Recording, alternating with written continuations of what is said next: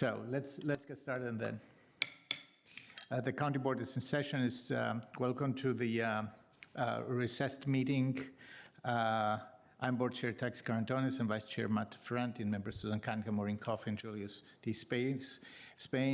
We will begin with a closed session, which always begin with a motion. I move that the board convenes a closed meeting as authorized by Virginia Code sections 2.23-3711.a.3, 7, and 8 for the following purposes: discussions regarding the acquisition of real property for a public purpose where discussion is in an open meeting, and where discussion in open meeting would adversely affect the bargaining position or negotiating strategy of the county board, consultation with the county attorney regarding the board's authority to enact certain ordinances, the board's legal options as it pertains to agreements to which it is a party, and the potential liability of certain county employees performing their official duties, and consultation with the county attorney regarding active litigation where such consultation or briefing in open meeting would adversely affect the litigating posture of the public body. Is there a second? Second. It is seconded by Ms. Coffey. All in favor, please say aye. Aye. Aye. Anybody opposed? None. The motion passes. We're in closed session.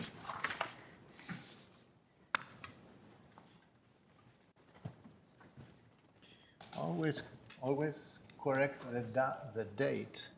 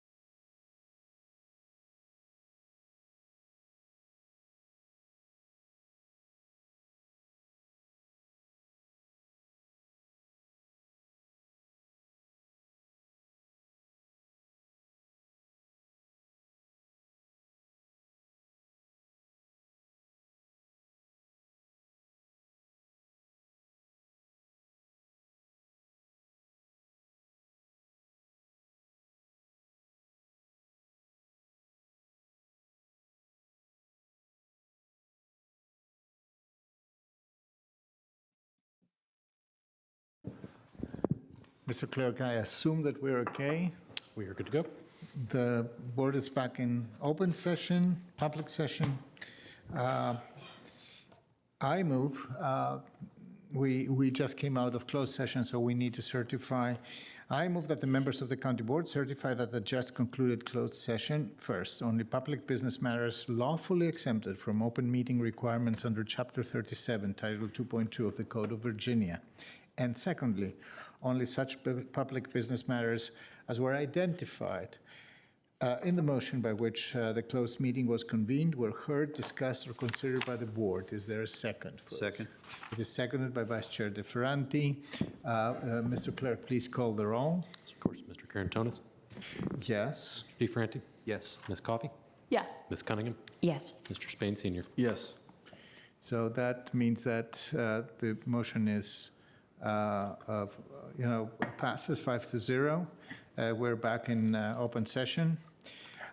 First of all, a very heartfelt welcome here in this part of our meeting. We will begin with appointments, and then we will go through with recognitions, awards, proclamations, and reports. Appointments first. I move, that's a motion that doesn't need a second. I move the following appointments to the Arlington Partnership for Children, Youth, and Families to designate Janetta Brewer as chair for a term ending December 31st, 2025. You can do To reappoint Janetta Brewer for a term ending December 31st, 2025. And appoint Sasha McNichol for a term ending July 31st, 2027. Appoint Daniel Ricchetti for a term ending July 31st, 2027, and also appoint Shimon Marshall for a term ending July 31st, 2027. To the Climate Change, Energy, and Environment Commission, to reappoint Elizabeth Whitney for a term ending July 31st, 2027. To the Community Services Board, to reappoint Bertram McGann for a term ending July 31st, 2028, and to the Crystal and Pentagon Cities Council to appoint Alexander Chakrin as the Aurora Heights Civic Association representatives for a term ending July 31st, 2027. To the Disability Advisory Commission to designate Karen Odant as chair for a term ending December 31st, 2025. To the Economic Development Commission to appoint William Bill Walsh for a term ending July 31st, 2028. To the Historical Affairs and Landmark Review Board to reappoint Rebecca Meyer for a term ending July 31st, 2029. And to the Joint Facilities Advisory Commission to appoint Peter Tolsdorf for a term ending July 31st, 2027. To the Sports Commission designate Hamilton Humes as vice chair for a term ending June 30th, 2026. And finally, to the Trespass Towing Advisory Board to appoint Sergeant Sean Blow as the Arlington County Police Department representative for a term ending July 31st, 2028. As I mentioned before, a second on this motion is not required, so all in favor, please say aye. Aye. Aye. Aye. Aye. Any opposed, any abstentions? None. The appointments, the motion on the appointments passes unanimously. And that brings us now to recognition and proclamations. First of all, I want to say a couple of things about resources for federal workers, immigrant residents, and refugees. We do that at the beginning of all our meeting. I don't know if we have the slides, Mr. Chair. Mr. Clerk.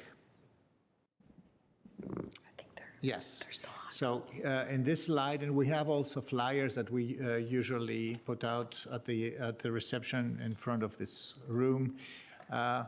We are aware of the very difficult times that federal workers are exposed right now. This last month, these last weeks, we've seen still massive layouts of the State Department and other federal agencies, and this is an ongoing challenge for our community, significant challenge for many of our households, where we stand very firm behind our federal workers, and we will do always everything we can to help. On an ongoing basis, the county offers resume assistance, mental health support, food security support, because not everybody has this figured out, and many families are hurting right now. There are significant housing resources with rent assistance and housing grants. And last but absolutely not least, help with health insurance for federal workers who are transitioning or out of work right now. Next slide, please. For our immigrant residents and neighbors, and also those who have refugee status, there is ongoing support. We have extensive resources for Know Your Rights, whether it is human rights or commission and complaint rights, National Immigration Law Center. You will find a lot of pointers to significant organizations that can help in the very multifaceted field of assistance that is needed. Food resources are front and center. Housing and eviction resources, like I mentioned before. English classes are still very well, are offered and very well taken by a lot of residents who need to strengthen our English or learn English as a second language. And there are citizenship classes and scholarships for these. I always repeat that, if you know somebody, there's sometimes a perception that if somebody has gone through the green card procedure, it is a very difficult and extremely cumbersome one. So people think that the citizenship will be even worse. But this is not the case.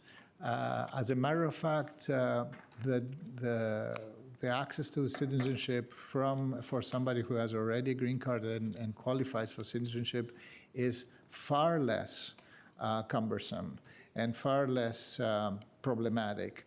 So if you know anybody who could be qualifying, please refer them to us. We will help to support them and support their fitness to take the citizenship classes and then eventually succeed with a kind of an exam and quizzes that are required in the naturalization process. Next slide, I don't think, yes. So upcoming events for federal workers, there is an ACOM, quite a significant company here for federal workers, ACOM hiring event on July 23 from 10 a.m. to 1 p.m. On July 24th, we have hire vets now for veterans from 11 a.m. to 2 p.m. Both the ACOM and Hire Vets Now event need a registration online, and federal employee assistance, like we mentioned before, is constantly pointed to through our website, our main website. When you go to arlingtonva.us and put in the search prompt either federal or immigrant, you will land to the proper places with a lot of resource pointers there. I don't believe there is a fourth slide. This is the last slide, right? Correct. So on to the remarks on Mr. Bob Lazaro, who is the executive director. I don't know if we have him online, do we? We do. Yes. Thank you. Here he is. How are you, Mr. Lazaro? Thank you for joining us this evening from North Carolina, I guess, right?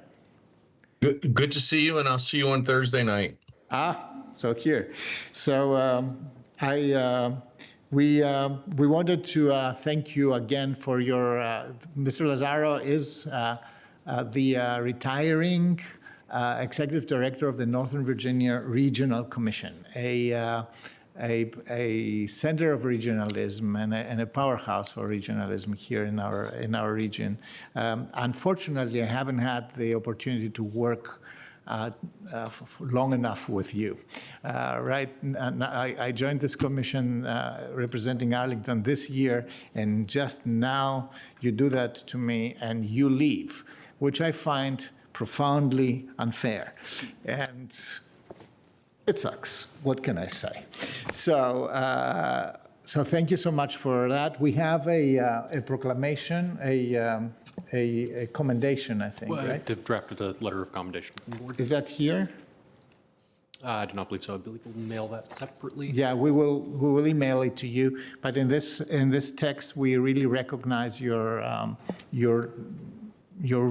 real improvement of the importance of the commission.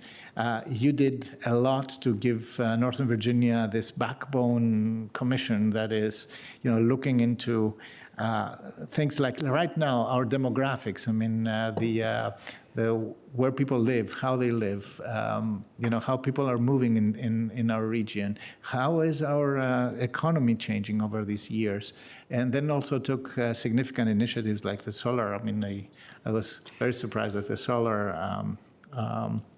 installations initiative, Solarize Virginia, right? Correct, I believe, yeah. And then also you brought all the local government together to work also on common solutions like on affordable housing. We were one of the beneficiaries as of recently. So if you want to say a few words, and colleagues, feel free. Also, those of you who have been on the commission for a longer term, please feel free to chime in. Vice Chair DeFranti. Thank you. I want to be sure to give Mr. Lazaro a brief opportunity to share thoughts. This year, I'm chair of the commission as of July 1st. I'm very grateful.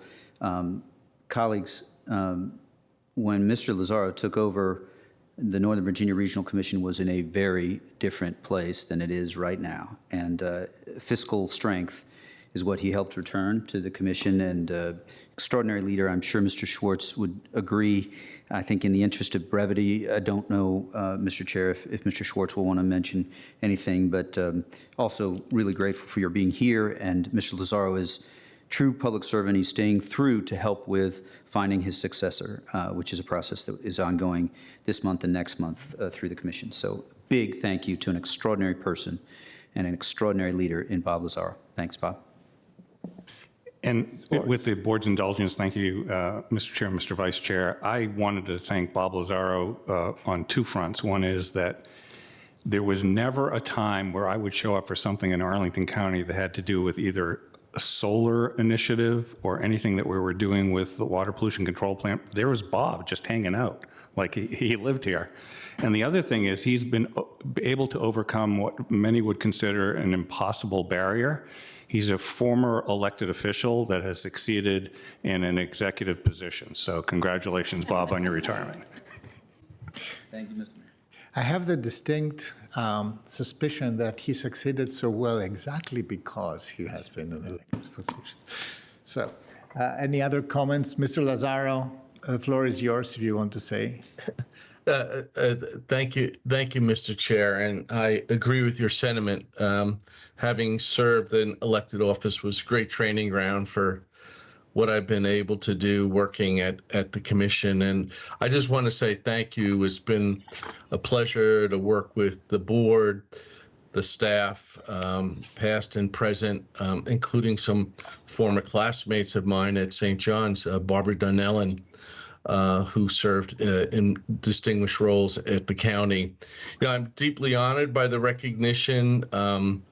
I stand here as a recipient, but I must emphasize that none of it is possible without the exceptional team at NVRC and the collaborative partnerships we've built with your staff, the board, and those of our member local governments. I think it's really important to point out that, your collective leadership has achieved something extraordinary.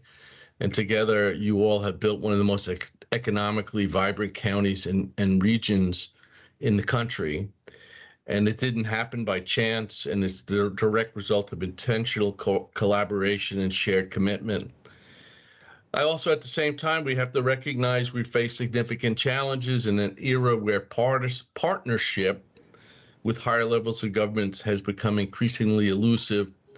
We find ourselves more reliant than ever on our own resources and ingenuity. And hats off to the Arlington board for your actions on Saturday with the big office to residential conversion. That's the type of ingenuity and hard work that's necessary to move our region forward as we have challenges with the federal and at this time the state government.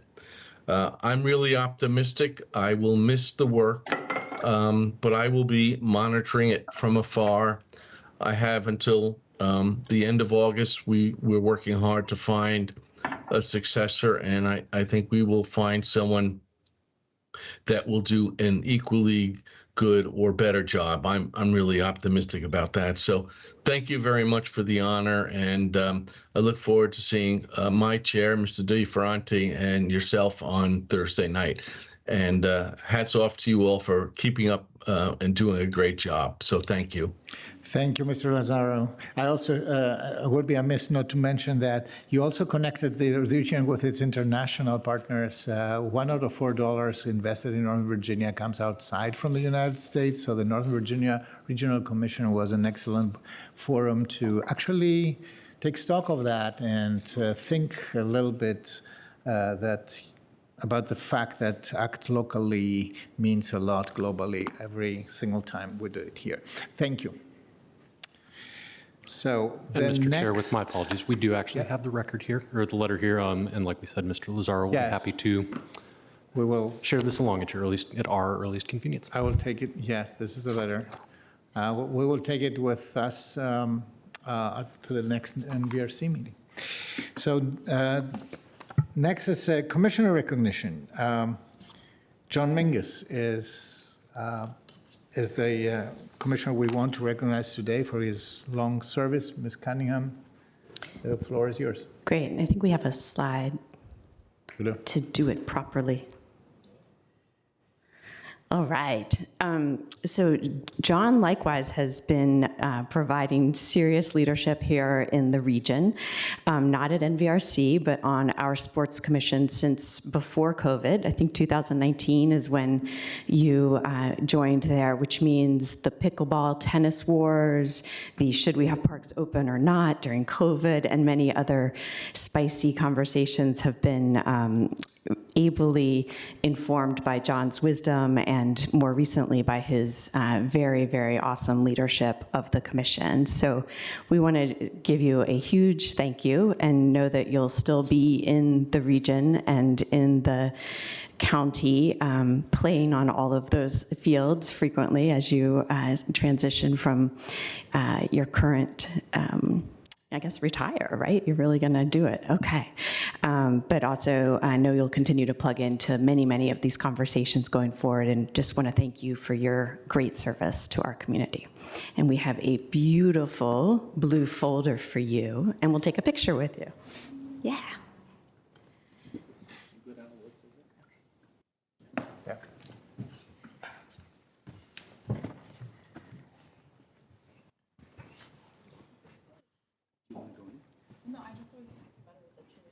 Yeah. You're right.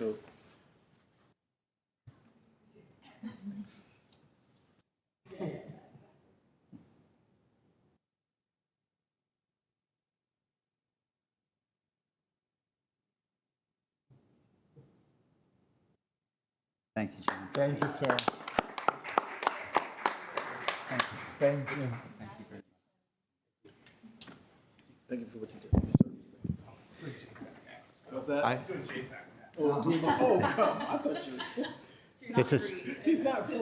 This is why somebody has referred to the pickleball versus tennis as a war.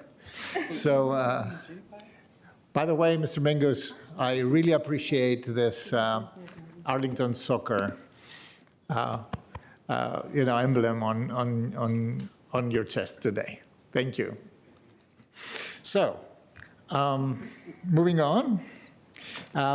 Mr. Spain, the floor is yours on the proclamation to the Disability Pride Month. Oh yeah, well thank you, Mr. Chair. I think we we don't have 4 or 5 proclamations this month, just have perhaps one, but this is one that gives me great honor and pleasure and privilege. And I first want to thank each one of you, my colleagues on the county board, for your support with this proclamation. It is something that I believe we as a community need to really not just think about disability pride in the moment, but think about it as, you know, every month and every day is disability pride. So I'm going to read not the entire proclamation because it'll take 5 minutes, and I've been given strict order to be mindful, right? Isn't that right there, Mr. Clerk? But here's the proclamation. Disability Pride Month. The County Board of Arlington, Virginia proclaims July 2025 as Disability Pride Month and encourages all residents and employees to honor the anniversary of the Americans with Disabilities Act, celebrate the contributions and resilience of people with disabilities, and reaffirm our commitment to accessibility, equity, and full inclusion in our community. Now, I'm going to read some additional excerpts here of our proclamation. There's so many folks, so many organizations doing this work in our community. But we have today identified just a few organizations that have been doing some work, and we're going to ask them to come up and receive the full proclamation. We want to thank our Department of Health and Human Services, our disabilities group, awareness services that we have over there. Deborah Freeman, you're here with us today. Deborah Warren, and Anita Freeman and the entire team over there. But what you're doing for our county and our services is just it's tremendous, and we love you dearly. Independent Center of Northern Virginia is with us. I think we have Rosalia here with us. Thank you so much for being here. In fact, you know, you were down in Green Valley at their farmers market this past Friday, and thank you for being out in the community. We have the ARC of Northern Virginia that is with us here today, and their executive director along with her children. And of course, last but definitely not least, we have SPARK, which is Specially Adapted Resource Center here working in Arlington and all over Northern Virginia, helping adults with disabilities. I'll share this brief story. You know, I have a 31-year-old nephew who's intellectually disabled. Right? And my mother, who's now in her 70s and fathers, has raised my nephew since he was in diapers. But it's not just that personal experience, it's that, you know, throughout my travels in the world, and even here in Arlington, there are so many folks that need our help, aid, and assistance. Persons with disabilities, mind you, are individuals who have the highest unemployment rate in America. And I will submit and say this to my colleagues and everyone else, that we have a lot of work to do to make sure when we talk about equity and we talk about fairness, that, you know, we stand up in that space for them and ensure that they aren't left behind as we navigate policy issues, housing issues, I say again, right? Here in Arlington. So with that being said, I'm going to ask those organizations to come up. We are going to present you with a proclamation. Again, this is from the county board. We want to thank you also for what you've been doing in the community and that what you will continue to do. And know that this county board, my colleagues on the county board, our county manager, the full team, we have your back. So thank you for being here and recognizing Disability Pride Month.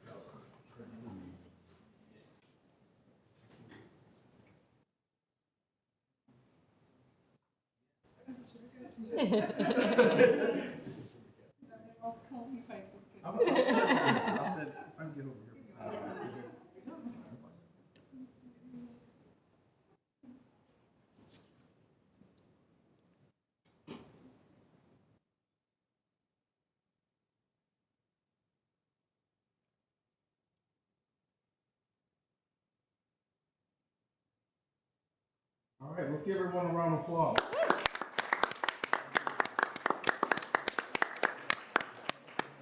It's good to see you.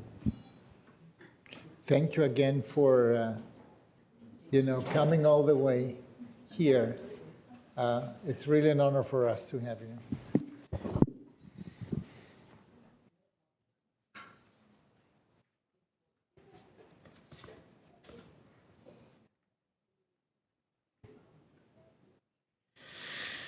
Okay, so.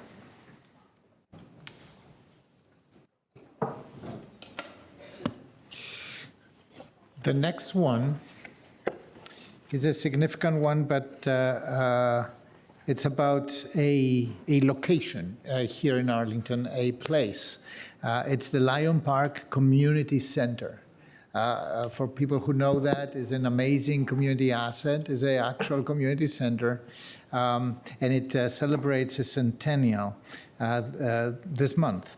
So it was established in 1925. So we have a lengthy proclamation, which I'm not going to read in their entirety. We're going to give that to the Lion Park community, the Civic Association, and everybody who's in charge to maintain and care about this community center. This is a proclamation of recognition of a centennial of an asset like that. There are not so many in Arlington like this.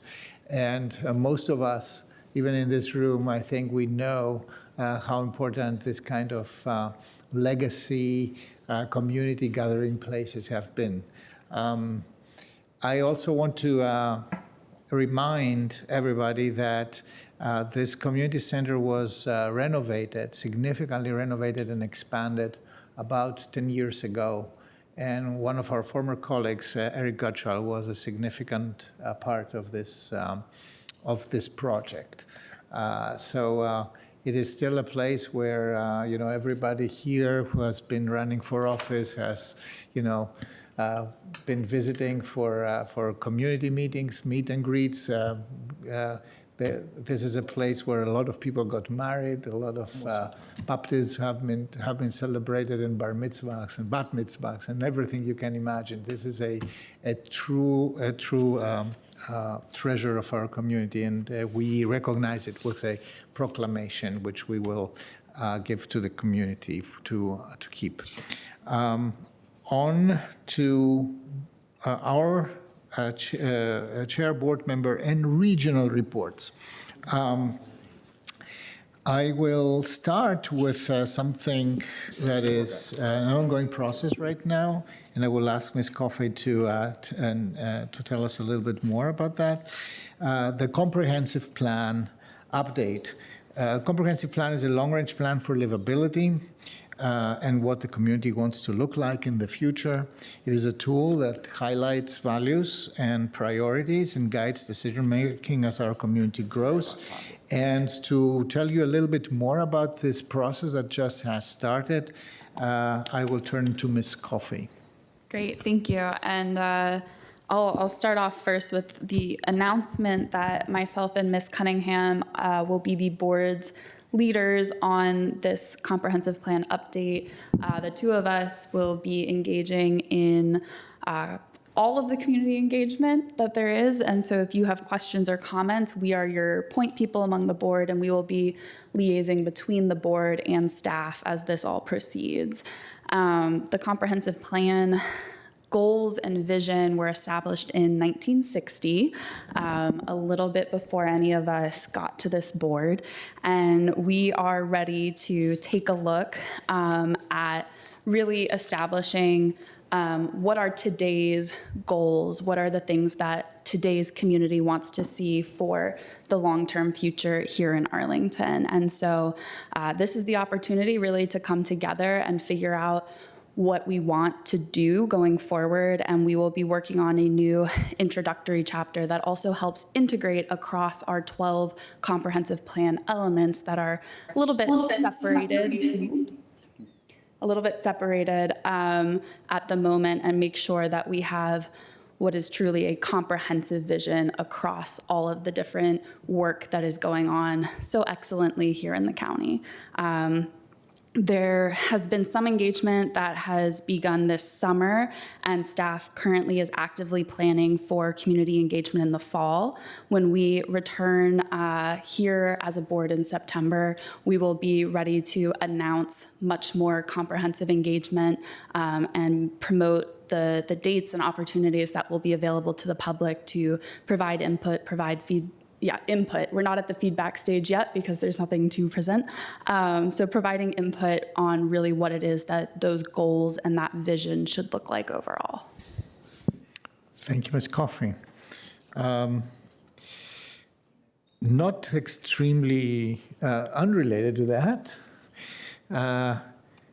we have a board report from my colleague Susan Cunningham on zoning determination searches, so the technology that allows you to figure out what your zoning of your property is over any place in Arlington. So we even have a demonstration of this. I think we do, yeah. We get it teed up. Having a moment of technical difficulties. Right, well, that's okay. I've caused several of them recently. So while we do that, just a little bit of background. I think one of the many questions we get frequently from community members is, how the heck do I know what's going on with my property, with my neighbor's property, and how do I follow the ball through the zoning process? We asked our staff to help us answer those questions a little bit more efficiently and effectively and give community members a way to do so. And we just wanted to share very briefly here how you can do this yourself. So let's go to the first slide there. So essentially what our staff have done is take the databases that we do have available from a variety of sources, whether it's board minutes, the county code, zoning determinations, plats, et cetera, and put them where you can search them through a keyword search. And so you can just go on our county website and then type in document search. You'll get to this page. And then you can type in your address. You could type in, a particular other address that you're interested in if you wanted to know about this building, and it shall pop up for all the records that we have digitized, which is quite a lot, any activity that has happened here. So I don't know that we really need to go through it. The slides will be posted, and you can click that yourself and go zooming into all of your exciting things. The only pro tip from staff is that if you're looking for detailed kind of address level information, you may want to sign in to the Permit Arlington portal, because you'll have a faster access to things there. And then let's do the second page. Part of what started us down this journey was when you go to the zoning determinations page, it tells you how to ask for a zoning determination, how to ask for an exception. You only see things from 2017 popping up in the summary. And that is still the case, because those summaries are really the things that affect everyone, that are kind of broad determinations and advice. So those are still there. But if you want to look at a specific property or look for a specific topic, you can use the search instead. So that is really all I had to share. Just wanted people to know that's out there. It's more exciting for some than others, but it is actually pretty exciting and was a lot of staff work.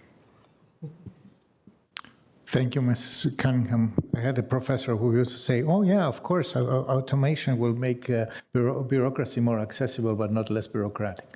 So the next one is a celebratory one, actually. Mr. Wayne Scott, our auditor, the auditor that is directly reports to the Arlington County Board, is celebrating this month his first year in our employment and in the service of Arlington County's residents. So thank you for your service, sir. And he will be presenting together with our two co-chairs of our audit committee, Ms. Coffey and Ms. Cunningham, the fiscal year 26 audit work plan. The floor is yours. Thank you, Mr. Chairman, and thank you to all of the county board members. So we'd like to do a review of the fiscal year 2025, 2026 audit work plan. And if we could proceed directly on to slide 3, which is the Mr. work. Scott, if you can come a little bit closer, bring a little bit closer the microphone. Oh, sure. I felt like I was yelling, but Yeah, you don't need and to. I don't do that very often. So We haven't been audited yet, but we bought new microphones for awesome. this convenience. Money well spent. Okay. So we're going to go into just a little bit about just the background of the audit plan. So not much to really talk about on that slide, but here on slide 3, the work plan was developed in consultation with a number of county staff members, county board members, as well as the Commissioner of Revenue and Treasury. We did share the plan with the audit committee at the June 26th meeting to review the plan, the audits that were included on the plan, to solicit their input and feedback on the plan. And so this plan does does reflect that feedback. The plan as presented, just keep in mind, while it does say draft, and I am seeking your approval today, it does allow for flexibility, and to the extent that we need to make revisions or changes as we move through, we will bring the Office of County Auditor will bring forward a revised plan for approval before any action is taken on audits that are not included within the plan. So would like to say, don't look at this as just one bite at the apple, as we can make adjustments to the plan. As noted on this document here, that the plan is presented in basically 3 work streams. One being the performance audits themselves, that represents the larger portion of the work plan. Also follow-up audits. This is very critical to ensure actions, management agreed actions and recommendations are timely are acted upon. And then lastly, with the Office of County Auditor infrastructure, we want to make sure that we're building our policies, procedures, and job aids that will keep for a sustainable work function. Once we get to the end of the plan, there will be a roadmap showing how all of the audits that are included within the plan are scheduled throughout the fiscal year. If we could proceed to the next slide. This begins to list the audits, the performance audits that are included on this plan. There are a total of 5 audits. So each one that are listed here includes the audit name, the objective, who are the tentative clients of the audits, as well as the quarter that we plan to initiate the audit to go underway. The first audit here is with the procurement process, which is really focused on looking at the Arlington County's departments, their procurement and management practices, and looking for compliance with purchasing guidelines and the Virginia Public Procurement Act. The focus here on these audits, the objective would really be around making sure that that procured services and goods are done at the fair and competitive prices and consistent with expectations, and that we have adequate controls in place to mitigate any type of inefficiencies with spending. The next audit with IT, enterprise architecture governance, this is really looking at our strategy for how we procure and get technology brought on board, making sure that there's not redundancy within our system, so that we want to make sure that all across the enterprise, across the county, that agencies are speaking and making sure that we're not getting any type of applications or systems or cloud providers that would be, again, redundant. Another focus of this audit is around also taking a look at our strategy for how we decommission outdated or underutilized IT assets.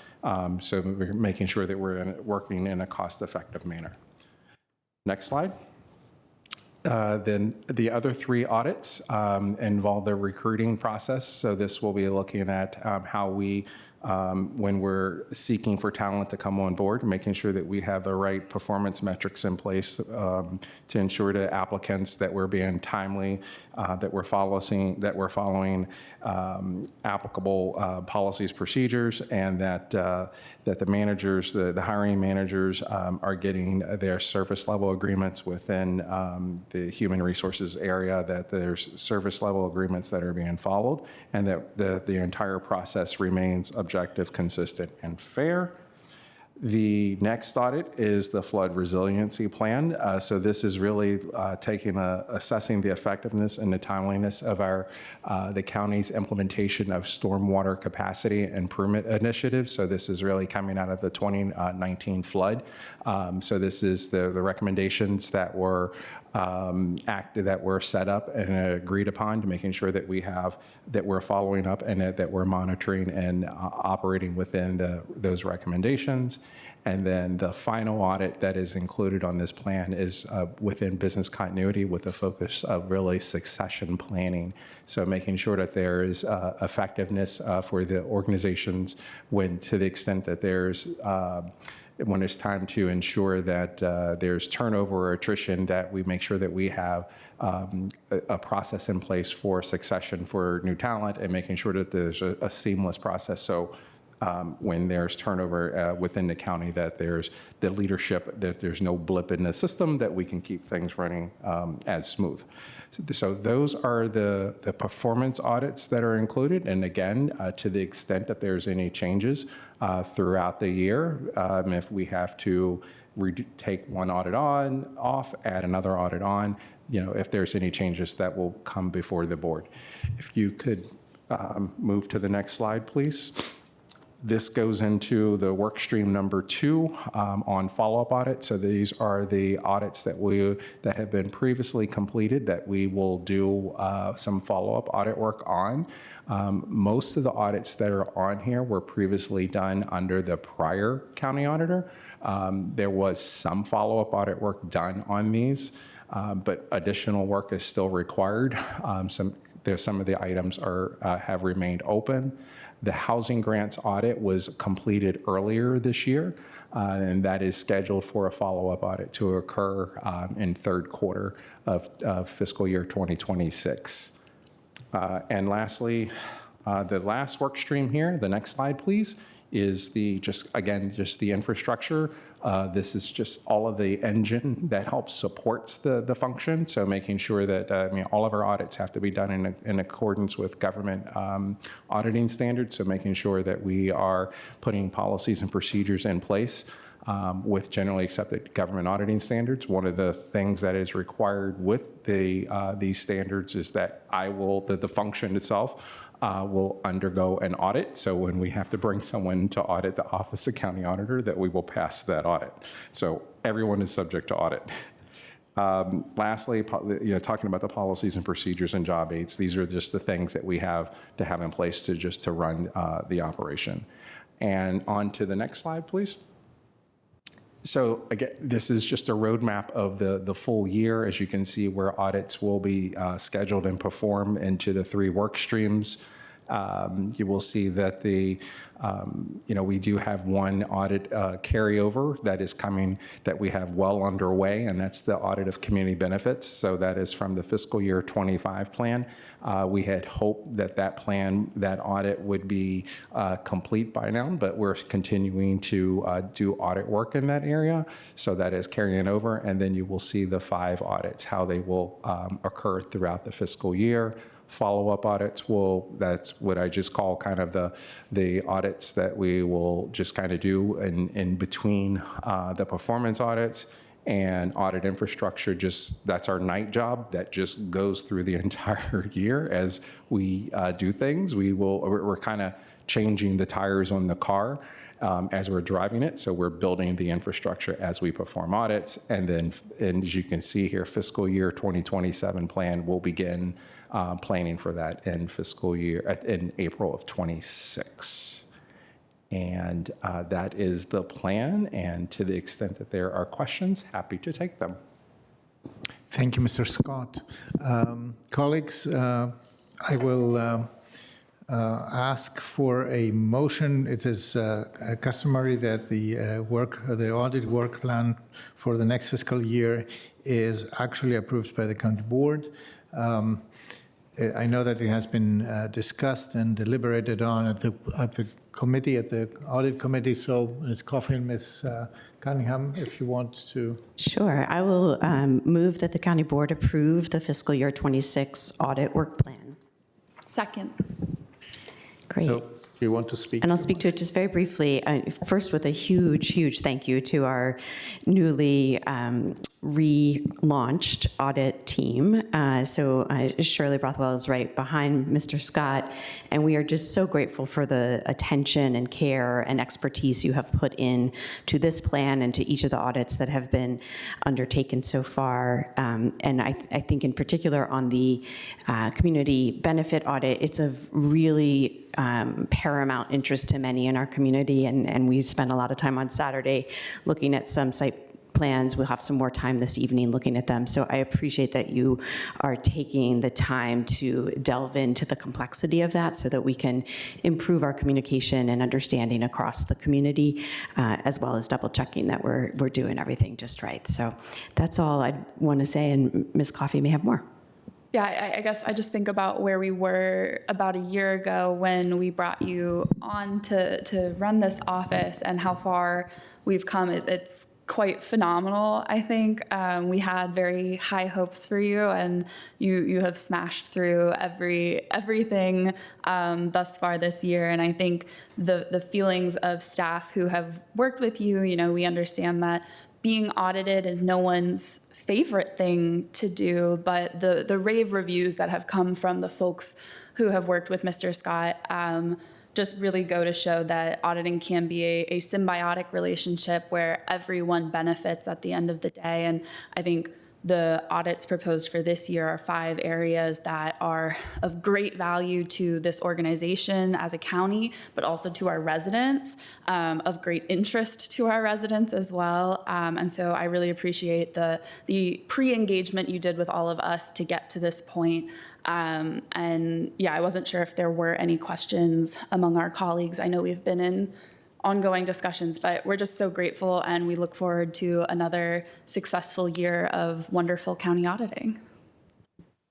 Thank you, Ms. Coffey, Ms. Cunningham. Colleagues, any questions or remarks?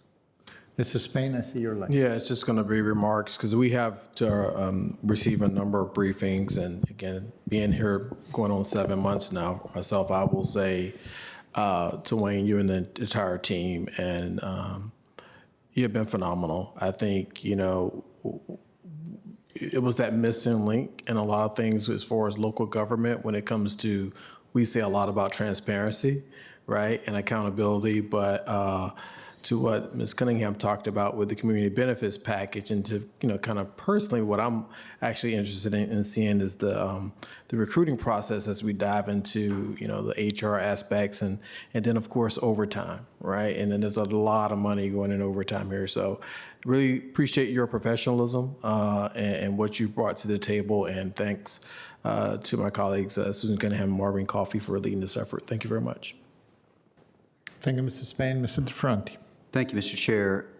There have been lots of applauding Mr. Scott. I would like to applaud Ms. Brothwell, who has proven that you can be a sports commission chair and be a former federal employee and have a second act or multiple, yes, or an additional chapter, whatever but the two of you are really grateful, and look forward to continuing to engage in the appropriate role with our 2 liaisons, but don't hesitate to make sure I'm focused and paying attention as we work the audit plan over the coming year. Thank you. Thank you, Vice Chair DeFranti. I have to say, first of all, a PSA for everybody. When people log in on arlingtonva.us, which is our website, our official website, they have 2 options. One is to type in the search prompt auditor. Then they will land in the auditor kind of an inspector general function that Mr. Scott and Ms. Rothwell are right now representing here. These are the assistants and the employees of the Arlington County Board. Our direct reports. And one can see from your plan here that one can read the immediate interest of the county board in seeing how things are working, how they're performing, how programs are could be structured better, how they actually correspond to the respond and correspond to the desire of the county board to deliver services to county residents. There is also a second opportunity to put internal audit, which is the more accounting audit, let's put it this way, that also exists in Arlington County. The nice thing for those who are interested in this is that all your materials are posted. For both functions, there are a trove of interesting information for those who have an interest to read through these. In the website of the county auditor, there is also a link to the audit committee to which that has been deliberating on this plan, and I understand that this is a team effort and a team product here for which we are very, very grateful. I have nothing to add. I'm very happy to see this plan coming forward. I very much hope that the one audit that is now marked with delayed can be completed. Thank you for being open and upfront about this. Noted. So we hope that we can put all the resources that are needed there to get this done. And I have nothing else to add other than to ask for a vote on approval on the motion of Ms. Cunningham, seconded by Ms. Coffey, to approve the fiscal year 2026 audit work plan as presented. Is all in favor, please say aye. Aye. Noes or abstentions or none. So the fiscal year 26 audit work plan is herewith approved. Congratulations. Thank you very, very much. Thank you. The next one, now we get to real denser, more complex business. Vice Chair Ferranti, regional report about WMATA and DMV moves. Thank you, Mr. Chair. On July 10th, I was named an alternate to Metro, which means under the Metro's board structure for the last 3 or 4 years, thank goodness, there's a little tighter board, which I think is more efficient and effective. And so there's work to be done there. The next slide talks about another committee that I am grateful for multiple board members putting in a word and vouching for me over a year ago to get to serve on DMV moves. Several of you know who you are, and I am mindful every time I go that I wouldn't be sitting there without your advocacy, and I'm grateful. And I'm also trying to be pretty tight. This is DMV Move's vision. It strikes me from conversations with each of you that the transit system that each of you have shared with me is what is part of DMV Move's effort. And so we have seen progress in Metro. We got to see progress in building a world-class system, although Metro, frankly, was recognized nationally and is being recognized nationally this month as the safest system above 50 million trips. But this is just a little bit of a sense of DMV moves. Next slide. On the next slide, we start to talk about it talks a little bit about the funding pieces, and I would call your attention to the two purple or blue-ish boxes at the bottom. Our last DMV Moves meeting, we really talked about to fix the Metro rail system and to invest to make it world-class would be $450 to $500 million. You may have seen the coverage that there is less of a focus at this particular moment on an additional line through Roslyn and more of a focus on automation to help us get there. And that's really, I think, to the credit of a general manager and leadership of Metro. There is significant discussion about regional bus, both at NVTC and all the various, and NVTA, the various regional transportation groups. and we want to see that happen. We are working about how that can best happen, and that will be a partnership between our system and Metro, and that 50 to 100 million is sort of more something that we're hoping we can reach. I'll just mention that financing is historically has been, there are three parts. There's DC, Maryland, Virginia, and Virginia has really worked to make sure we hold up our part. It's a matter of public record that, we're in changing fiscal condition, just like every state, given the federal picture, but we have some strength where we're trying to be good partners with DC and Maryland. Next slide. Mindful, this is rail automation on the left, talks about what I was sort of referring to. You can get a lot more people through if you have an automated system. And Metro has just moved to automated controls after extensive safety work. And so that will have some efficiency savings. Bus frequency and priority, and the term bus rapid transit is one that takes some work to pin down and be specific. Next slide. This will go on from, I kind of touched on this a little bit. Next slide, please. We had a vote, and social media, I got the glory of some critiques.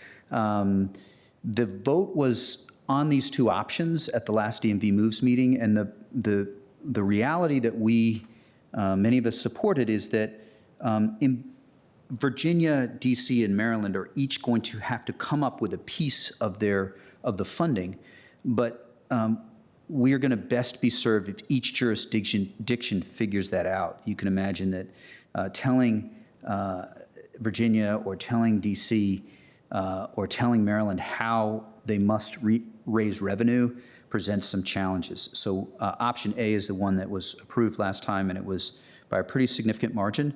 The reality is that if you did the same revenue share from each jurisdiction, Virginia would end up producing more, for example, with the sales tax at the same rate than its actual usage of Metro. So there's some detail there. Next slide. This is SJ 28, which Senator Eben, who represents, of course, a significant part of Arlington, he is leading that group. And these are the different revenue sources. We face some tension nationally. There's some of these sources are used much more nationally. The sales tax, frankly, is used much more nationally. There are questions left to be figured out. I think it will eventually be a mix that we propose to the Virginia legislature in early 2026. But that is important work. That's the next slide, and I think there's just one more with the dates. Oh, no, this describes, we've done some pretty good pencil sharpening, I think, of some of the note cards that I saw Ms. Cunningham using in the budget process. And we have really drilled down on how much we actually need for each of the pieces. And we had some success in the legislative session this past year in Virginia, but we have more work to do. And so we do have a funding gap. The next slide, I think, is the dates. Mr. Karantonis, as Mr. Chair, you have been saying, look, we gotta be on this. And we want to get the timing right in the sense that the new governor is going to have a significant impact on this discussion. And for the summer, DMV Moves has been taking a little bit of a break, at least at the elected level, while working at the staff level. So this is the date for SJ 28. I think DMV Moves will be sometime in the latter half of September or early October. Mr. Mercer may be able to help us with that date. And that's my slides. I'm happy to answer any questions if there are some. I went over my time that I'd hoped to be, but I hope that's actually helpful so that you guys feel a little bit aware that there's a lot of work. I'm not always telling you about all pieces of it, thank goodness. So thanks. Thank you, Mr. DeFerranti. I see the light of Ms. Coffey. Yeah, I'm very, very Get out of glad. here. Enjoy your evening. We'll see you tomorrow. One moment. Sure. All right, I think we're good. So I'm very glad that we got you onto DMV Moves. Metro is a hugely critically important issue for our community to continue investing and having.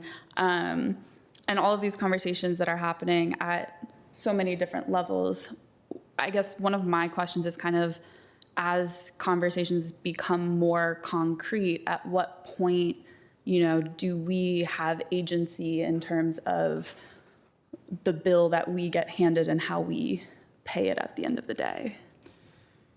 It's a great question. If I were a little more purely diplomatic, I actually was asking that question of a fellow colleague on who's on SJ 28.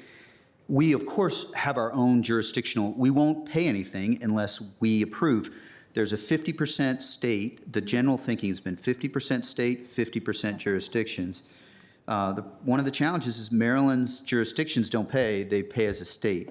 I guess, at least for my part, I think it's going to be, it's going to happen in the legislative session, and but even the proposals, I don't feel will start to get warmer and clearer, at least until after Labor Day, the discussions would start.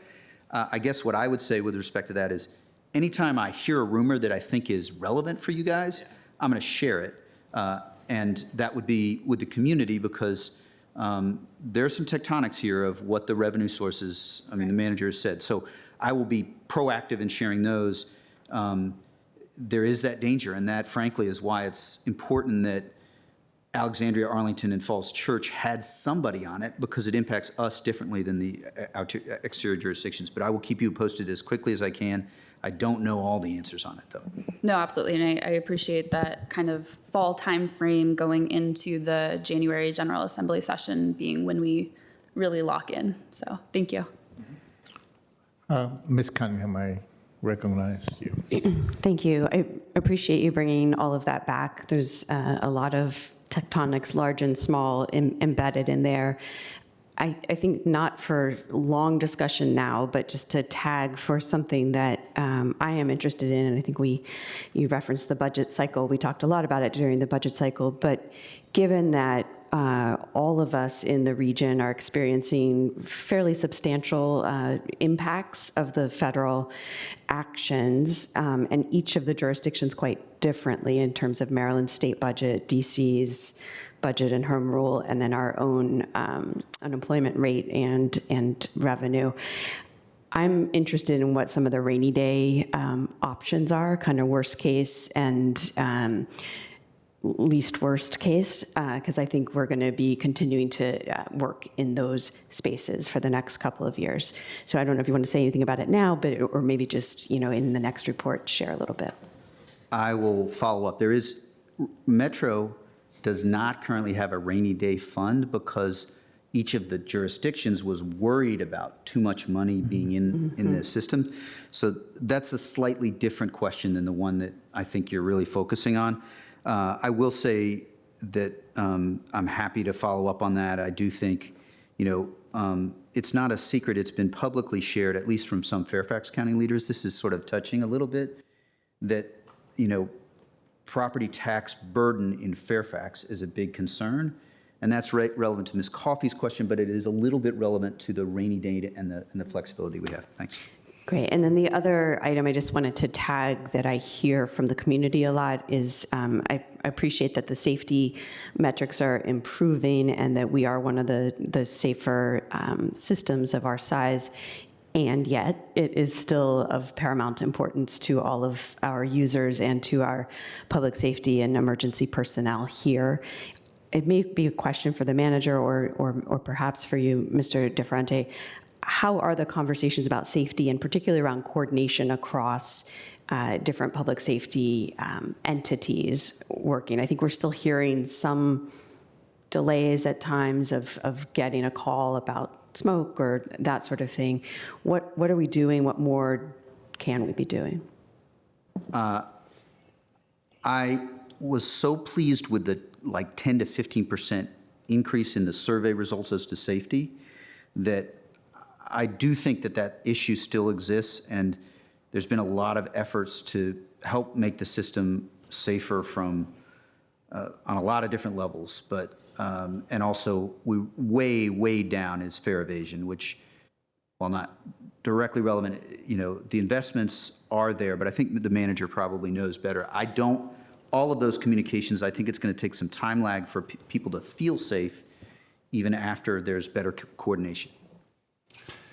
Yep, thanks for that question. I'm going to get into something that's probably a little bit in the weeds, but incredibly important, which is that, most, with the exception of one station in Arlington, they're all underground. And so the challenge for many years had been the infrastructure that Metro had that would allow our first responders, for example, at Pentagon City, this had happened with smoke there, being able to key their walkie-talkies or, their remote communication devices and being able to communicate effectively in the tunnels. So that immediately, and, also going to thank Clark Mercer, who's in the audience, because his staff worked really hard with Chief Pavlitz and the Metro safety coordinators and committees. That is being remediated as we speak, and that is going to show some incredible improvements. Some of the infrastructure that Metro had dated back to its inception.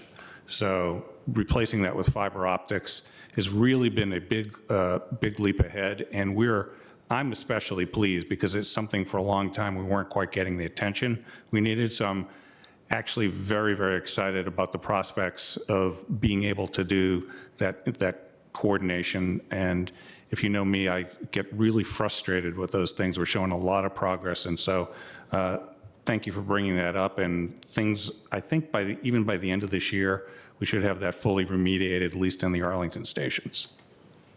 Great, thank you very much.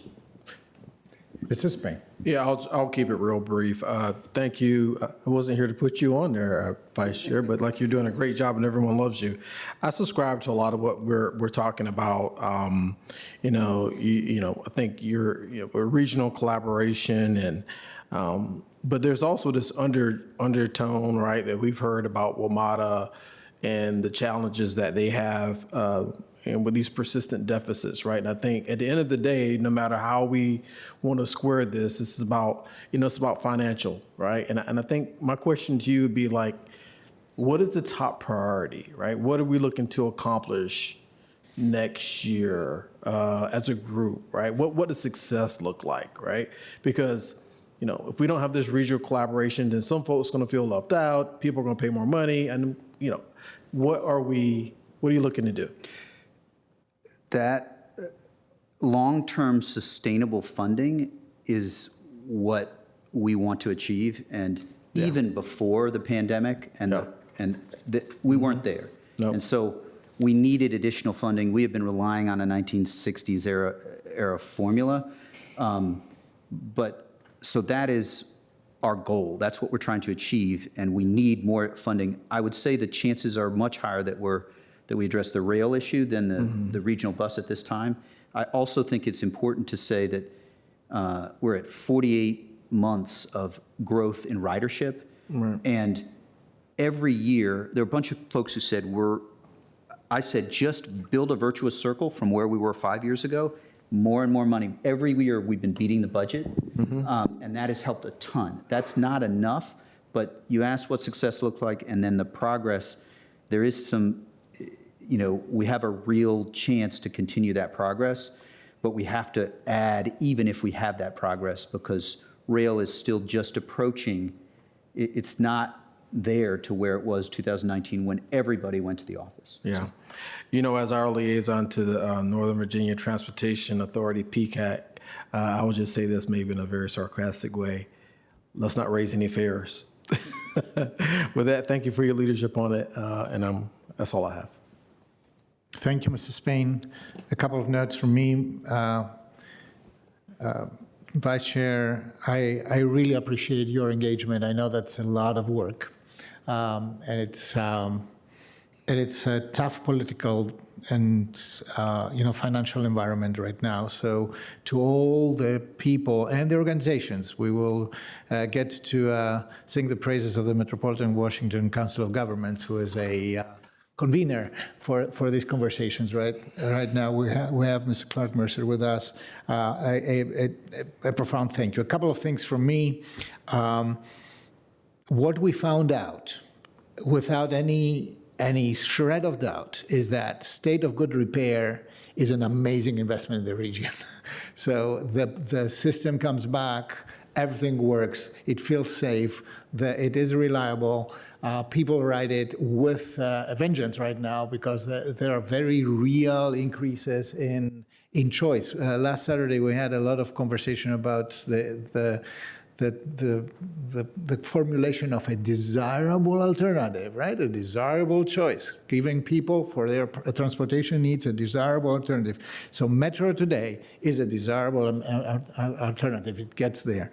The second thing that I learned is so the money that the region and the state and our elected leaders back then have mustered to put in one time and with many caveats and guardrails, some that are not very practical, like the 3% limit, they paid off. The second thing is I have a lot of respect for the position that says that property taxes are not going to be able to carry the additional weight of the system. So a different type of a revenue source needs to jump in. To me, for Northern Virginia, it is most likely, I see a lot of upsides and less downsides on a modest but dedicated sales tax increase. The third thing is that all eyes right now are on my eyes anyway, are on the SJ 28, so the effort that is happening in Virginia to determine how our Commonwealth's leadership and the next governor will be positioning themselves. And it's not only because this is an important strategic exercise, it is also because it happens under deteriorating fiscal conditions, because after the big awful bill, we know that Virginia won't be in the same position that it was just about a month ago. Fourth, investment in the system. You talked about automation. You showed, for example, that where we had to calculate for billions of dollars of investment in the new Roslyn Tunnel. Now, we don't have to do that immediately. We can accommodate a lot more capacity by just automating the system. But that means we have to be upfront about the value of investment in tech and technology improvements.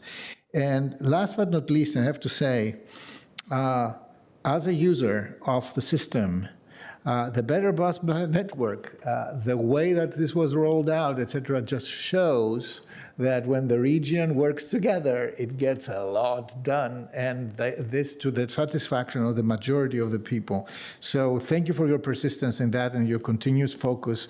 We will have to continue to work with everybody to make sure that Arlington is very well situated. We're in an amazing place in this.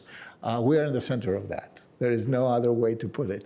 So we are the biggest beneficiaries of a sturdy and continuous investment in the metropolitan transportation system. So thank you for that. Now, next, very close to that, a regional report by our colleague, Ms. Susan Cunningham from the Transportation Planning Board of the Metropolitan Washington Council of Governments. Great. I think we've got some slides for this, and it will be even shorter. But just as we love to keep improving our transportation by transit, there are other things and other forces afoot about vehicle transportation as well. So just wanted to share a little bit of update from the July meeting to keep everyone informed. So let's do the first page.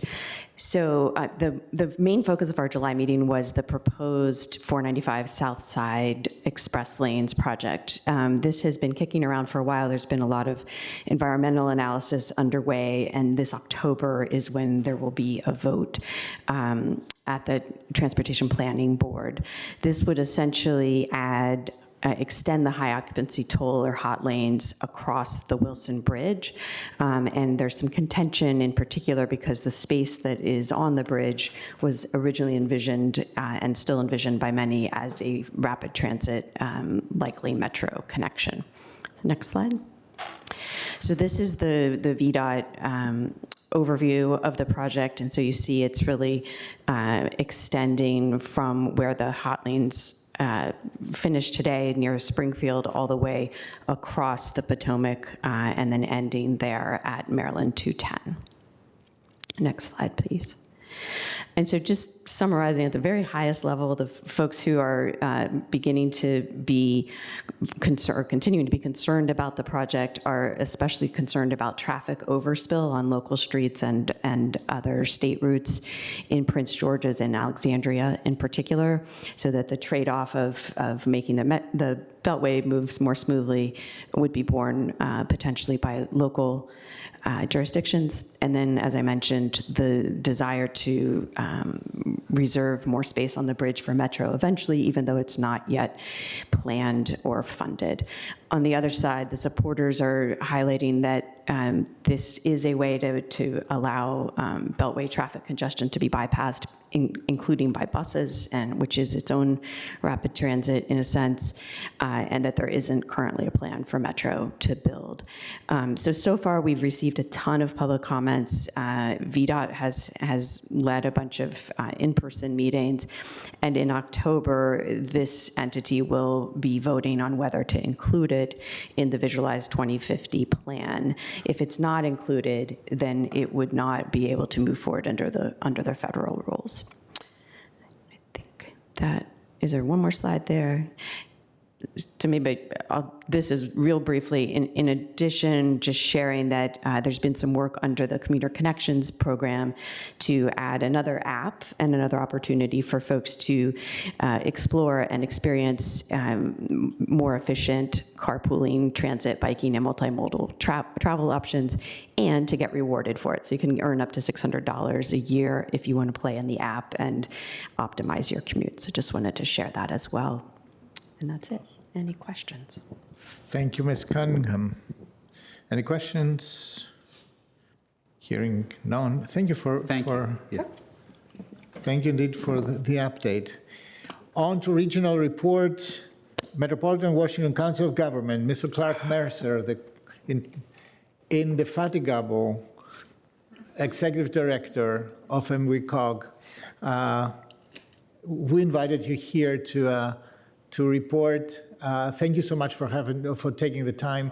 Colleagues, thank you so much on my behalf for allowing me to serve on the COG board. This is a unique experience, I have to tell you. I enjoy my service there a lot, and you will find now why, because we will hear from Mr. Mercer. Okay, thank you, Chair. Got a slide deck, there we go. And I just say next slide, good, okay, yeah. Awesome. So I thank you all for having me, and I will try to get to these slides quickly. Keep in mind, we are going to roll out this fall, early spring, kind of a cog on your corner type exercise, where if there's 2 or 3 topics that y'all would like deeper dives on, we'll come back with some staff, either find a community room here or somewhere nearby to walk through some things. So TPB or DMV moves might be 2 you'd want to talk about a little bit more at length. But I get around the region quite a bit, do this 101 presentation, and I find that most board members are aware of COG, they know what it stands for, but and maybe they serve on one committee, so they're aware of what TPB is doing, but they're not perhaps aware of the full breadth of what COG does. And in fairness, I'm learning that every day too. This is my on the job for 2.5 years, and so greatly impressed every day with what I learn that our staff does. So next slide, please. You all have talked about kind of why regionalism. There's lots of issues this region faces and regions throughout the country faces that don't just stop on a line on a map. So clean air, clean water, housing, public safety, transit, things we talked about today during your board meeting aren't unique just to Arlington and can't be solved in a vacuum. So about in 1957, next slide please, regional leaders came together to start the Council of Governments. Next slide. That was a decision that was made independent of the federal government. That was a group of regional leaders in the metro area deciding it was important to come together. We've got around 130 staff. We represent 24 local governments that you see there on the map. We bring in 300 local, state, and federal electeds throughout the course of a month. And this region, if it were its own state, it's about 6 million folks. It's top 10 in the country for GDP. It's the most diverse state in the country, the most educated state in the country. Next slide, please. You just had a report on the Transportation Planning Board. So about 5 years after COG was created, President Kennedy signed through the Federal Highway Act legislation mandating metropolitan planning organizations throughout the country. So if you have over 50,000 people in a metro area, you have an MPO. And the MPO houses the transportation plan for the region. Almost every transportation project that you all talk about and fund here in Arlington has a federal dollar attached to it somewhere. And federal dollars do not go against any transportation projects unless they sit in an MPO's long-term plan. So you heard earlier there's a discussion of kind of what to do with the Wilson Bridge, whether it's Legion Bridge, Metro's budget, managed lanes, even down to small cul-de-sacs in your community likely have a federal dollar sitting on them. So Kanti Srikanth is my deputy. He runs the Transportation Planning Board. Next slide, please. And obviously, when we work together, we're more connected, we're safer, we're thrive, we're healthier. Next slide, please. So the Transportation Planning Board, those are some products that we produce. The Visualized 2050 plan is being worked on right now. That is the long-term transportation plan for the region. The TIP is the 4-year transportation planning map for the region. You've got a number of items from Arlington County that sit in our TIP. The Commuter Assistant Program for Arlington's a little under $20 million. The Crystal City Metro Station East Entrance is just about $150 million. And then the Connector Bridge that will go to Washington National Airport is a little over $26 million, sits in our TIP. Commuter Connections, we maintain a call center at COG that helps connect folks with how to get home. That sign on the highway, looking for a ride home, need a ride home, call this. We coordinate carpools and van pools with federal agencies, with large businesses throughout the region. That's part of the commuter cash that Supervisor Cunningham mentioned. That's actually $600 cash that any resident in Arlington can get every year if they just change from being in a single occupancy vehicle to walking, taking metro, taking bus, doing something to demonstrate using transit.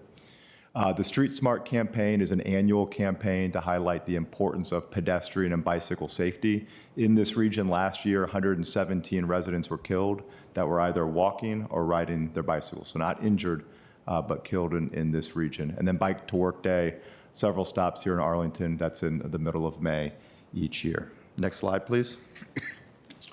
One of the areas that folks don't realize how involved COG is we have a large public safety team, and we run 28 distinct public safety programs for the region. It includes the mutual aid agreement, so that is the governing document that would allow Arlington Fire and Rescue, EMS, sheriffs to respond across jurisdictional boundaries. It's kind of the rules of engagement, who has the lead, what's the liability if something were to happen. There's almost very often the mutual aid agreement is in effect in this region, whether it's for 4th of July, swearing in of the president, electoral votes. Obviously, most famous a couple years ago when you saw Virginia State Troopers crossing the bridge to report to the Capitol. I was actually in Richmond at the time, governor's chief of staff, and received a call from my counterpart in the mayor's office asking that the mutual aid agreement be put into effect to allow Virginia State Troopers to respond to the Capitol. A couple months ago, we released a near real-time crime dashboard, first of its kind in the country. One of the big complaints about crime data is that once elected officials or the public receives it, it's normally quite dated, up to a year, because it takes the different levels of government, it takes the FBI about a year to confirm that a murder was in fact a murder.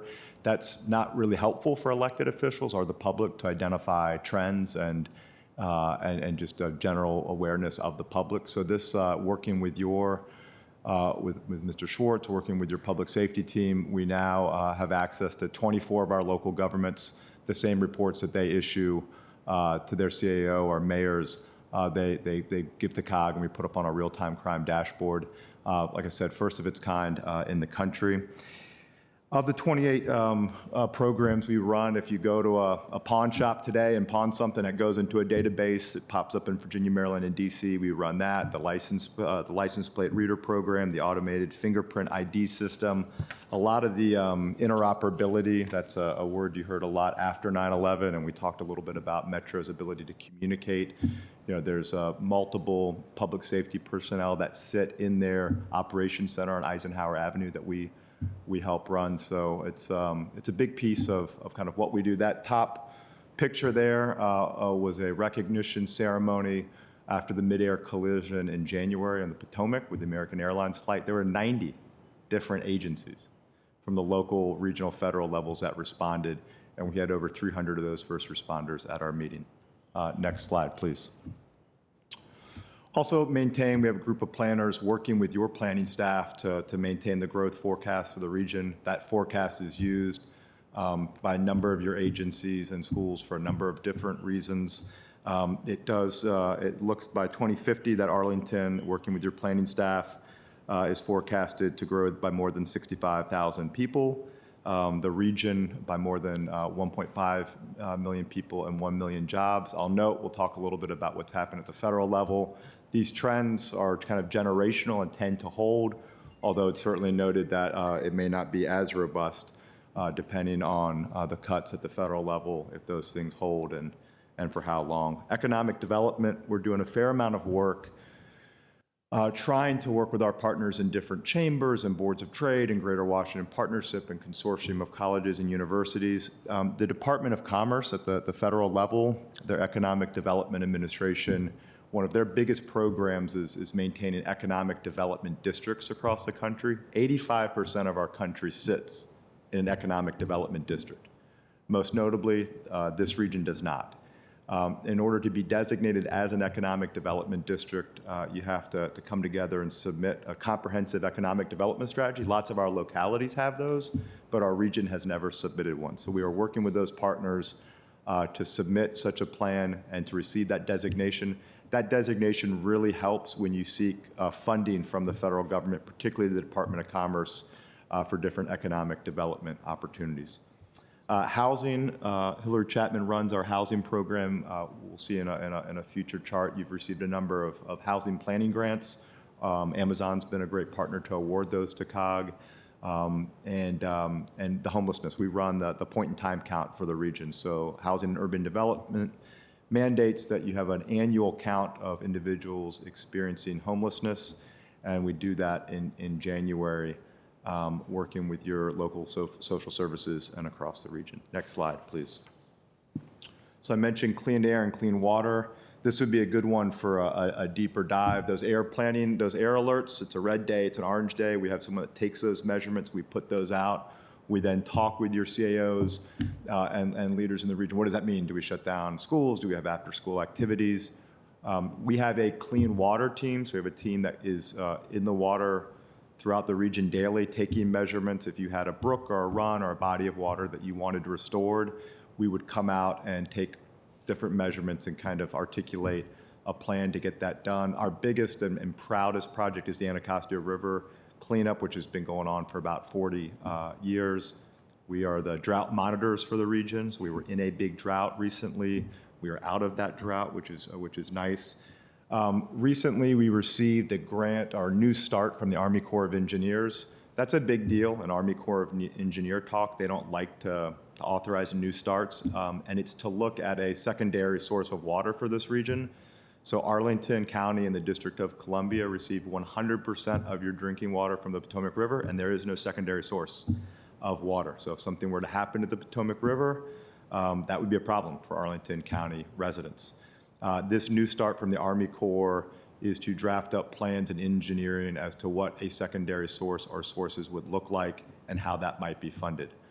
Not something that might grab all the headlines, but I can tell you pretty important. Every DoD installation, for example, should have 14 days of backup water supply. There's some pretty big DoD installations in Arlington in the district. An open question as to whether or not they have them. Next slide. That's a number of different planning grants for housing that you all have received in planning grants in the transportation realm. I went over I skipped over this in the last slide because I'm flying through this, but our energy team, we worked with your county on electric vehicle charging grant application. We won that. Arlington got $400,000. The match was $100,000, so it's $500,000 for charging stations at installations, Arlington government installations. Next slide. You all talked about DMV moves. I'm happy to come back and talk a little bit more about DMV moves. There's two big buckets, though, and just to kind of add to what Mr. DeFranti said, one is kind of cost. what does it cost to have a safe and reliable system moving forward, and the emphasis is on making sure that Metro can pay for those things that will keep it safe and reliable. So their state of good repair. And in 2018, new money was put in the system that legislatively that was a compromise in Richmond. That money was not indexed to anything, so it hasn't grown. There is not an agency within Arlington County or within Virginia that has not grown from one year to the next. So the buying power for Metro to invest in safety and reliability, in a couple of years, they're just going to be paying debt service on that. They're not going to be able to invest in anything new to keep the system safe and reliable. So that number that you saw, that 500 million, is almost all on state of good repair. The discussion is, what should it be indexed at moving forward? What is a reasonable amount that Metro could grow from one year to the next, and reasonable, i.e. that you could afford to pay it? That's one piece of that discussion. The other is we need kind of real agreement and transparency between Virginia, Maryland, and DC about what Metro's growth year over year is going to be and what it can be limited to. What are those guardrails? And I will tell you, after the 2018 funding agreement, if you had asked Maryland and DC and Virginia, what is the cap year over year on Metro's growth, you have gotten three very different answers. And so one of the priorities coming out of DMV's moves, whatever the recommendations are and whatever is implemented, is that we memorialize that in a way where we all agree on what the expectations are from Metro. What are we putting in, and what is Metro expected to do with that new funding? And I probably am trespassing here on your time, but we have a couple more slides and then I'll wrap up. Next slide, please. We have a lot of work that we've done on what is happening at the federal level, a breakdown on our site of the number of federal workers by jurisdiction, by census tract, by county, by congressional district. There are 330,000 federal workers that live in the Commonwealth of Virginia. That's 10% of the Virginia's workforce. It's about 25% of the district's workforce. It's 302,000 federal workers in Maryland. We have that broken down by income level. So in Arlington County, the median federal income for a worker who lives here, that works for the federal government, is $140,000. That's higher than your average worker. It's a little over 21% of the workforce in Arlington County is a federal worker. And we've put a lot of work in with the Weldon Cooper Center and the Schar School to simply present these facts and then model out, cuts of 5%, 10%, 15%. And we're waiting, I would say, on a few things. One, probationary workers have been let go. They've been rehired. They've been let go. This is what's going to happen with this group of probationary workers. Then there's two other categories which we are concerned about and have our eye on: RIFs, reduction in force.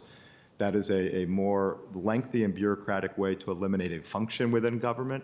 Once you can eliminate a function, you can eliminate anyone that performs that function.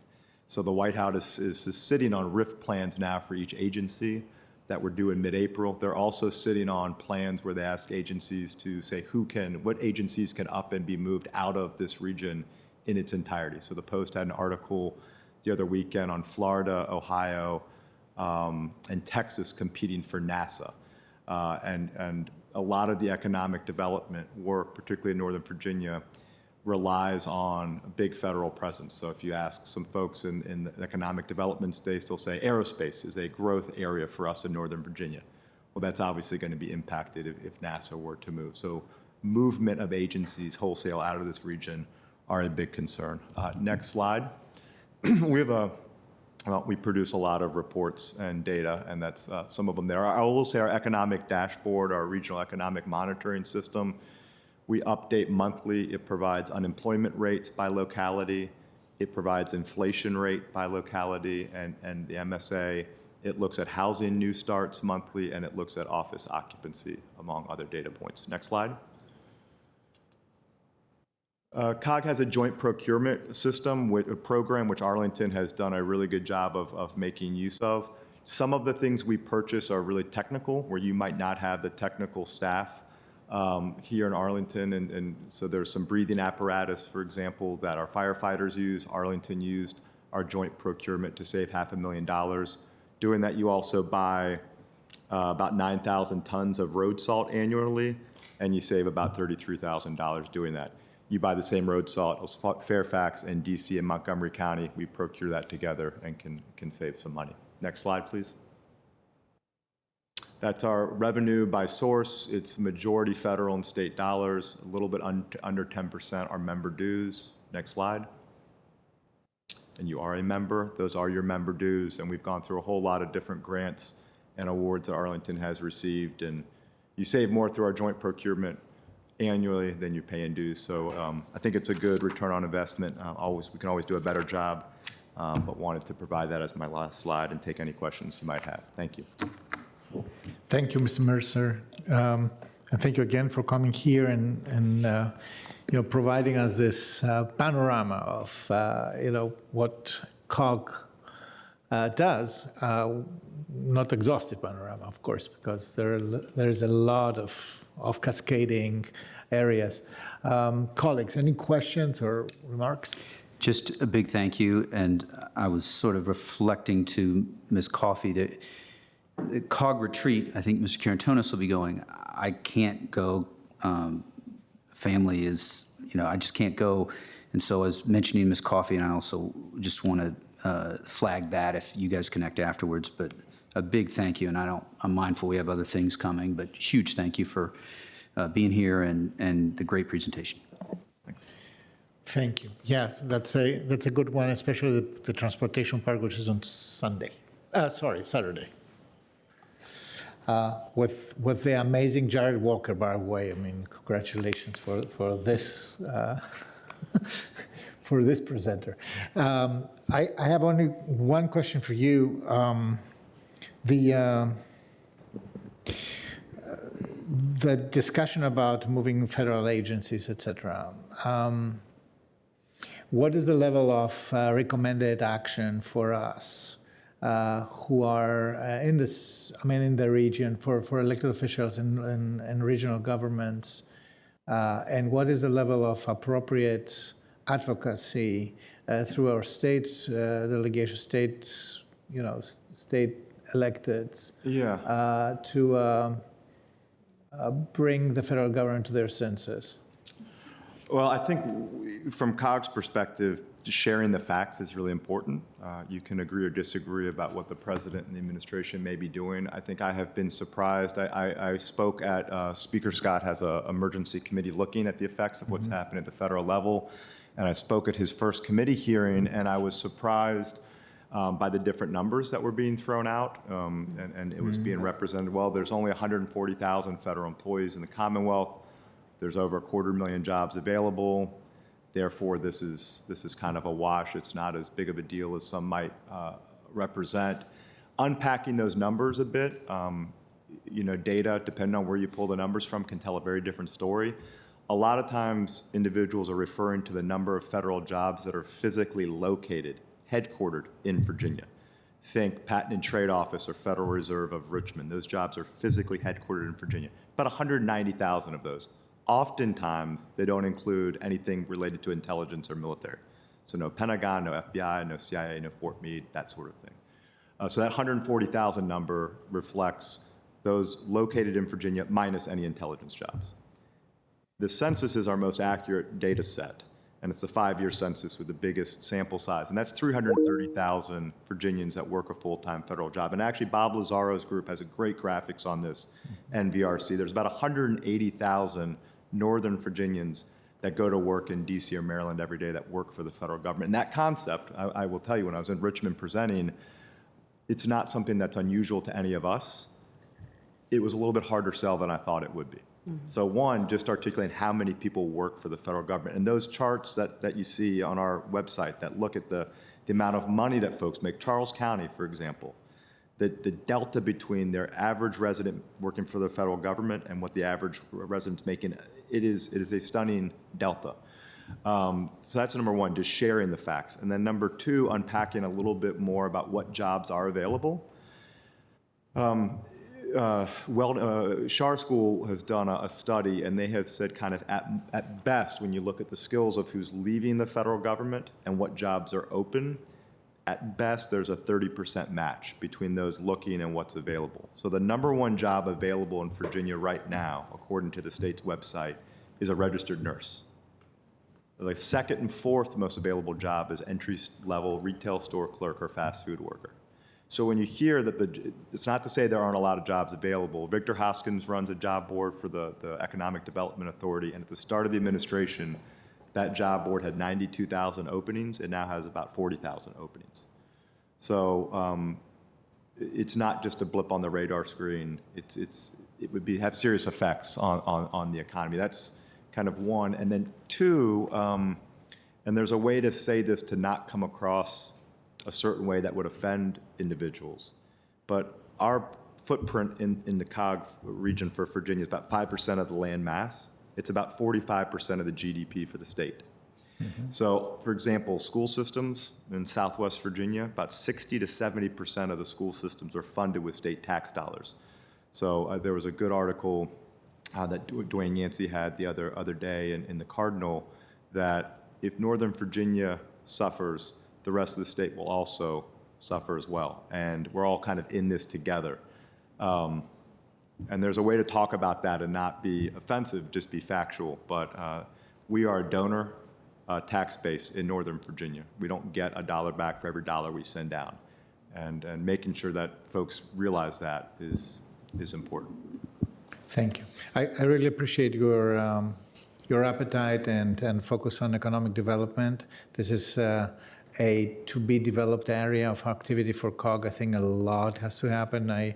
We had the Region Forward Coalition at some point, et cetera, and I think it's about time to graduate into a way more robust place of collaboration there. Colleagues, I see Mr. Spain and then Ms. Cunningham. Yeah, I'll be mindful of the hour because it's going to be a long day. But one, thank you for your presentation. And I happen to be one of those new members of elected office who is not so much new to the COG, but serves on the Human Services Committee.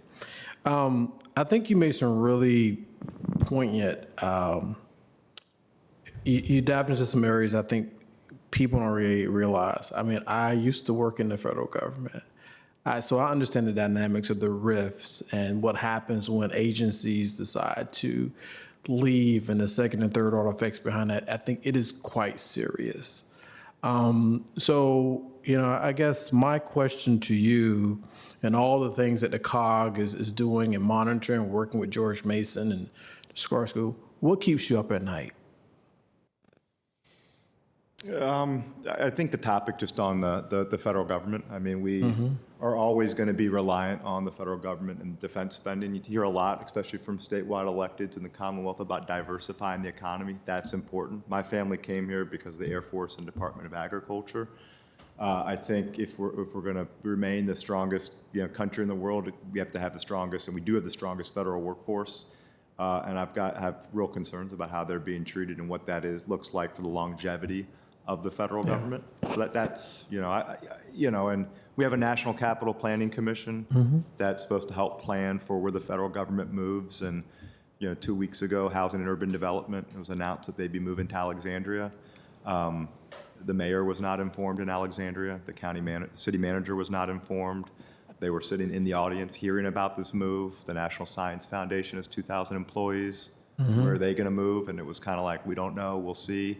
It takes a level of coordination that we haven't seen between the federal government and localities in the states to get this right. Yeah. Thank you very much. And do you think we're doing as much as we can as a region when it comes to housing and housing? Not just. Go ahead. No, I mean, I think it's been well articulated that there's simply not enough housing stock. In 2019, COG passed a strong resolution articulating what those numbers are, but we haven't figured out the secret ingredient to unlocking that. I think that's a combination of local governments, perhaps being willing to compromise a little bit with the development community, and the development community being willing to compromise a little bit with county boards. But clearly, we're not getting things approved as quickly as some folks would like, and we're not getting things built as quickly as we need to. And that's it. You all took great vote this past weekend, and have had some great highlights and projects. But it's across the region. I mean, I grew up in Alexandria and moved back from Richmond 3 years ago. Gave up that interest rate, and and I went to what's now Alexander City High School. And not many of the folks I went to high school with can afford to live in the city that I grew up in, and the same goes for Arlington. So Yeah, we'll love to speak with you at another time about some housing issues in government and the pitch that is being made to move some agencies out of the Beltway region. A lot of it has to do with, from what I'm hearing, is the cost of living, right, and housing opportunity. So anyway, with that, thank you for your presentation. I'll turn it back over to the chair. Great. And before we leave housing, just I know regionalism is what you guys do every day, and the growth projections and the targets for each jurisdiction. My understanding is a few of us have been achieving those targets, and Arlington is one of the stars, right? So we all have work to do, but we have been on track with your growth models. Is that right? Yeah, yes, absolutely. Okay. Give us a shout out once in a while. You all are doing great. So So much doom and gloom. Okay. I just wanted to touch briefly on other federal impacts. So I think we've all been really focused on our federal workers, understandably, the immigration actions and public safety, which we will be talking about in a minute. How is COG anticipating plugging in on things like Medicaid rollbacks and potentially housing subsidies? Have you started to pencil that out, or are there things that you wish we as regional leaders would be doing differently? Yes and no. I mean, we have penciled out, and some of these presentations that I give is just about the federal impacts, and there's kind of a laundry list of things like Medicaid or SNAP or food benefits that we talk about, and frankly, every week there's a different wrinkle that's kind of thrown at us. So for example, a few weeks ago, it was the district's reimbursement rate for Medicaid. There was a threat that it could be adjusted from 70% back down to 50% or 75 back down to 50%. And so it's like kind of all hands on deck to address that issue. Virginia is a trigger state. You know, when Medicaid expansion went into place, it was predicated on there being a 90% reimbursement, which there won't be moving forward, which the state's going to have to grapple with. So yes, I mean, we articulate the size and scope of some of these issues, but to say we have a solution for what that looks like, we don't, and I don't think a lot of states do. Understandable. I mean, the Medicaid, we could go down a lot of different rabbit holes. We had a lot robust discussions about work requirements several years ago. We were able to get Medicaid expansion passed absent work requirements. I will tell you it's very, very expensive if you implement work requirements to do it right, to actually give folks an opportunity to find employment. There's a way to do it on the cheap, which can end up with a lot of folks getting thrown off of Medicaid. And that was a bright line for us that we wouldn't, if we had to go down that road, we would only do it if it was a robust and meaningful program to get folks meaningful employment. But there's lots of different things we could talk about. SNAP and food benefits, if you haven't had the Capital Area Food Bank here, they've projected out kind of how many food insecure folks will probably be added to the rolls based on recent legislation, but that's pretty eye-opening. And anyway, so. Yeah. Great. And then I'll pass it on, but just one other topic I haven't heard a lot about because we've got a lot of topics in the region, but youth well-being and really community well-being in general. We're just kicking off our own sort of youth well-being plan, but really would love to hear what other jurisdictions are doing or what you guys are seeing. I think keeping all of our community as well as possible through some troubling times is a focus for all of us. Yeah, thank you. Mrs. May? Oh, no. Okay. Thank you, Mr. Clown. Sorry, I didn't see. No worries.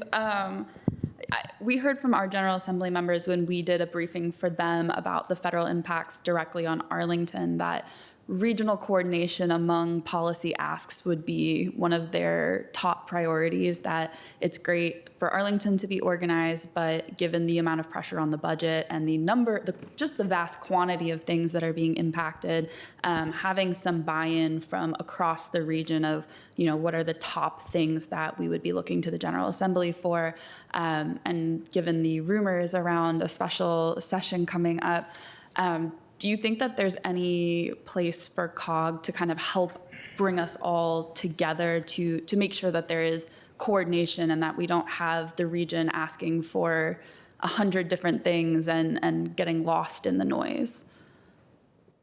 Yes. I think particularly over the last couple of years, given shifts in who's in leadership in Richmond, it's more important than ever for Northern Virginia to get on the same page and advocate together. A lot of the leadership has moved down south or to Hampton Roads. So that's number one. Number two, I think both in Annapolis and Richmond, there's a tendency, like I said, they're happy to collect the taxes from this region and to prioritize needs statewide. We hosted a couple months ago what we're calling the first ever Capitol Caucus, which is the delegates and senators from our COG footprint. That was the first time that group had ever met. So if they were serve on a Chesapeake Bay Commission, maybe they've met before. If they go to a national local state legislator conference, maybe they meet. But we met at National Harbor, and it was interesting. The Prince George's delegation, and we're looking at the Wilson Bridge, is meeting the Alexandria delegation for the first time. And here we are debating in Transportation Planning Board what to do with the Wilson Bridge. So there's more opportunities to socialize and meet and get on the same sheet of music. I think metro funding, transit funding writ large, because it's not just metro. It's ART, it's VRE, it's kind of the transit network as a whole. We have a legislative packet that we approve as a board, and we are kind of ramping up what our legislative outreach efforts look like, but making sure that our staff is working with your legislative staff, because once you get to Richmond, everyone kind of goes in their own direction. So it would be nice to say these are the top 3 to 5 priorities from Northern Virginia, and we can all kind of advocate for them. I agree with that strongly, yeah. Thank you. Now for good. Thank you, Mr. Mercer. So on to manager reports. Thank you, Mr. Chair, members of the board. So I'm going to ask Lisa Fikes, who's at least today with Voluntold Arlington, to come up here. She made a presentation to department directors last month.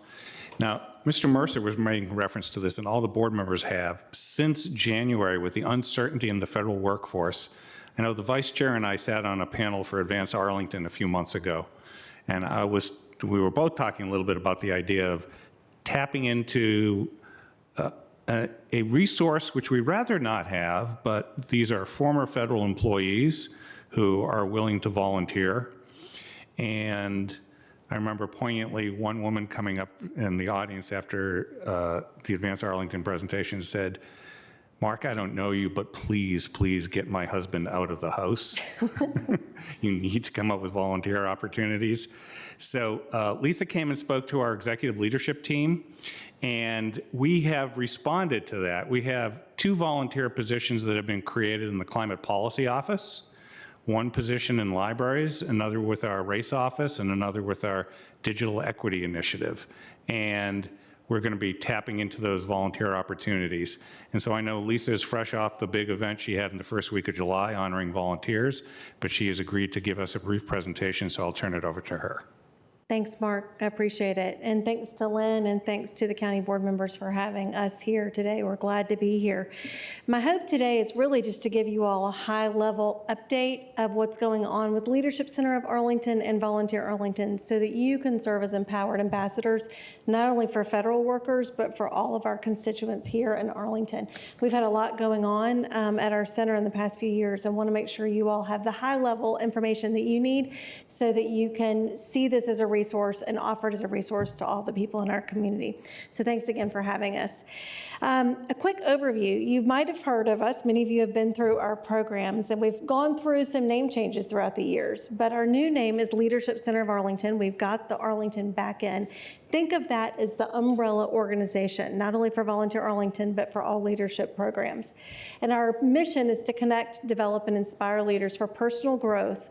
We've added in civic engagement, that's where Volunteer Arlington comes in, and community impact.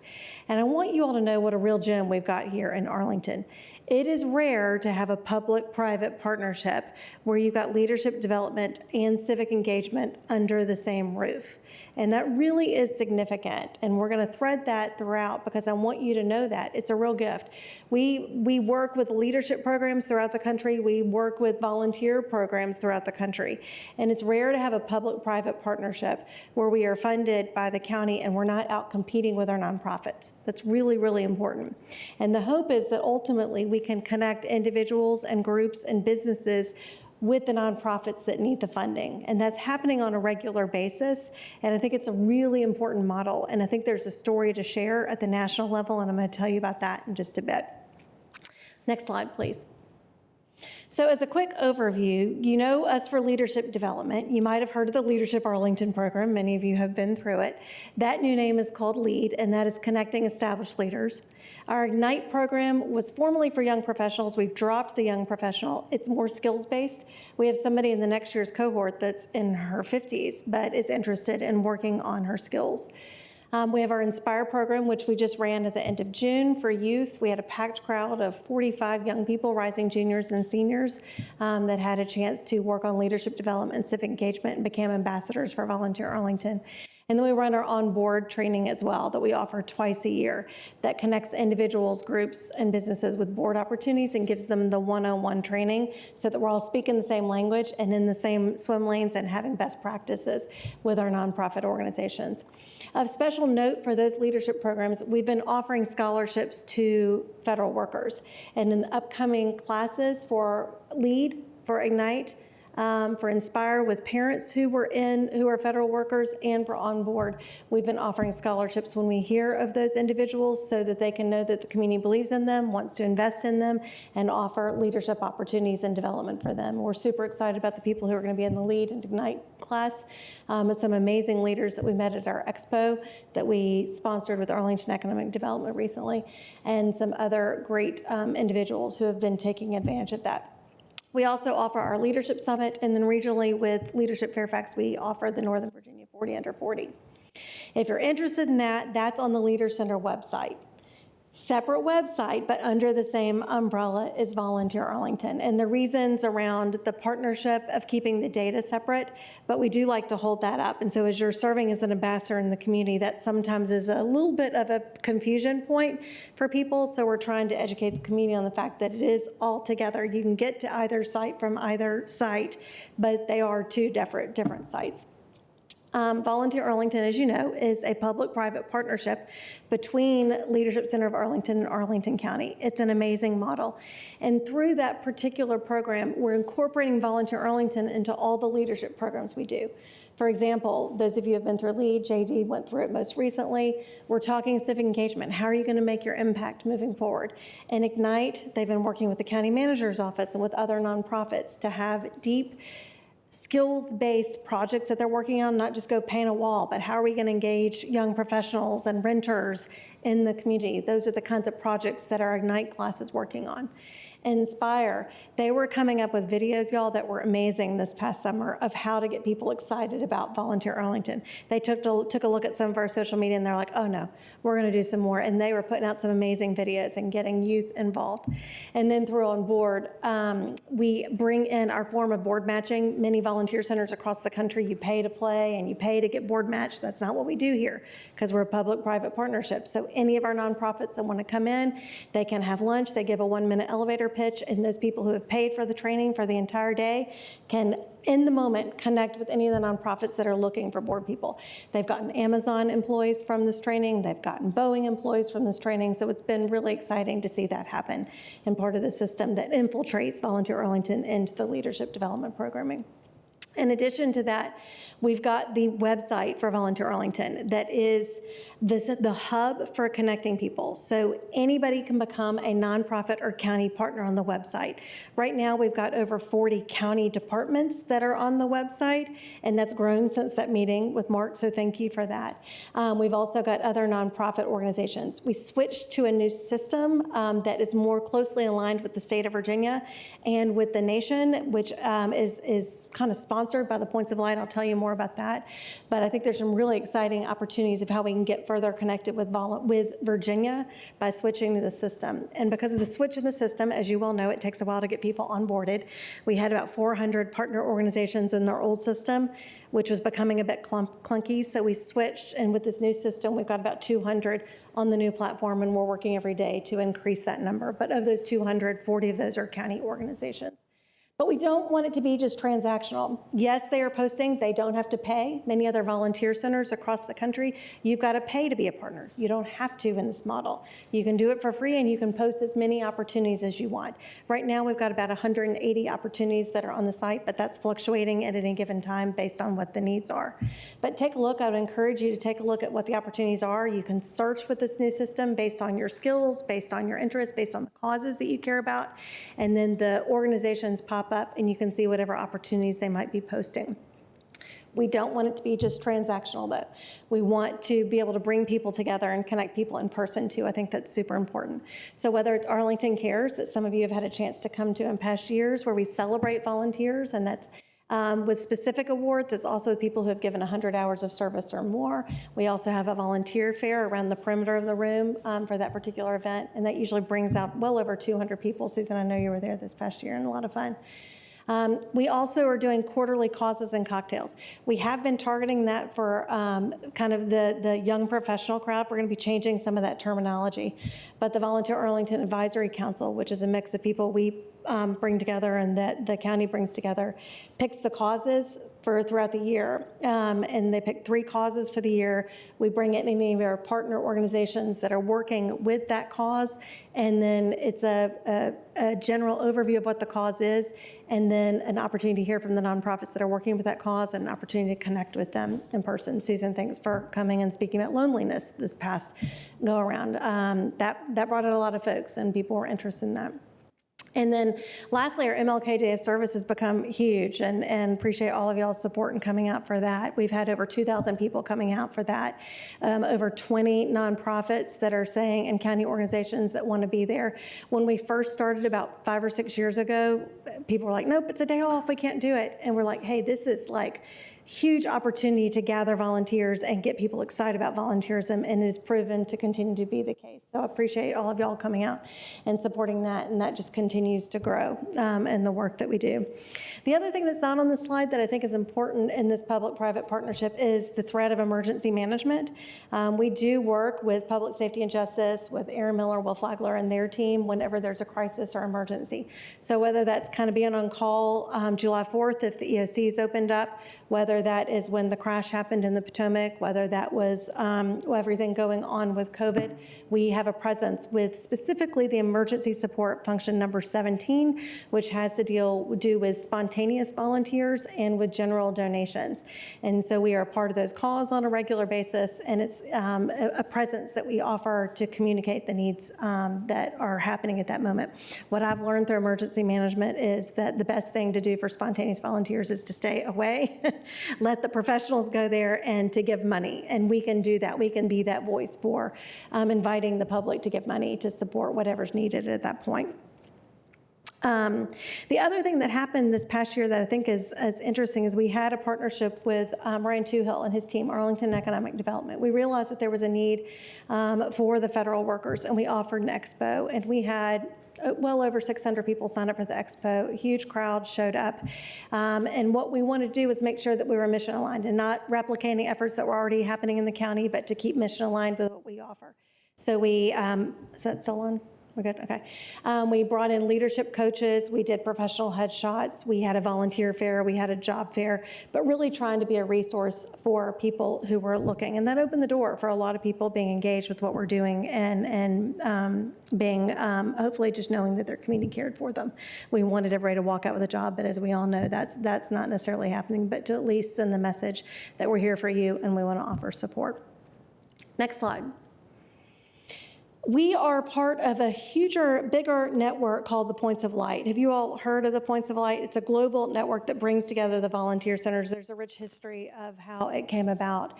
But our part in this is really being connected with other volunteer centers, listening and learning from them. A lot of the framework that we've learned from them, JD, you'll remember this from the class we brought into the class of how do you think about civic engagement in a different way? And so we're really trying to serve as a hub of pulling the lens back of what volunteerism can look like moving forward and what it can be in our community, and being a voice for that, not only for the community members, but for our nonprofit and county partners. I would encourage you to take a look at the website and to see their framework of how they look at volunteerism. And it's taking the time to listen and learn about what the causes are. Voting, getting involved in your community, not just through volunteerism, but through your purchasing power, through your advocacy, through your voice, and thinking about volunteerism in a different way than just going and painting a wall. And we're really trying to infiltrate the thinking. It's starting to get picked up by a lot of other organizations so that we can really move the needle on what service can look like and what it can be and how people can be engaged. And you'll see in our strategic plan as we move forward that Points of Light has been a huge resource for us. I bring this up because they've got a recent study that I think is important for you as you're serving as an ambassador for civic engagement. So let's go to the next slide. The key findings that they found were that volunteers make up a third of the nonprofit workforce. That was stunning to me. A third of the workforce, of the nonprofit workforce. So it tells a story of how much volunteers are crucial and are needed in making sure that the needs of our community are met. We can't just depend on the staff of these nonprofits or the staff of the county. That volunteers are a huge part of the equation of making sure that the needs of our community are met.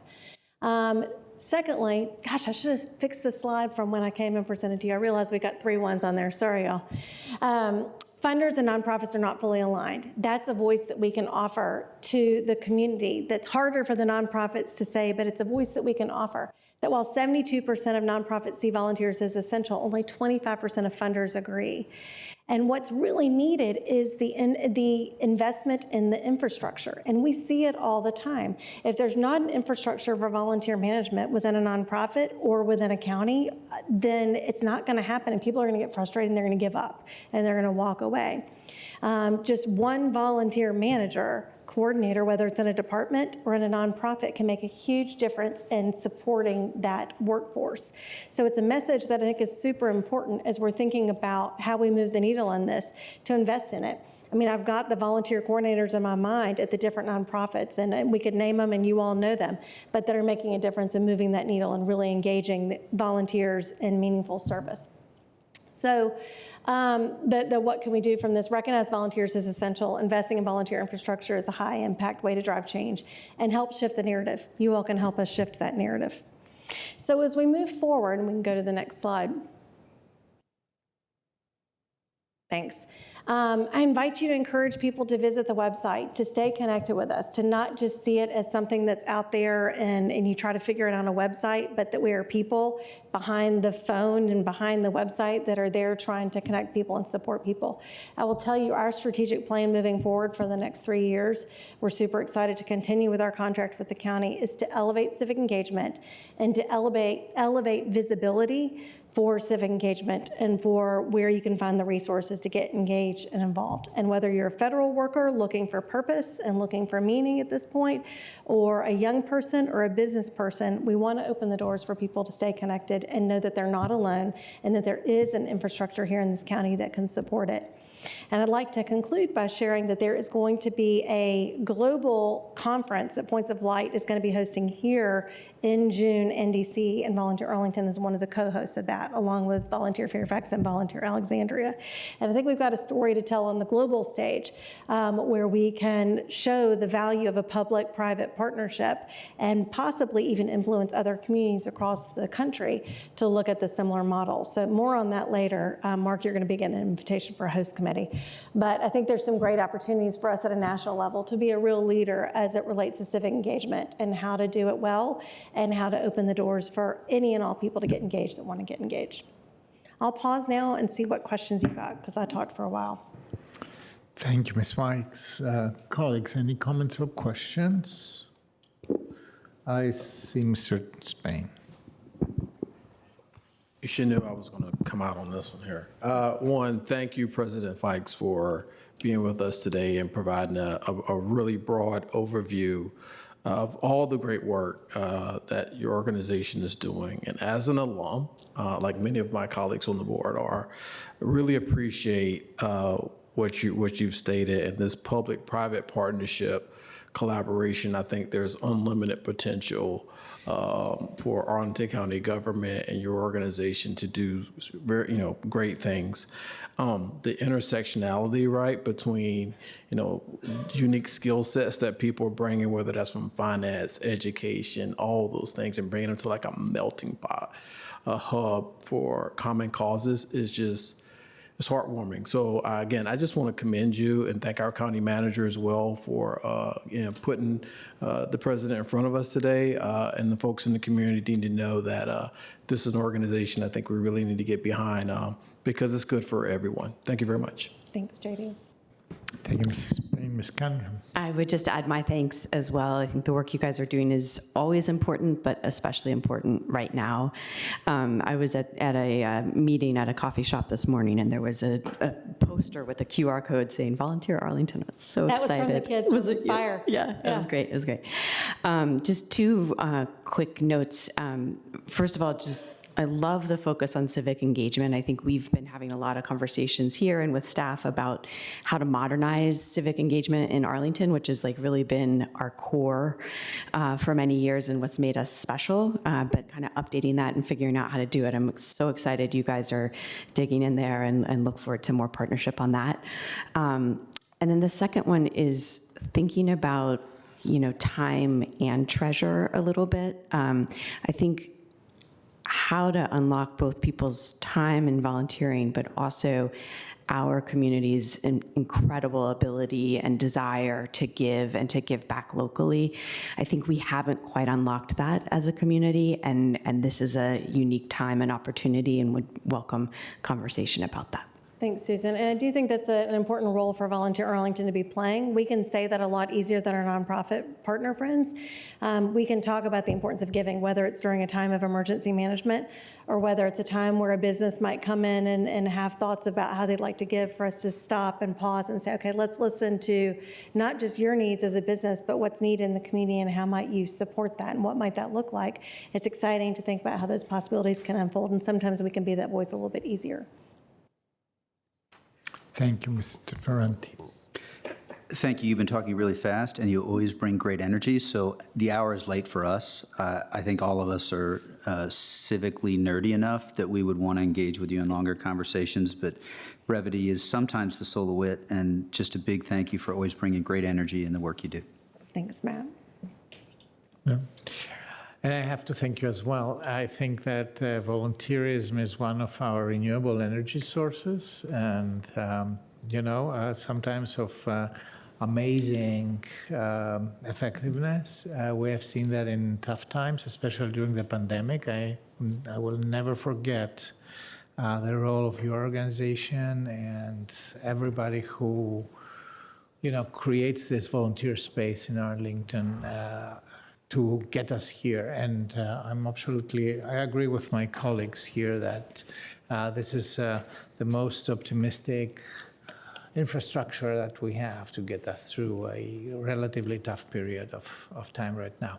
I can see the merits, and I really applaud you for their work. Thank you, Chakis. Thank you all. Thanks, Mark. Thank you very much, Lisa. Onward, yes. Onward. So I promised a few months ago this is going to be a quick update, and I want to definitely thank Jason Papacosma and Eileen Winquist, who are here. They had the pleasure of sitting here since 3:30 today, and they got to hear a lot of other updates.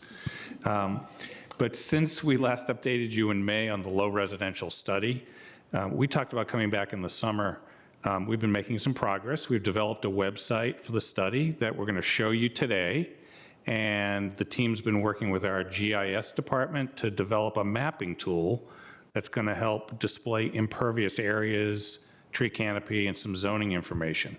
So with that, I'm going to turn it over to Eileen, who's going to walk us through a short demo. Oh, great. It's already turned on. Okay, good. Thank you. All right, I'm going to just share this, the web page here, and see. Okay, is that working? Yeah. Can you all see that? Okay, well, great, thank you. Thanks for having us back. And as Mark mentioned, we were here in May, and since then, the team has been working on the project, on a number of fronts, but initially we wanted to start out by developing a webpage and kind of just collating a lot of the information that we had, including the the charge from the board and highlighting some of the key issues, with impervious area, increasing, risk of flooding and extreme heat. And, we've definitely seen a lot of challenges with that throughout the country, this summer. So, and just highlighting as well, the focus to try to mitigate these risks through, supporting our efforts to improve our stormwater system and also expand our tree canopy. So that's kind of the overview. But as you scroll down here on the website, you can see it includes a lot of the background information. So we have the work session, which obviously had the really in-depth presentations on tree canopy and impervious cover trends. And then the more recent updates that we have come back, kind of focusing a little bit more with the scope. So that all that information is there, for folks that are interested. We also have some resources down here on the bottom of the page, including we're setting up a newsletter, subscription, so people can sign up that are interested in the project. So, and then our contact information there. So, and then you can see as well, we have some other tabs for kind of objectives, summarizing objectives for the study, and just kind of going over that. And we'll continue to add to this, obviously, as the study progresses, but highlighting the timeline here that we had talked about, kind of generally 3 phases with engagement, kind of moving through the end of next year, starting off with this fall. So we are still working on the engagement plan, but we will have that more formalized fairly soon. So we're kind of, it's in progress. And then we have a tab for engagement, which we'll build out as well. And then glossary of some of our terminology there. So I will go down, and then you can see at the bottom, we have a link for the map viewer. And so folks can just click on there. And what this does really is pull together some of the mapping information that the county had kind of in various places, but it wasn't really in one kind of combined map. So you can either use the little buttons here to kind of scroll in and just sort of zoom around, but you can see up here at the top, you can search if you want to look up your house or something in your neighborhood, that kind of thing. So you can kind of navigate either of those ways, and you can see here on the top here, the different colors kind of represented in the legend there. So then if you choose, a parcel here, you can look and see if I don't know if I can move this, but okay, yeah, so you guys can see it. Okay, so you can see that pops up and it gives the square feet of the parcel, impervious area, tree canopy area, but then also the percentages. So you can get an idea with the different parcels, and then also it includes the zoning information there as well if you just kind of use those tabs. So really, this just is, an effort to kind of pull together some of that existing information. I think we had talked about, trying to get started on that this summer. We are talking to GIS about expanding this and potentially adding some filters and, possibly creating kind of more of a dashboard where you can look at, for example, all of the R5 parcels, can you look at, ones with a tree canopy at 30% or 40%, and kind of sort of sort and slice and dice it a little bit that way. So that'll be kind of our next step with this, but this was just something to get us started. So, and I'll pause there, Jason, I don't know if you wanted to add anything? No, nothing really to add, just that it's been a good 3-department effort so far with CPHD and DES and Parks, and we're pleased to be able to give you the update today. Yep, we're happy to take any questions or. Thank you, that's super cool. Okay, yeah, just play around. I'm sure you can check it out. So, and I think we'll be back probably in September as well with more updates. I already see that as a fantastic toy for summer, entertainment, because That was our purpose. Yes, it could be a home game for people to play if they're bored. like guess the coverage or something, right? And then yes. So, colleagues, Ms. Coffey. Thank you.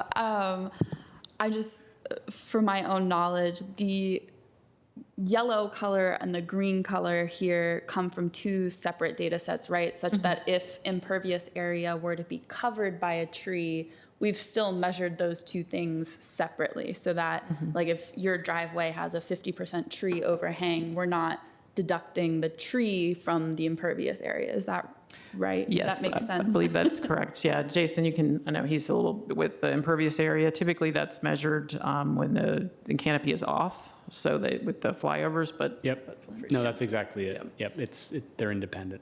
Perfect, great, thank you. Yeah, actually, they even got the transparency of green to be exactly like, and if you zoom in, I see that now you can see actually the percentage right there. You don't even need to pop up the window. So, Mr. Spain. One, just thank you for the update, and I know you have not laid out your timeline yet for engagement, but I think what folks are finding out about me is that I use this line of effective communication is the key to success. So I'll be watching closely as we engage, right, across all of Arlington through our engagement plans to see the receptiveness and the input that is going to be brought into this. Quite honestly, I would hope perhaps you can take this low residential study map viewer, and if you can kind of move it to the front page, the landing page. I know we can get, it's amazing, I love it, you can play around. Sure. Is there any way we can put it like on the front page, so, because. Of the webpage? Yeah, Yeah, we could definitely make a button there, yeah, Sure, I think that. to highlight it. It's neat, I'm looking at my house right now, so it's all Yep. good. Thank you Yeah, very much. Yes, we're open to all kinds of feedback, but yeah, this again, we're kind of just starting out with this, so. Thank you, Mrs. Spain. Vice Chair at the front. I too think this is cool, and I'm really grateful for your patience this afternoon as we were working through everything and the work. And other than that, just I'll have more to engage. I don't know if it's summer fun to me, but I will still have more to engage over the coming time, and I'm just grateful for both your work. Thank you. Sure, thank you. And last but not least, Ms. Cunningham. I think Mr. DeFranti said it best earlier, that we're civically minded nerdiness or something to that effect. So everyone's like really into the game already. So we'll do that over dinner. And thank you guys for pushing this forward. I know it's not an easy lift, but this kind of interdisciplinary work is really, really important. And I think we've had too many headlines about flooding and the challenges of our climate right now. So really, really appreciate you taking it seriously and getting us moving forward. Yep. And I will not add anything more. I really enjoy the work, and thank you very, very much for doing it. Yeah, no problem. Right, so my last item, Mr. Chair, we talked about this on Saturday, but we said we were going to follow up, and I'm going to let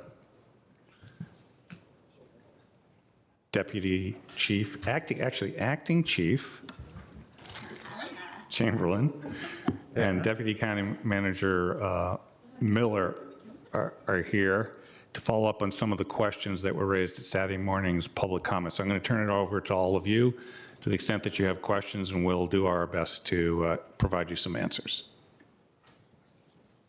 So, colleagues, I think we have questions from several members here. I would go first to Ms. Cunningham for the first set of questions. Okay, that was a tough switch from playing with the tool right into these questions, but we're with you. We're going to do it. Okay, so I would like to ask two questions for our police department in particular. First, do we know when other law enforcement agencies are acting in Arlington? Do they alert us before they come?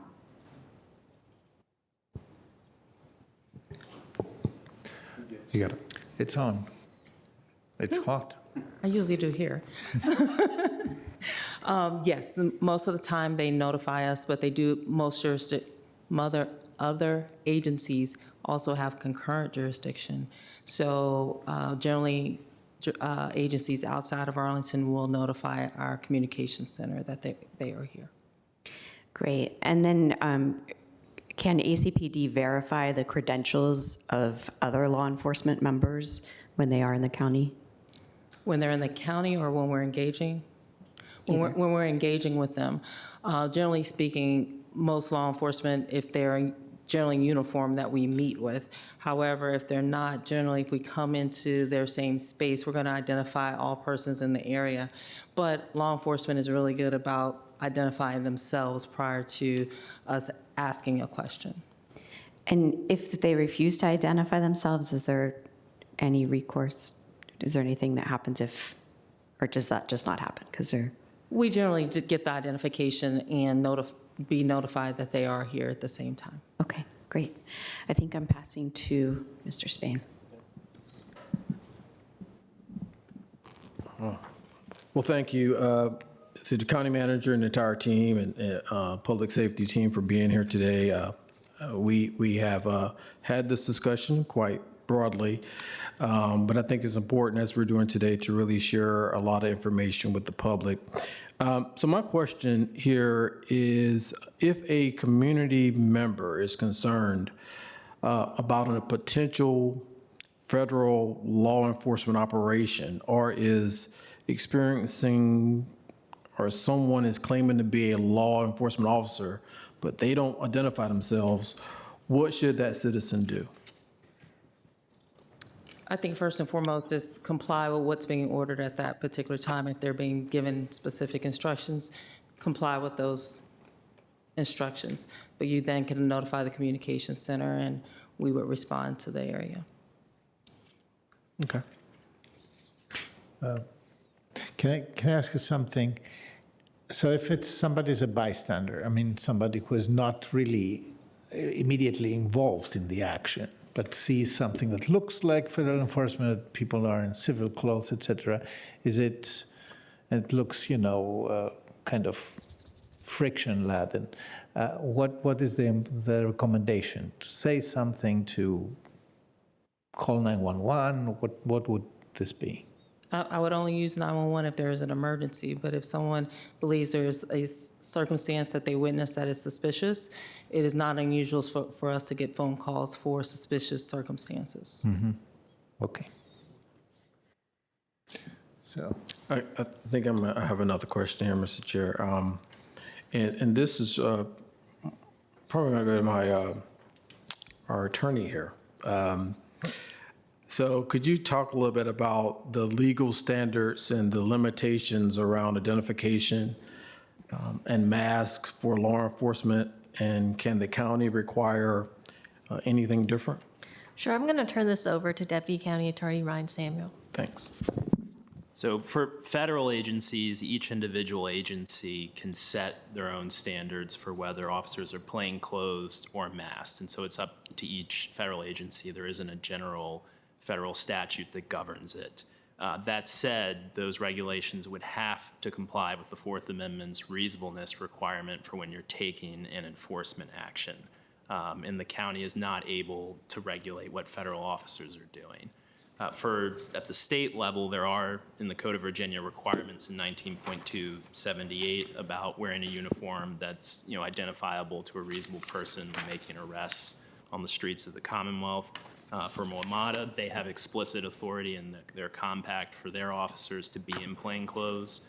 But generally, the county can't regulate what state police or WMATA are doing. That would be subject to the Virginia Code and their various leadership teams. For ACPD, they're subject to the Code of Virginia and then the chief's directives.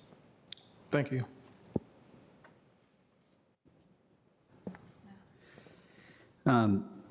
Thank you for that context. In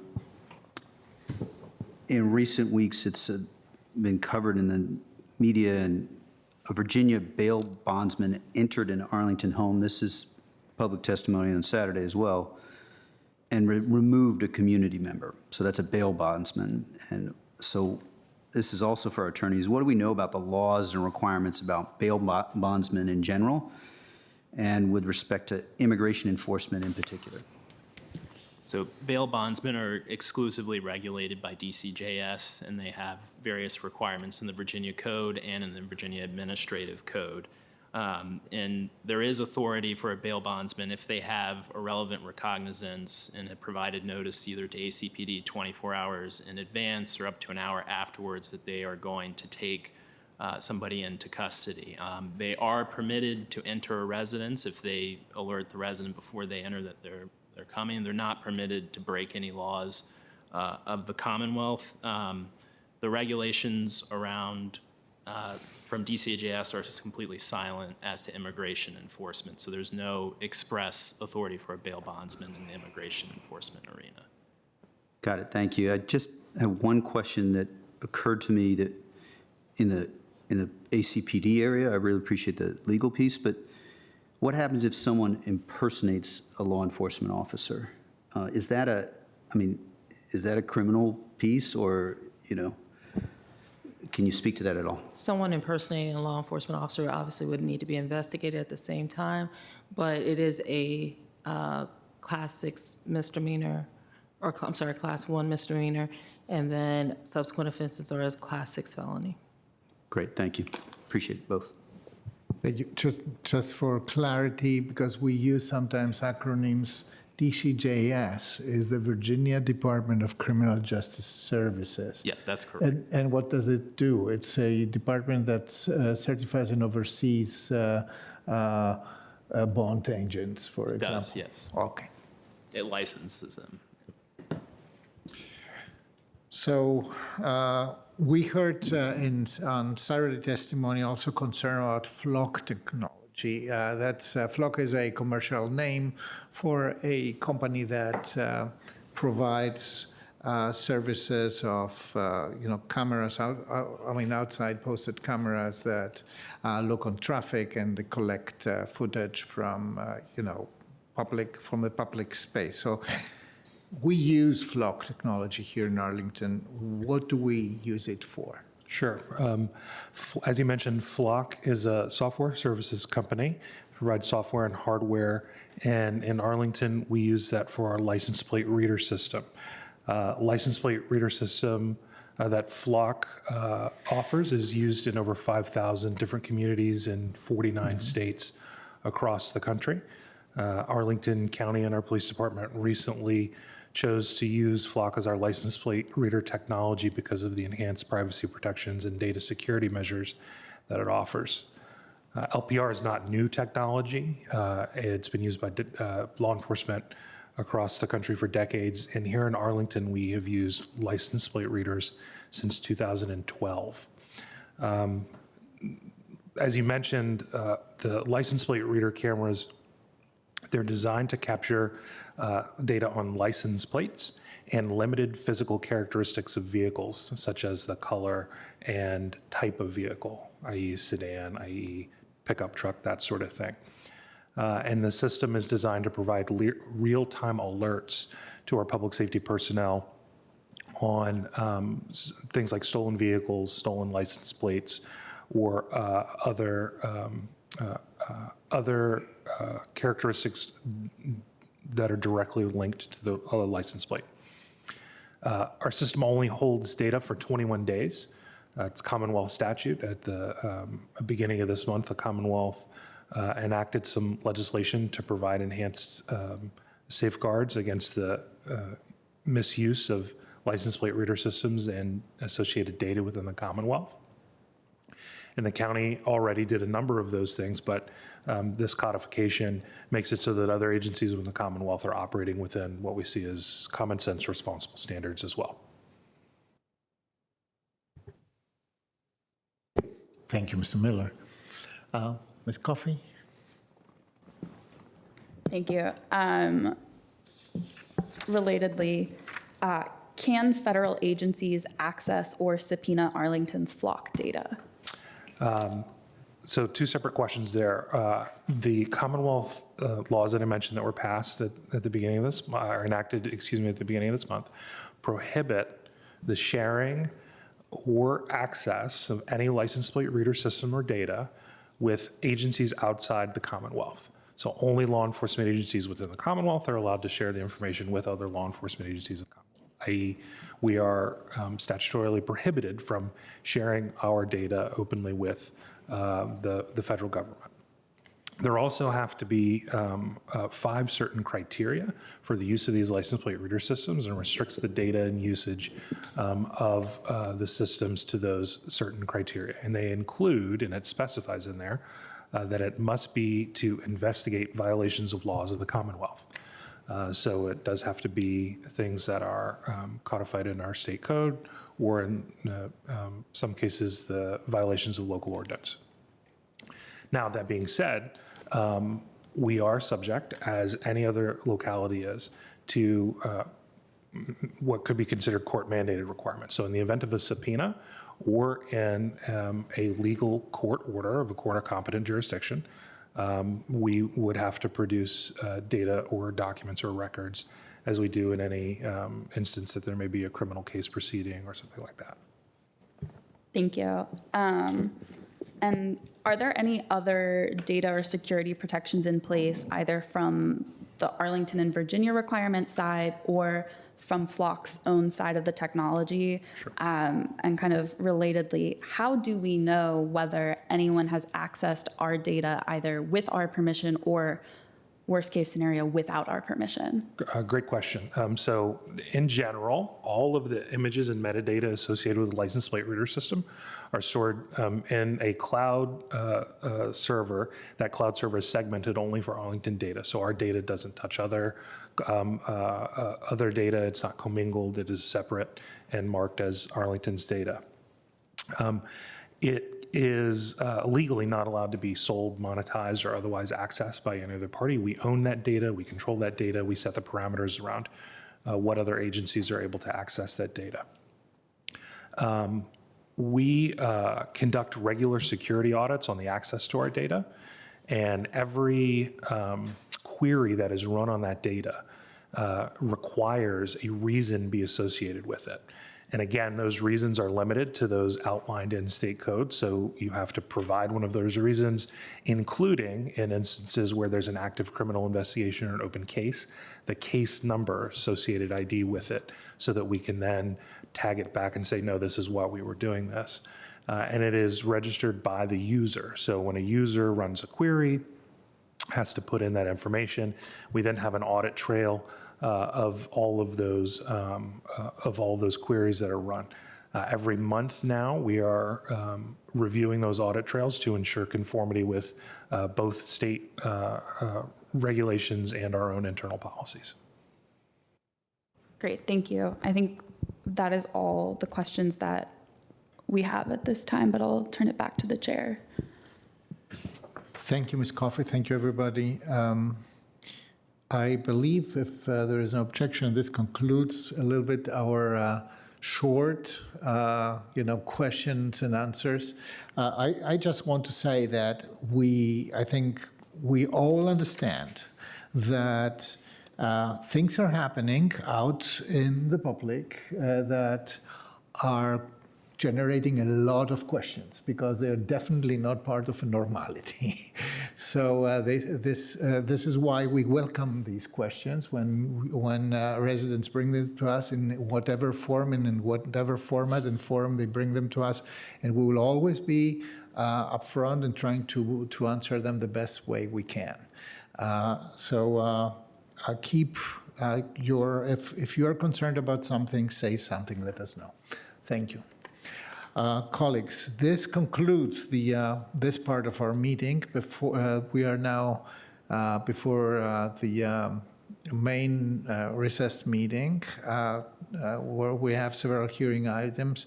If you want, we can pause right now and have something to eat. Is that 15 minutes or 20 minutes? I would say 6:30, 6:35. 15 minutes is a very, very short time. I would say 6:35. So without objections, we are recessed until 6:35. Thank you. And thank you for the patience for coming here. We are sorry we're again a little bit late, so about half an hour.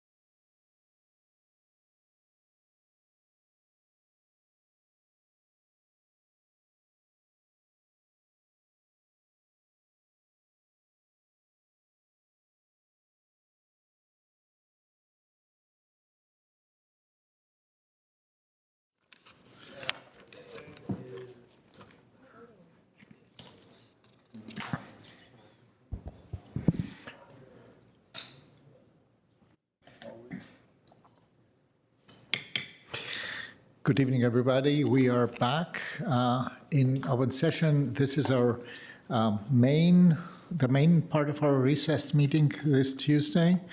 Mr.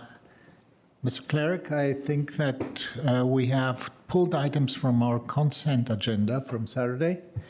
Can you please call the first one?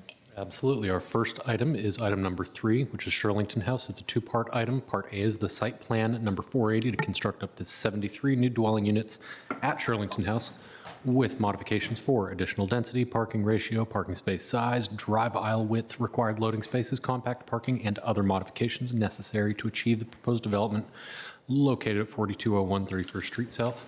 Part B of the item is ordinance to vacate 2 10-foot storm sewer easements and a 5-foot sidewalk easement, all on property owned by Shirlington House and located at 4201 31st Street South, with conditions.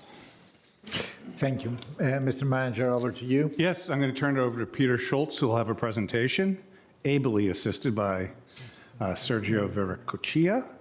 And do you want to? Oh, Mike Haluski is also here to talk about the related easements and vacations. So over to you, Mr. Schultz.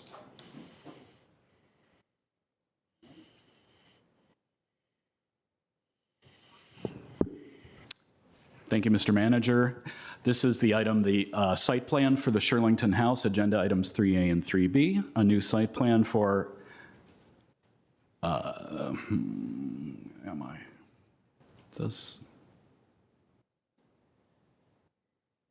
Sorry. Thought I was presenting. Oh, okay. All right, okay. The site location is 4201 31st Street South. Existing conditions include it's an existing 10-story apartment building, which I emphasize will remain, with a 436 units, 52 units per acre, 567 current parking spaces on surface and in an above-grade structure constructed by right. It is split by 2 zoning districts, and the general land use plan shows it as low, medium residential, and most importantly, for the purposes of this site plan, a housing conservation district. Again, showing there's actually 2 parcels associated with this site plan, the main one of which is zoned RA 615, and a smaller one zoned RA 1426, and showing you the housing conservation district, which the county board adopted in 2017, excuse me, also uses the adjacent property, the Park Shirlington, which actually had a site plan about a year ago to add and renovate units there.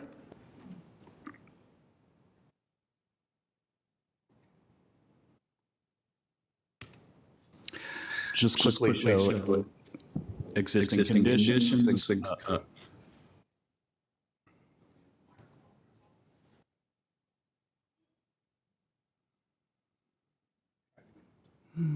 me see down here. Should be.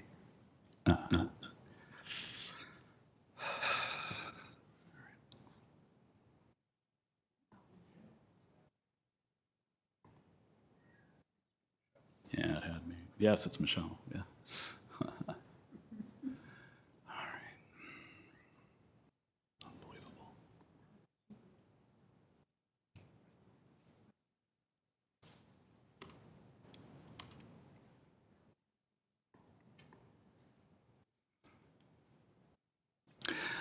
Just very quickly, it's an above-grade parking structure presenting itself to the 31st Street streetscape. There are no current street trees. Those are purely decorative trees and not shade trees. There's also no planting strip between the parking and the existing sidewalk. Also, the existing sidewalk is not ADA compliant across the building entrances, including the parking garage entrances. The proposed development consists of 2 buildings, actually one multifamily building of 7 stories with 59 units, and a series of liner structures that could consist of 2 units, all of which actually have 3 bedrooms. The existing parking is going to be retained. There will be, due to some internal circulation improvements, 564 spaces, so they will lose 3 spaces. The applicant is asking for a modification for that, but I should point out the 1.1 spaces per unit is beyond what is required even for by right development. Most relevant to us, the policy guidance is the Housing Conservation Policy Framework that the County Board adopted in 2017. I will not read all of these, but the most important factors that are in this site plan are that the existing, what has been identified as market rate affordable units will remain. The 1963 building will come under a site plan, meaning any major changes to that building will need either, at the very least, administrative change or county board approval. It provides committed affordable rental housing of up to 60% AMI. It also will is renovation and infill development while accommodating redevelopment. However, there's no redevelopment on this site. It is purely infill. Projects that are compatible to their surroundings and creation of underrepresented housing forms. Just to show very quickly how the site is being designed, it's basically being designed in to front on a street, as is good urban design practice, taking advantage of the topography at the lowest point of the site. Those of you who have seen the site and in the previous slides, the apartment building is actually the 1963 10-story building at the highest point of the site. Just to show you the proposed density, in 1981, not to get too far into the weeds, the existing density was approved under the section 1237 of the zoning ordinance. If there is affordable housing provided on a site, you can go over the RA 615 density through the site plan process. That's the only way they can do this. And with those at 51 units being added, there's 12 units being provided through provision of on-site affordable housing. 6 units are 2 bedrooms, 6 units are 1 bedroom, and 10 units are earned through the provision of green building techniques on all of the new construction for a total of 509 units. So 73 new units. The requested modifications, there are several, but they are based on keeping the existing non-conforming parking for the most part. As you know, parking regulations have changed over the decades. The site still provides far more parking than we typically are requested in site plans. As I said, more than even the by right development. And is also requesting existing additional density through that zoning ordinance provisions, section 1237. That permits the board to do this. Showing the process, we had one site plan meeting, which was able to air all of the issues with attendance by all, of course, the site plan review committee by representatives of nearby civic associations, including the host Arlington Civic Association, which sent you a letter recommending approval.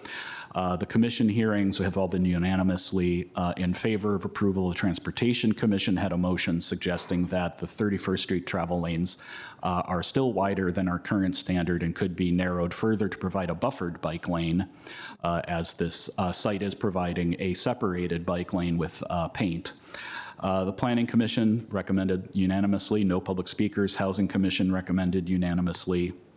Therefore, the county manager recommends that we adopt the ordinance approving the new site plan for 73 dwelling units. And I should mention it does incorporate the existing building and all of the site into the site plan. And subsection B is approve the 2 vacations that are recommended by the DES Real Estate. So I have Sergio Viracea with me for DES Transportation. Michael Haluski could ask questions about the vacations. Thank you very much. This ends my presentation. Thank you, Mr. Schultz. I believe we can go over to the applicant. I'm not going to tell you that we haven't heard about this. We have had very extensive conversation about that. So if it's a short presentation, it would be very highly appreciated. Absolutely. Thank you, Mr. Chair, and good evening, board members. My name is Matt Allman. I'm a land use attorney with Venable. Can you turn on your microphone? I think it's... Yeah. Is that any better? No. Now it's... Sorry, I was just a little too far away. Yes, we will keep our presentation as brief as we can. And thank you to Mr. Schultz, both for his introduction to the project and his hard work in getting us here this evening. We're very excited about this project, and we're very proud to be before you this evening with unanimous recommendations of approval from the Transportation Commission, Housing Commission, and the Planning Commission, as well as a letter of support from the Civic Association. So the excitement is shared. So let's flip through our slides. And we will go through these very selectively, and we can always refer back to them with any questions, but we'll just show you the existing aerial image with the existing building, just by way of preview and to orient any viewers who are out there. It seems like there may be some lag. Yeah, there's the aerial showing the existing 10-story building, which will remain, 436 units and a multi-level parking structure. You see the existing conditions on the site. And here you can pick up particularly the topography, which is so extreme, it exposes that existing garage, as well as the sort of auto-oriented nature of the site. We have our infill plan here showing how the liner units intersperse along 31st Street, as well as the new multifamily building in the corner. On the next slide is the tabulations, which I certainly won't read out to you. I'll just note that the total new density for the project is 73 units and approximately 90,000 square feet. So relatively modest infill development. We'll quickly flip through the site design, and I think we can even skip the existing conditions because this was already covered. If we could just go to the next slide, shows the pedestrian circulation and all of the new access points that are being added on 31st Street. And apologies again for the lag here.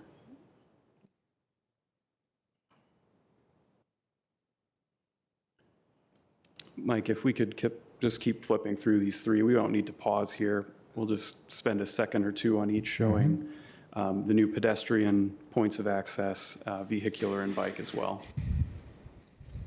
The vehicular entrances shown here in yellow will remain, but with some safety improvements for function and safety. New bike lane there in blue, as well as new access points for cyclists. And here's what it looks like when it all comes together on 31st Street. I know there have been some discussions about the width of 31st, and I'll just stress that it's actually not changing for the majority of the site frontage. That curb-to-curb width is being maintained. What's changing is in between and how we allocate the space. And the big move here is the elimination of a parking lane in favor of an on-street bike lane. So this particular image shows the relationship to the multifamily building, and then the next slide shows what it looks like in relation to one of the liner units, which in turn screens the garage behind. The architectural design, and I think we can skip the comparative massing, Mike, and we can just flip, actually probably just straight to the rendering with the building materials would be an appropriate spot to pause. So this is the multifamily building. This is a 7-story structure with 59 units. It's primarily brick and metal panel with a earth tone color palette. And this is done to complement the existing tan brick building without matching it too specifically. And then you can see, flipping ahead, how this carries all the way through to the liner building units.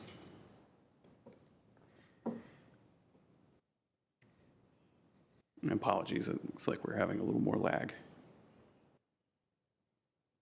Yeah, those are the liner building units, and these are 4 stories apiece, 2 units in each building. So, and on this slide, you can see in the areas between the buildings where we have existing utilities, we've got additional planting and a metal panel screen wall to better shield that garage.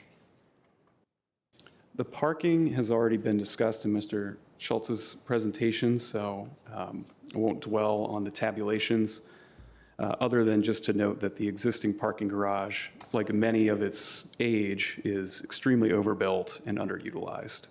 And our consultants with Wells and Associates have been to the garage multiple times to study the utilization rates and have found that there's excess capacity virtually any which way you analyze it.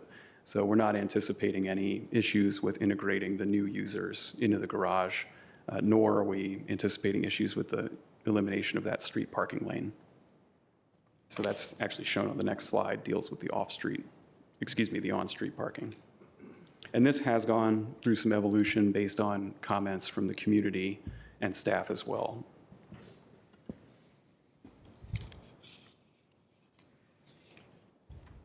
And Mike, let's advance to open space.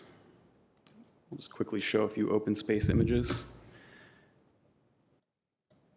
The open space consists of upgrades along 31st Street, principally a new 6-foot clear sidewalk with new street trees and some additional plantings along that public realm.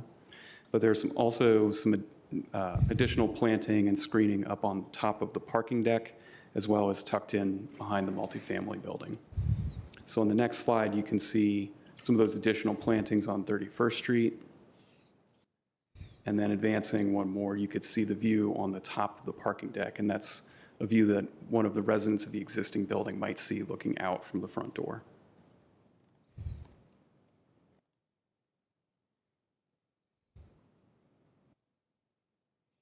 Right. We seem to have lost that image, but we can always refer back to it if necessary. So on the community benefits, there's 2 layers of benefit with the project. There is the standard list of community benefits that you get with any site plan. That's things like the sidewalk upgrades, the upgrades to the existing bus stops, utility undergrounding contribution, the TDM program, things like that. Then there's the additional layer of benefits that's proffered in exchange for the bonus density, and that's the green building certification at the LEED Gold level and the on-site ADUs. And on the next slide, we take a little bit deeper dive on that affordable housing program, but as staff mentioned, it's 12 units in total, 6 one-bedroom, 6 two-bedroom. Those are all located in the new multifamily building, which is in the foreground of this photo here. And I think it's appropriate taking a step back to end our presentation on the topic of housing, because we definitely see this as a housing success story without having to displace any residents and without having to build expensive new parking garages. We're able to increase housing supply. We're able to increase diversity of typologies with those liner building units and the bigger unit counts and bedroom sizes in there. Also introducing a range of affordability to the site with the protected ADUs, as well as some market rate affordable in the existing building that will be preserved. So we see it as a good example of infill development, something that satisfies a lot of the county's housing goals, and certainly a project that we're very excited about. So looking forward to the discussion and happy to take your questions. Thank you, Mr. Parola. Mr. Clerk, I believe we have testimony from our Housing and our Planning Commission. We do. I believe they have been unanimously supporting the project. Mr. Ventrone. Yeah, I'm with the Housing Commission. Can you turn on your, yes, exactly. Yeah, pleasure to be here this evening in support of this novel infill project. On July 10th, public meeting, the commission reviewed and discussed Shirlington House site plan proposal, and we unanimously approved it 7-0. This proposal has strong support from the commission because it improves the site and the surrounding community while adding 12 new committed affordable units to the county's housing supply. We see the inclusion of 12 on-site affordable units representing 16% of the new units as a significant contribution. We're particularly encouraged that 6 of the 12 will be 2-bedroom units, which were critically needed for families and multi-person households. The commission also appreciated the current residents of Shirlington House will not be displaced and that the proposal reflects smart, efficient infill development, making good use of available land while respecting the existing community. During our discussion, the commissioners raised thoughtful questions about how current residents will be impacted in the makeup of the overall unit mix, that anticipated construction completion timeline, and whether there is sufficient on-site parking, which we're assured there is. In summary, the commission views this as a well-balanced project, strengthens our affordable housing stock, and advances our long-term policy goals, and we respectfully urge you to support the site plan. Thank you. Thank you, Mr. Ventrone. Is Mr. Berkey from the Planning Commission? Yes, we have Mr. Berkey joining us virtually. Good evening, Mr. Berkey. Yes. Yes, good evening, Mr. Chair. I will make this brief. We did not take a motion on Mr. Ventrone's comments, but I think if he had testified as such at the Planning Commission, fair to say, that would have found unanimous support. So we heard this item at our July 10th, 2025 public hearing. I'll just summarize. We had a very solid SPRC process led by our Vice Chair, Nia Bagley, regarding this project. We would concur with the comments about housing affordability. This is an excellent project for infill development that will allow for more housing. It will avoid displacement and really allow more neighbors to join the Shirlington community. Folks were also interested in the enhancements along 31st Street, also for supplemental shade, additional trees, clearing out of invasives, also thinking about plantings in that area across the street that's not being developed. But none of those were joined by amending motion. The Planning Commission recommended, I think it was 7-0, that the county board adopt the site plan as recommended by county staff. Thank you very much. Thank you for the thorough work that got us to a consent agenda item. Do we have any speakers, Mr. Clerk? We do, if you give me just a moment. We have just one speaker on this item this evening for 3 minutes, Mr. Bernard Byrne. Dr. Byrne, good evening. Good evening. Can you hear me? We do. Thank you. Thank you. Like many projects that you routinely approve, this one lacks significant amounts of viability and sustainability.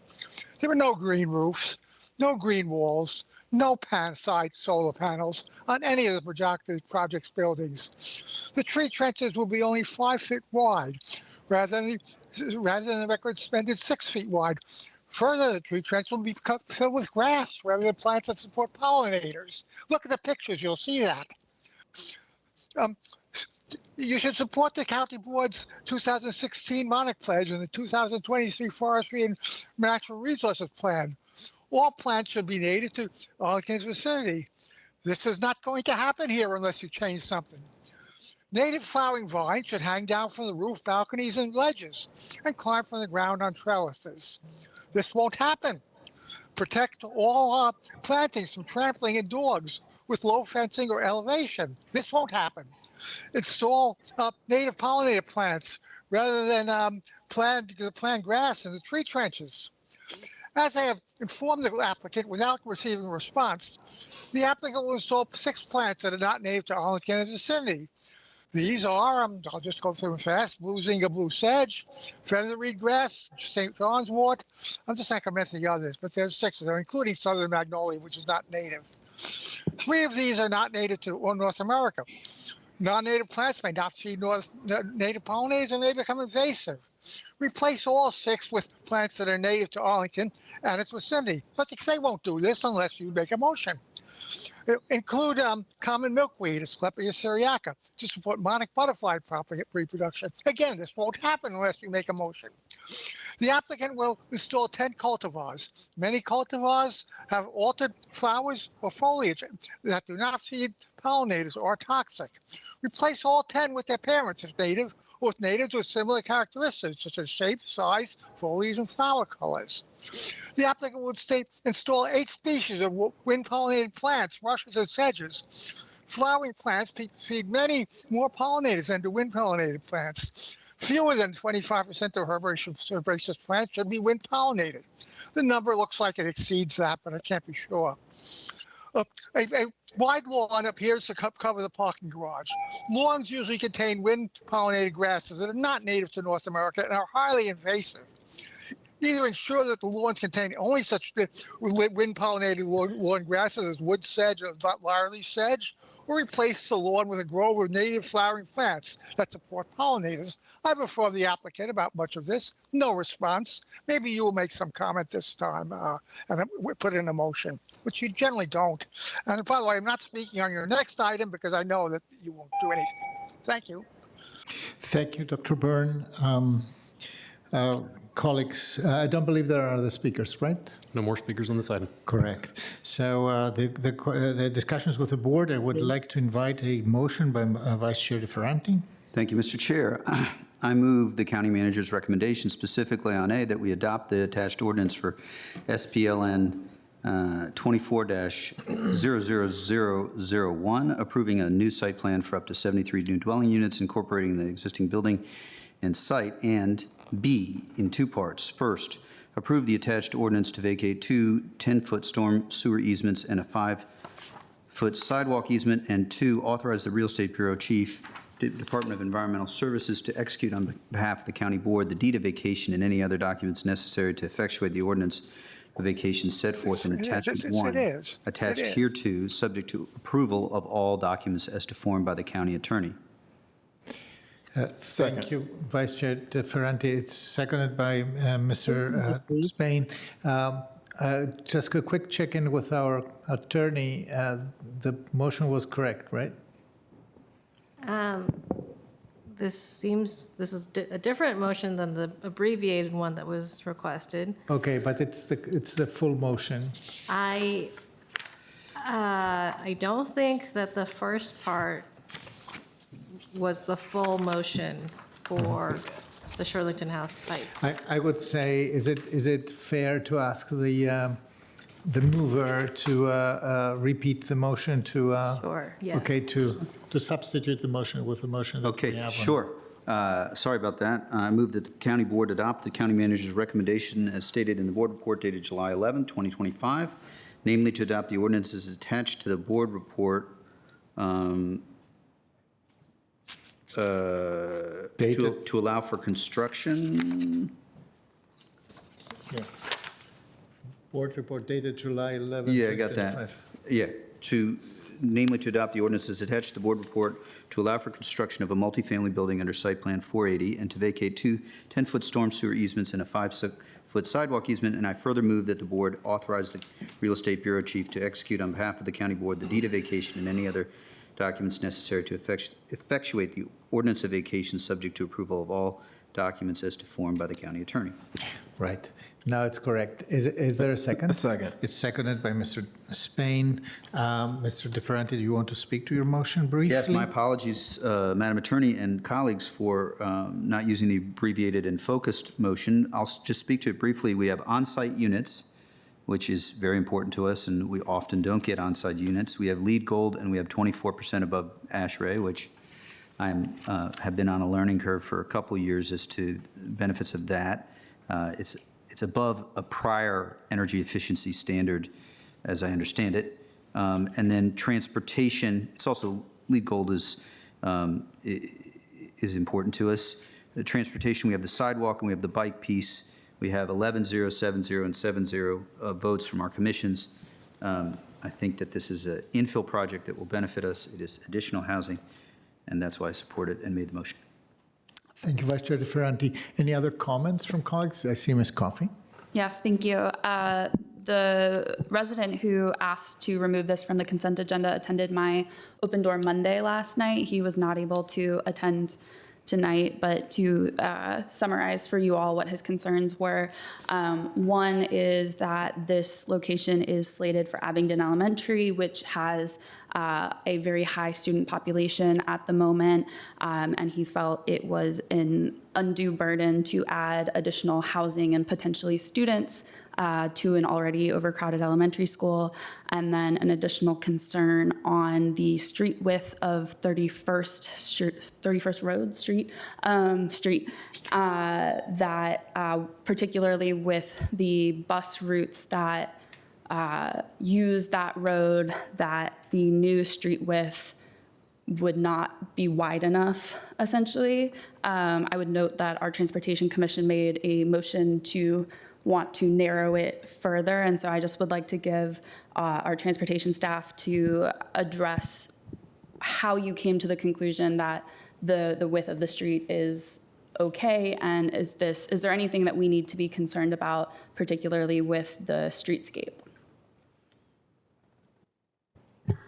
Thank you for that question. Let me just bring up the presentation real quick. Not the presentation.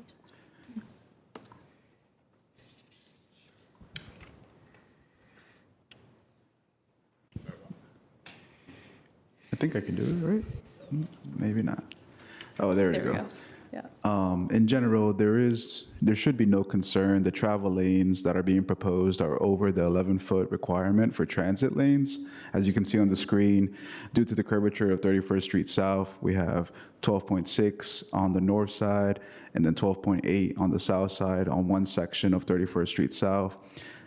And because of the curvature of the roadway, it does kind of change as you move further east, but it still maintains the width over 11 feet, which is what's required or recommended for transit lanes. In general, we have a cross-section of around 36 feet in width that fits 2 travel lanes, a bike lane, and a parking lane. This is adequate and doesn't seem to be a concern for transportation staff. Great, thank you. I just want to make sure that we are fully hearing all the issues. And, I think the school crowding issue is one that we are all engaged in and interested in, but at the end of the day is districts and boundaries are the ultimate purview of our school board, and certainly encourage residents to advocate to our friends at Arlington Public Schools surrounding their schools-related issues. Thank you. Other questions or comments? Ms. Cunningham and then Mr. Spain. Just before we move off of transportation, I think 2 slight additional things from the comments we received from the community. One was whether to buffer the new bike lane to provide a separation, whether flex posts or something else. And can you share thoughts about that? Thank you for that question as well. At the CEP stage, once we get more detailed plans, we will see if there's available width to add at least a buffer to the uphill bike lane. In order to get it fully protected, we would require like at least a 3-foot minimum buffer, and we don't have that at this point. Gotcha. And then similarly, in some of the questions about the width, I think it was Arlington Civic Association mentioned that their experience is that WMATA buses, I think was their comment, are often crossing the yellow line there. Have we looked at the operations of buses there, and is that a road design issue, or is it more of a driver training issue for the buses? Yep, thank you again for that question. There is a transit hub further east of this development. There's plenty of traffic, or at least transit buses that use 31st Street South. There's also a bus stop right in front of this development. We don't believe it's a roadway issue. It's probably an operational issue with the buses. That's all I can say at the moment. Okay, great. Thank you. I have other topics, but let colleagues go. For this particular case. Mrs. Payne. Yeah, no pointed questions. I would just say, for folks who may be watching, right, I would just say these decisions aren't made in a vacuum. I haven't been here 7 months. This was on the consent agenda initially because it wasn't deemed too controversial, but I'm glad we were able to really address the issue as it came to transportation. At the end of the day, when I looked at this project and having walked it and been down there, to yield 509 units, and we've done this in about 6 months, basically. They started in December. I mean, the efficiency, the timing, it was very expeditious, and you had community buy-in, and we heard from our civic association, and we're going to get more units at the end of the day. So with that being said, this is an infill project. They have more than enough parking left over, even with all the units, and I think it's a good start heading in the right direction. So I'm going to fully support it as I did on my second. Thank you. Thank you, Mr. Spain. For my part, we had thorough conversations about that. I'm happy about this is a good project. I really appreciate also the kind of, for Arlington, innovative spirit to build around, build a liner on a old-fashioned parking garage. I do think that's a challenging location. It is next to 395. That's not a small issue. The protective walls are not complete. They stop at some point. So I believe that there will be an additional need for soundproofing of the building, so that the interior piece of these units is guaranteed. I also think that in terms of the bus lanes, they are very wide, 12 point, an average of 12. I understand this is standard. This is also an ascending there, so they are ascending a little bit, so that may be a little bit louder, and it's in between a wall and a building. So there are certain challenges, but I think that for now you have mastered these challenges very well. I still believe that the bike lane deserves some protection, like flex posts. I think this is more than appropriate, especially because it's a bus route. So thank you. I support the motion, and I have nothing to add. Thank you. Ms. Cunningham. Two other just quick comments. One on the sustainability metrics. I just wanted to see if Mr. Schultz would like to respond to any of the C2E2 concerns about, or the applicant, about electrification and gas use. Those are things, of course, that always the E2C2 are pushing for, not necessarily required by their level of participation. You might want to ask the applicant if they're willing to. Any comment on that? I know sometimes what we'll see is, you come back in the plan with the minimum, but you may be reaching above that, and if you can just share anything about electrification.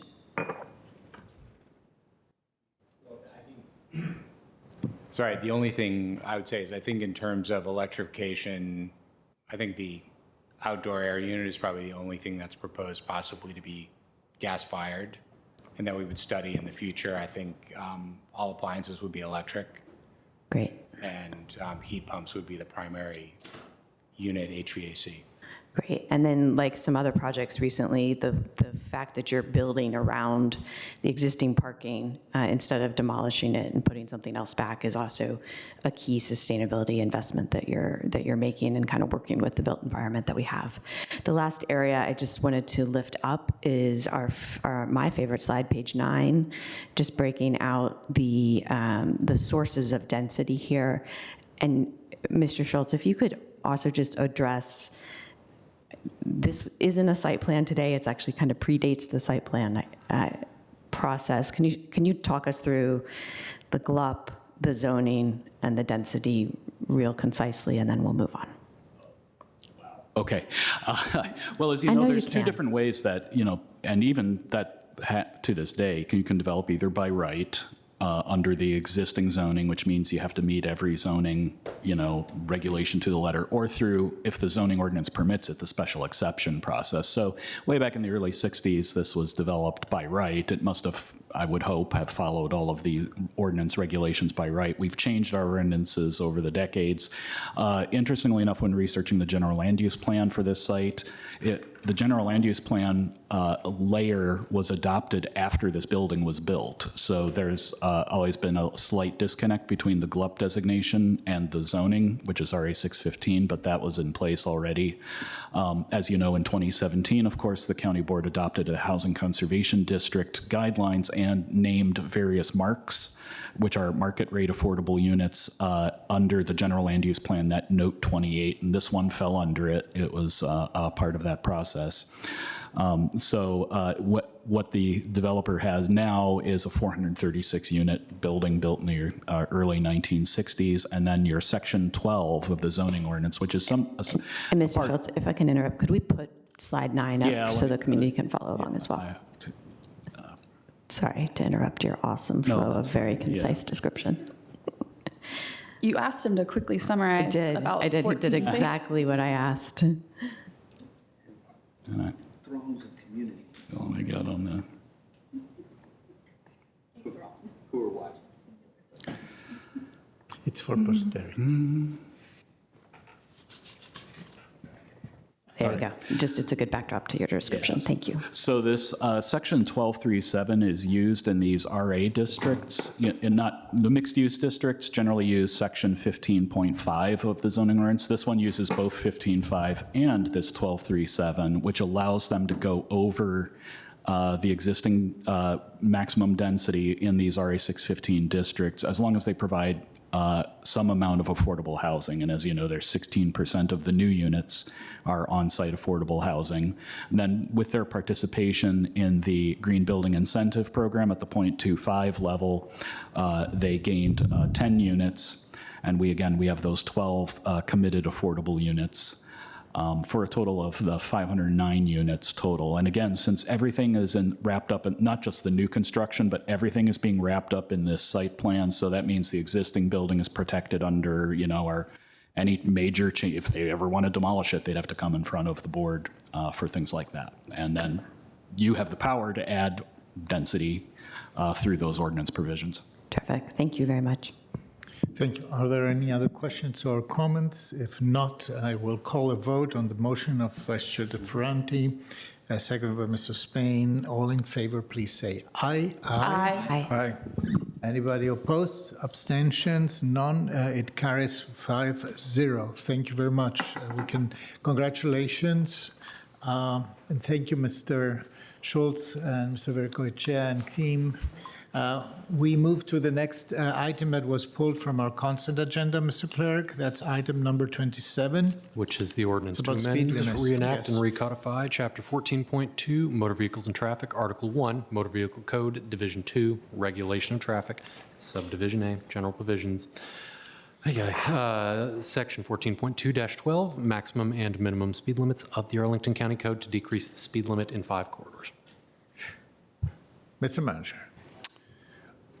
Thank you, Mr. Chair. With me this evening is Dan Neighbors from the Department of Environmental Services, who will walk through a brief presentation on item 27. Over to you, Mr. Neighbors. Good evening, Mr. Neighbors. There we go. Good evening, everybody. County Board, County Manager. I'm about to share my screen here. Let's see. Oops. Almost there.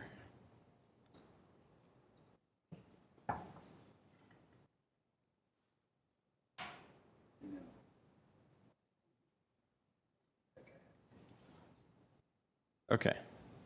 Can you see that? Good.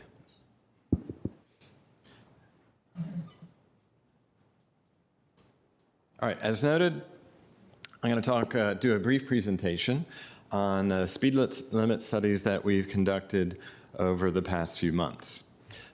Quick overview of the program is the reason that we're looking at speed limits on our roadways is this is something that we identified in our Vision Zero action plan that we would do to see what the appropriate speeds are on our roadways.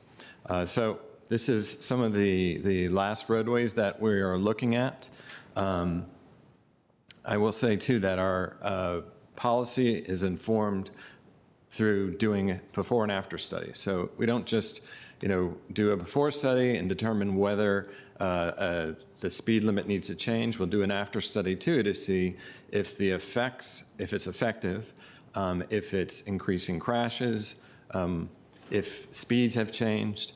And in fact, through our slow school zone program, that's why we've put up those tactical speed humps, because we did the speed limit reductions in these slow school zones where they went from 25 to 20, and we saw in some of the areas that there was really no effect on speed. And so we put in these tactical speed humps, and pretty much every weekend this summer we've been installing those tactical speed humps as part of the last few quarters that we're trying to implement.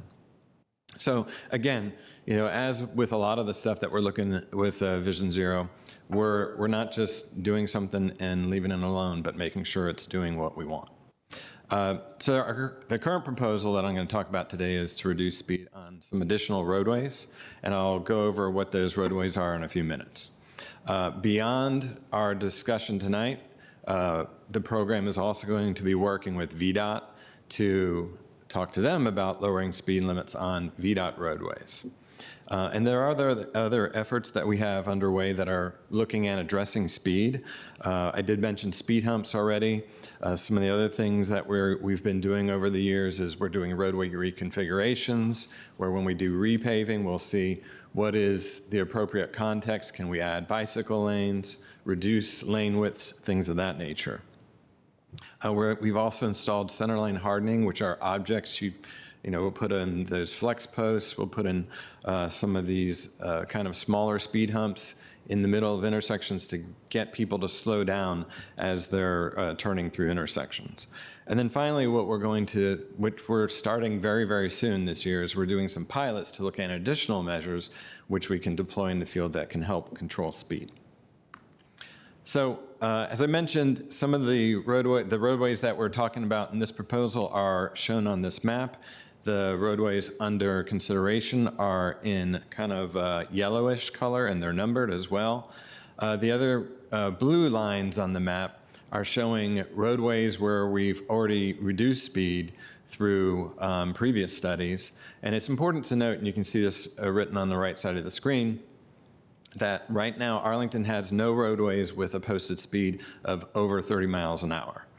So through this process, we've eliminated roadways that are 35 or above. Of course, VDOT roadways still have some speeds like that, and that's why I mentioned that is kind of the next step of that effort, is to work with VDOT on some of their roads. So the 5 roadways under consideration are Fairfax Drive, a short segment between Little Falls and Langston Boulevard. You can see it on the left side of the map. Washington Boulevard between Kirkwood and Glebe.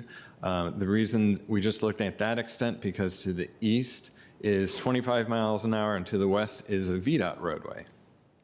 We looked at South Carlin Springs in its entirety, which is basically from Arlington Boulevard to Columbia Pike. We looked at South Arlington Mill Drive for its entirety, which is between Walter Reed and Shirlington, and then South 4 Mile Run Drive for its entirety between Columbia Pike and Shirlington as well. So what do we do when we review these? And this is just a kind of quick overview of some of the things that we look at, some of the factors. These factors are in, you can see on the right side of the screen there, it says the MUTCD, that's the abbreviation for the Manual of Uniform Traffic Control Devices, which is basically the book everybody in the US follows to make sure that when you go from place to place, state to state, that a stop sign always looks the same, right?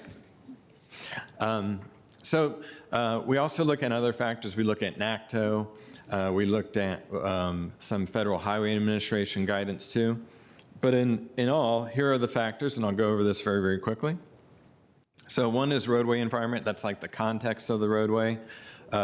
Second is functional classification. It's like what type of roadway is it? Is it a neighborhood roadway or an arterial? Other roadway characteristics such as lanes, geographic context, is it hilly terrain or are there curves, et cetera? Transit use, I think is self-explanatory, as is parking, is there on-street parking or not? What is the pedestrian and bicycle activity? That's very important too. And then we do look at volume of the roadway. We do look at speeds, and we do look at crash history, as I mentioned at the very front.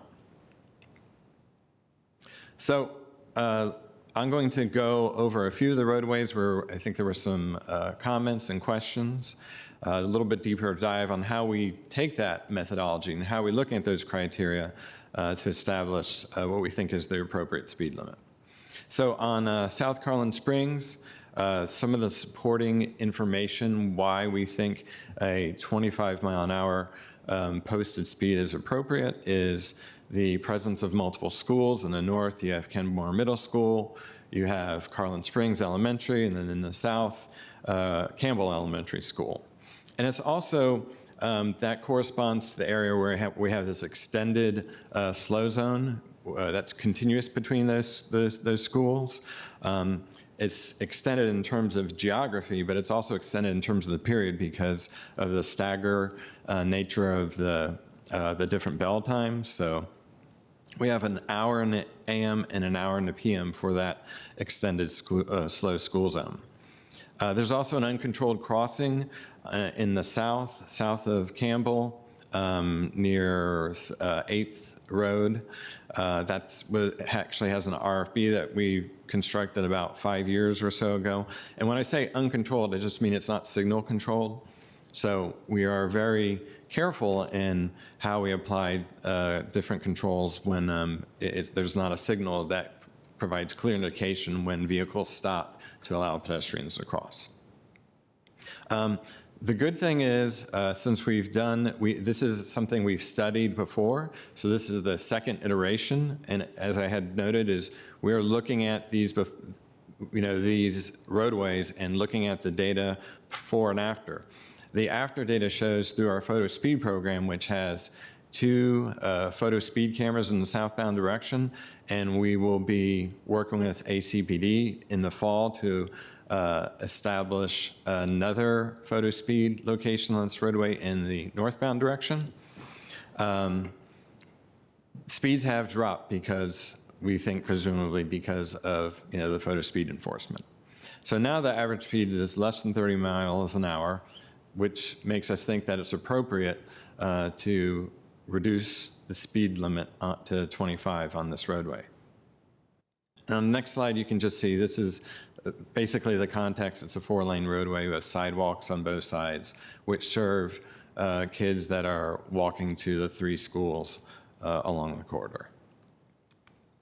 So the next roadway that I'm going to go over is Washington Boulevard. And again, the reason we're looking at this section of Washington Boulevard is because to the left, that's to the west, it's a VDOT roadway, which we'll discuss with VDOT. And then to the right, it is 25 miles an hour. So some of the supporting reasons for lowering the speed limit to 25 is there's a lot of pedestrian bicycle activity. There's multiple uncontrolled crossings on this roadway. There's a high school, W&L High School is along the corridor, as is Quincy Park and the Central Library, and lots of fields where kids are crossing the street. There's also a lot of hub bus stops, too, along the park.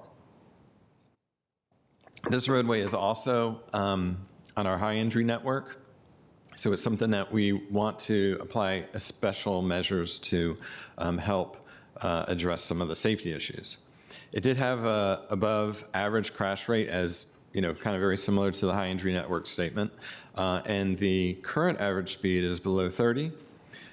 It's also, again, a continuation of the 25-mile-an-hour speed limit on the roadway to the east, so we feel that these merited a reduction of speed to 25 miles an hour.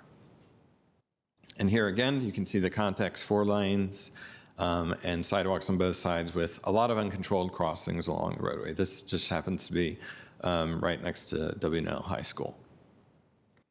So the last roadway that I'm going to go over in detail is Fairfax Drive.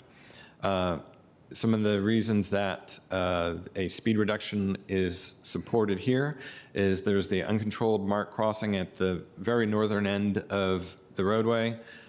There's, in addition to the pedestrian usage, there's bicyclist usage at that crossing as well. It is above average crash rate in this segment as well. However, the average speed is about 28, so it's reasonable to think that if you lower the speed limit, people will adhere. One of the things that we heard is that there was some concern over the merging activity. It is true that it is 2 lanes at the northern section. It is a one-way roadway, and as you go south, there is a merging activity where it goes down to 1 lane. Again, we don't see that as an issue. In general, any maneuvers that occur at a slower speed have lower risk, so we don't see that that would be an issue. And then it is a continuation of the existing 20-mile-an-hour speed limit that's to the west of this section. And here's a illustration of this roadway and the kind of merge condition that I described.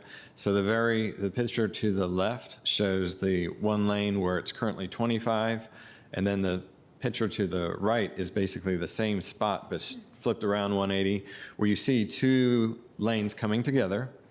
And then if you go down the roadway, you see there's still the 2 lanes And on the very right side of the screen, you see that there's a merge in that. So again, merging is, and we think that lower speeds will help facilitate easier merging, and we don't really see any issues with merging activity that's been out there already.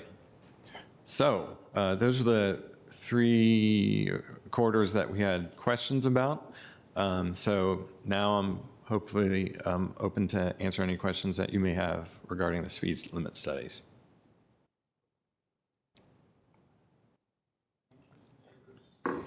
Oh, sorry. Thank you, Mr. Neighbors.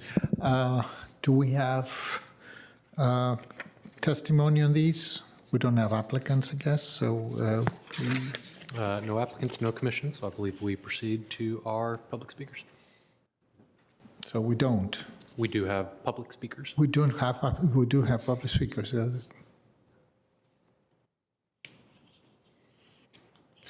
We have 2 public speakers on this item, each speaking for 3 minutes. Our first speaker is John Lau, followed by David D.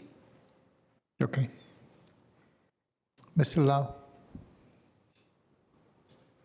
Good evening. Hi, so I thought I had 5 minutes. I don't know. This is something that the clerk. Yeah, are you speaking on behalf of a civic organization, or are you speaking on your own personal capacity? Gotcha, then it's 3 minutes.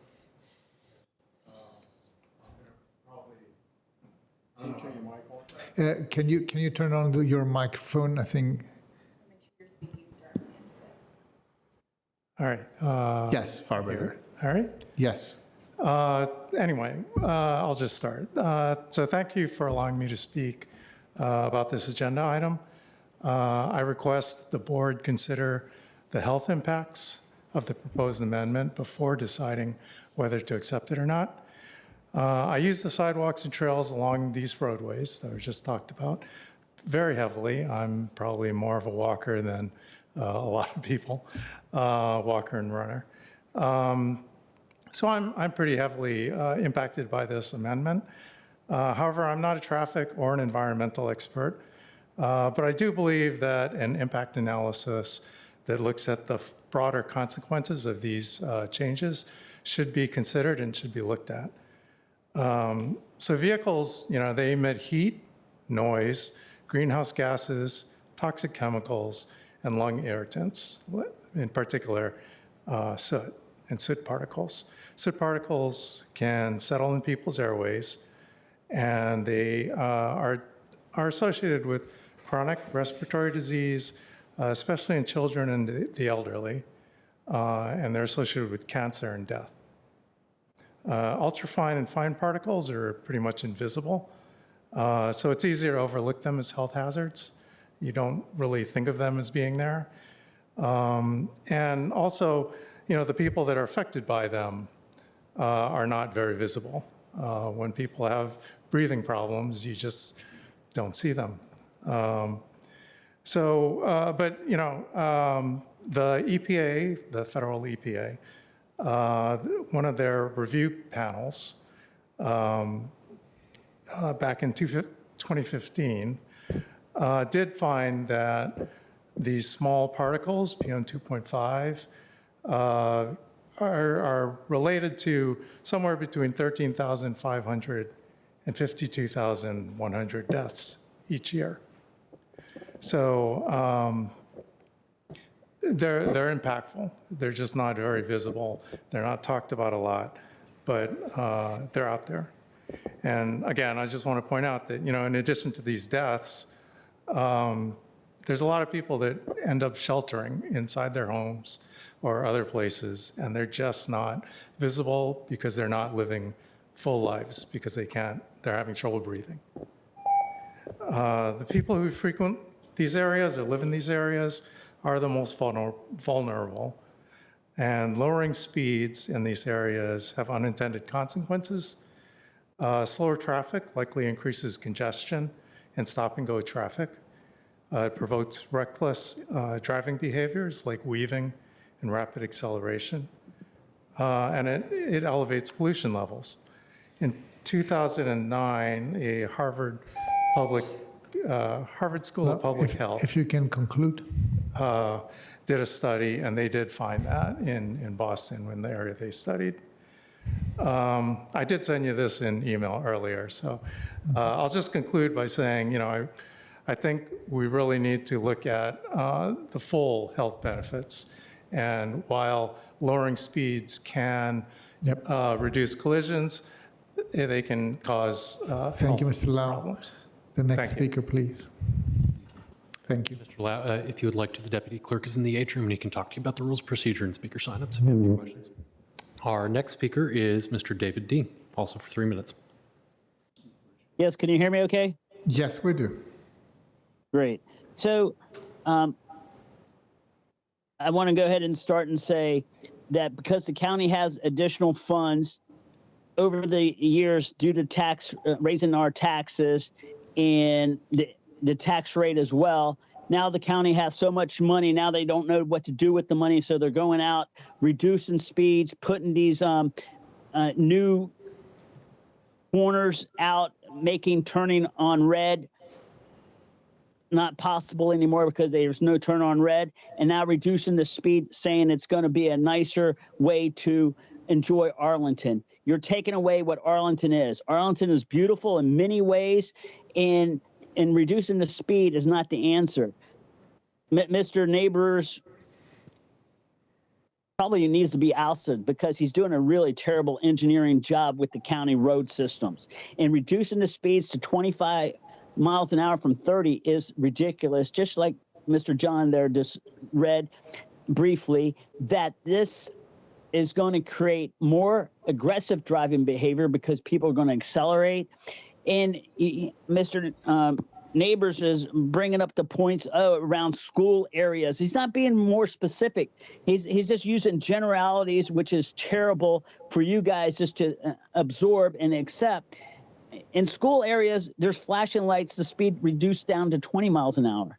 And so you're going to make it 25 miles an hour and more congestion and all these speed humps here and there. These studies are flawed.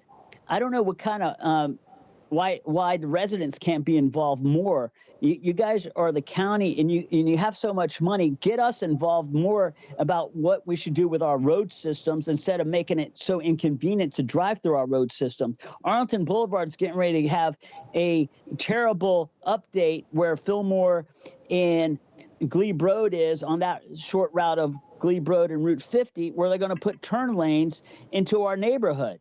That should be denied. Where Route 50 turning onto Fillmore is fine, and they're going to expand that. But now these 5 corridors that Mr. Neighbors is wanting to reduce the speed on is not a good idea. From 4 Mile Run, that corridor there. Or is the county looking to get more revenue through speeding tickets because the speed limit is now reduced to 25 miles an hour? Our forefathers that made Arlington what it is, the road systems are beautiful. And now over these last few years, you guys have been destroying our road system, making it very intolerable to drive into Arlington. And maybe that's y'all's want, to not have people visit or drive in Arlington. You guys want to increase density. In addition to density, I wanted to speak on the previous topic. Sir, can you please conclude? Your time is up.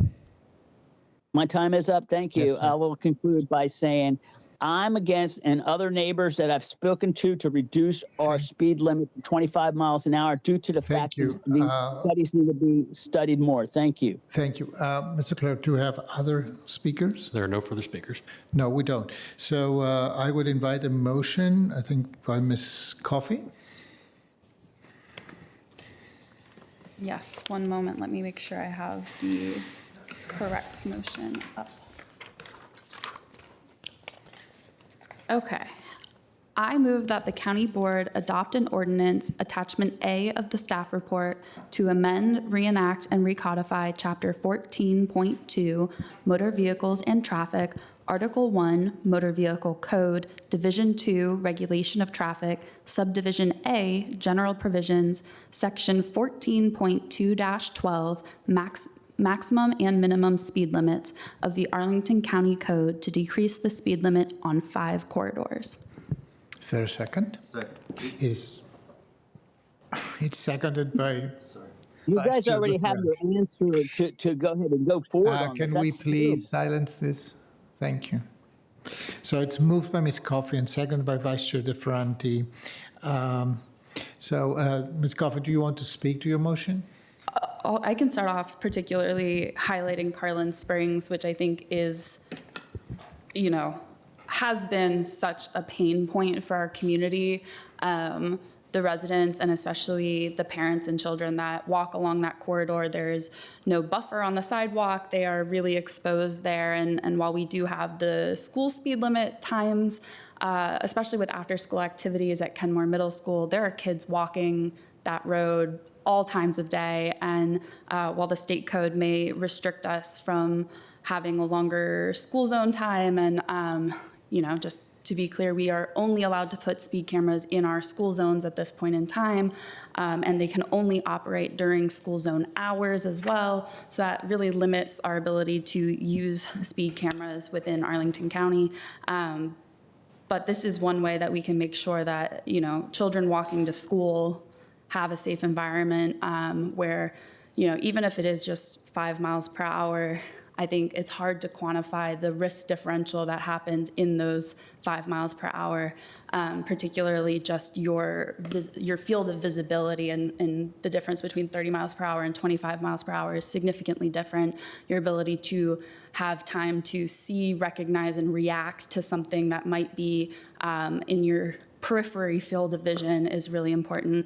And so, while I'm highlighting Carlin Springs, I think this is true of all of our corridors, and it's part of why this is such a critical, speed limits are such a critical element of our Vision Zero plan overall. It's not the only element, but it really underlies a lot of what we're doing with engineering is we have to combine the engineering with human behavior. And so I'm glad that we have moved forward with these safety initiatives, and I'll pass along to colleagues. Thank you. I recognize Mr. Spain, then Ms. Cunningham. Well, thank you, Mr. Chair.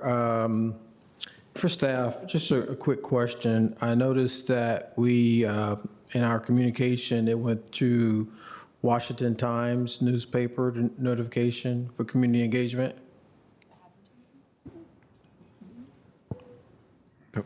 Yes. Yeah.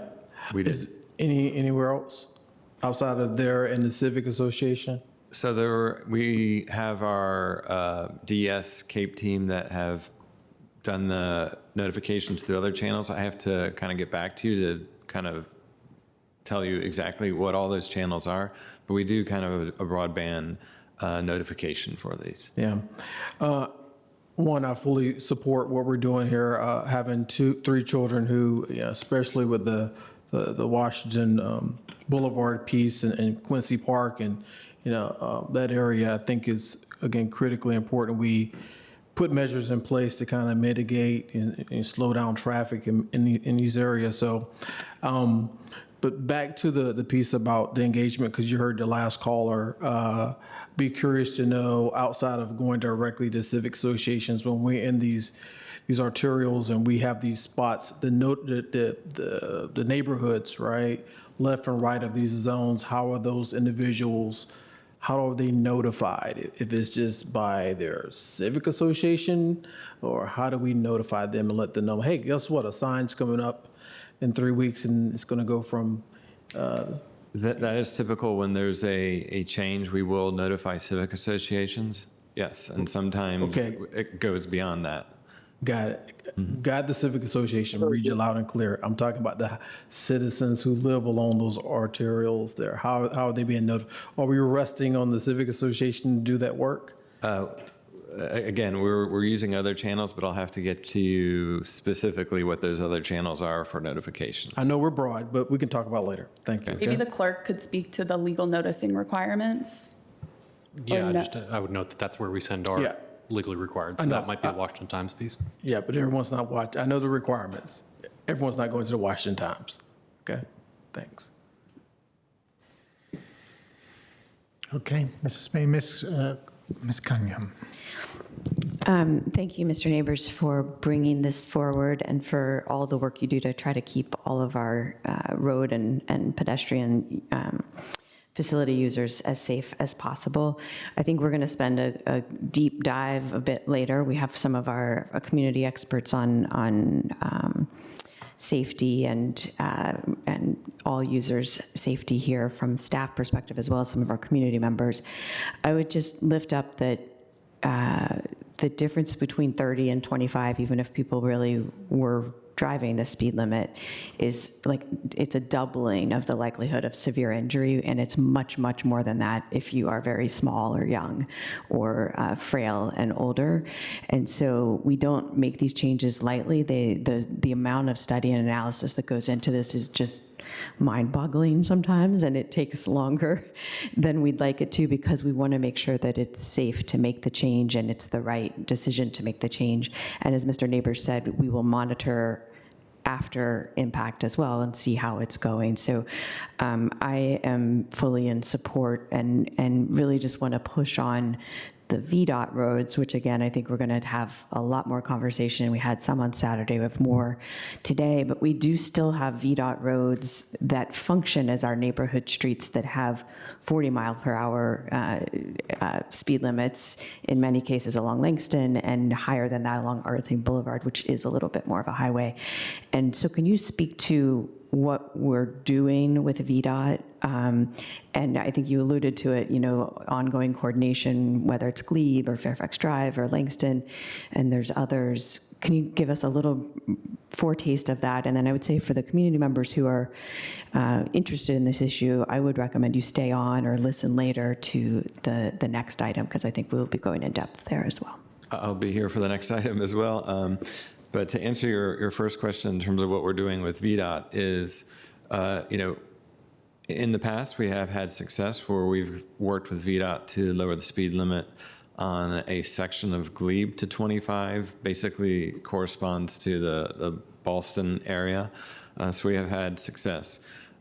In the past few months, too, we have gone to amend the code to take VDOT streets outside of the code for a couple of reasons. One is because, they have the ability to change without notifying us.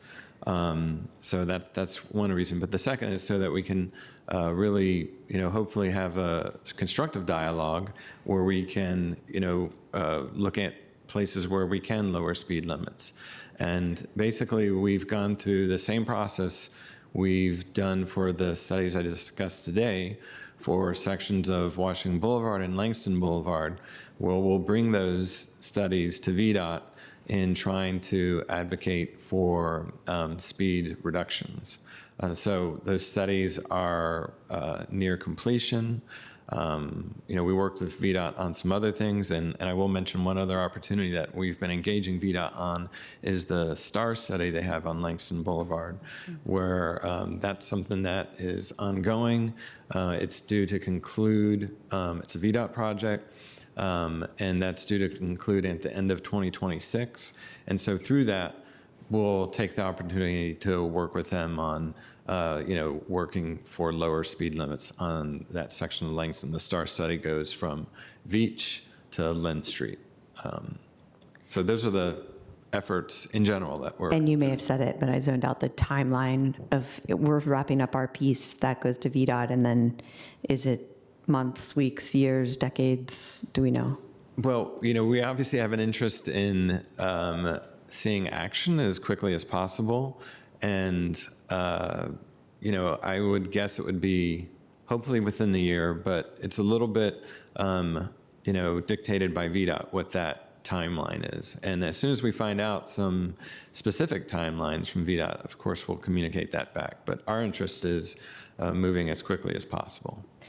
Great, and I'll pass it on, but I just add the board has a lot of interest in this and also has had positive interactions with VDOT, and we have a chance to do that once in a while, so please don't hesitate to have us reinforce and amplify.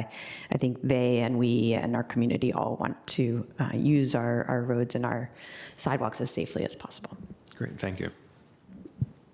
Thank you, Ms. Cunningham. Vice Chair Ferranti. Thank you, Mr. Chair. I think others have covered the general piece, and Mr. Neighbors, thank you for your dedication and your thorough presentation.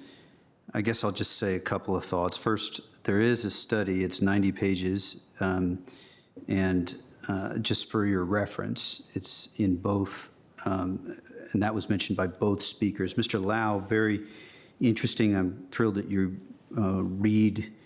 are walking so often. I wish I followed your lead, but I do think that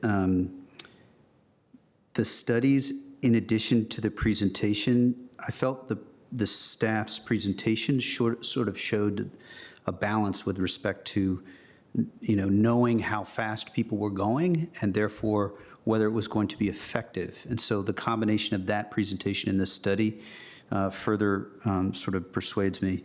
And I think it's David D., our other speaker, you also really focused the bulk of your concerns regarding the study and analysis. You also mentioned community engagement, and I guess I'm persuaded by the study with full respect to your disagreement. I would note that we're proud of both our founding fathers and our founding mothers in this community. Thank you. Thank you, Vice Chair DeFranti. On my side, Mr. Neighbors, finally we see the light on South Garland Springs, right? So it took a while to align the speed limits, and now I think the MUTCD that was approved in December 23, that was the biggest Christmas present of the Biden administration, to me anyway, that changed the rules that we could allow to avoid such blatant and absolutely incredible inconsistencies that we had between North and South Garland Springs, in my very personal and not, expert opinion. But nevertheless, I'm very happy to see that. To what Ms. Cunningham as engineer said, yes, kinetic energy really, it's mass, velocity, and torque, and we are in an environment where we are going through one of the worst, periods of crashes in the nation. The numbers are staggeringly bad, specifically not because we have always more crashes, we do, but because we have heavier vehicles and vehicles that are not designed to reduce the impact, and that's a huge problem. Mr. Lau, I was I'm very interested in what your approach. You say that inhalable particulate matter, the 2.5 and PM 2.5 and PM 10, which are strongly regulated by what used to be the national EPA, and in which it's one of the categories in air quality that we actually are doing very well here in Arlington metropolitan region in general, that these are increasing when you reduce speed. So when that's to me novel. I would really like to go deeper into that. I've never heard this argument before. Actually, lower speeds are strongly correlating with better air quality, far better air quality. Anyway, I'm very much in favor of the motion, and I will be voting for it. Yeah. Mr. Chair, may I add one more thing? I think, Mr. Lau, on the air quality and kind of general sense that cars create pollution, I think that is something that we are very interested in and focused on. Our greenhouse gas inventory very much focuses on transportation, and just on Saturday we passed our vision and goals of the Master Transportation Plan, a critical discussion of which really hinged on how do we get people to take things that are not cars, not individual cars. How do we get them to walk like you so proudly do? Like I walk to this office every single day. How do we get them on metro or bike or bus so that we don't have so many cars there? So I think I think the public health concern, which, environmental health is really reflected in our Destination 2027 health plan, and also reflected in how we're approaching, I think, transportation at the macro level is really how do we get as many of those car trips off the street? Because it is a real issue in terms of air quality and health. I take that seriously, but I think we're just addressing it in different ways while we address the street safety issues through our speed limits. Thank you, Ms. Coffey. If there are no other comments or questions, Ms. no, I'm going to call the vote on the motion of Ms. Coffey, seconded by Vice Chair De Ferranti. All in favor, please say aye. Aye. Any opposed? None. No abstentions. The motion carries 5-0 unanimously. Thank you very much. Thank you for the thorough work. Mr. Clerk. You can stay close because we will continue to discuss. Mr. Clerk, can you please call the next item, which is a regular hearing item? Of course. Excuse me. Our first regular hearing item of the evening is number 53, related to the One Roslyn development at 1901 and 1911 Fort Myer Drive. It's a multi-part item. The first, Part A, deals with the development itself. Part 1 is the rezoning from S3A Special District to CO Roslyn Mixed Use Roslyn District, located at 1901. Pardon me, 1901 and 1911 Fort Myer Drive. Part A2 is the phased development site plan amendment to discontinue the existing Roslyn Gateway phased development site plan, which is number 419, located at 1901 and 1911 Fort Myer Drive. And A3 is the site plan amendment to expand the site area by approximately 2,058 square feet and construct a mixed-use development consisting of 3 towers with modifications to zoning ordinance requirements as necessary to achieve the proposed development plan.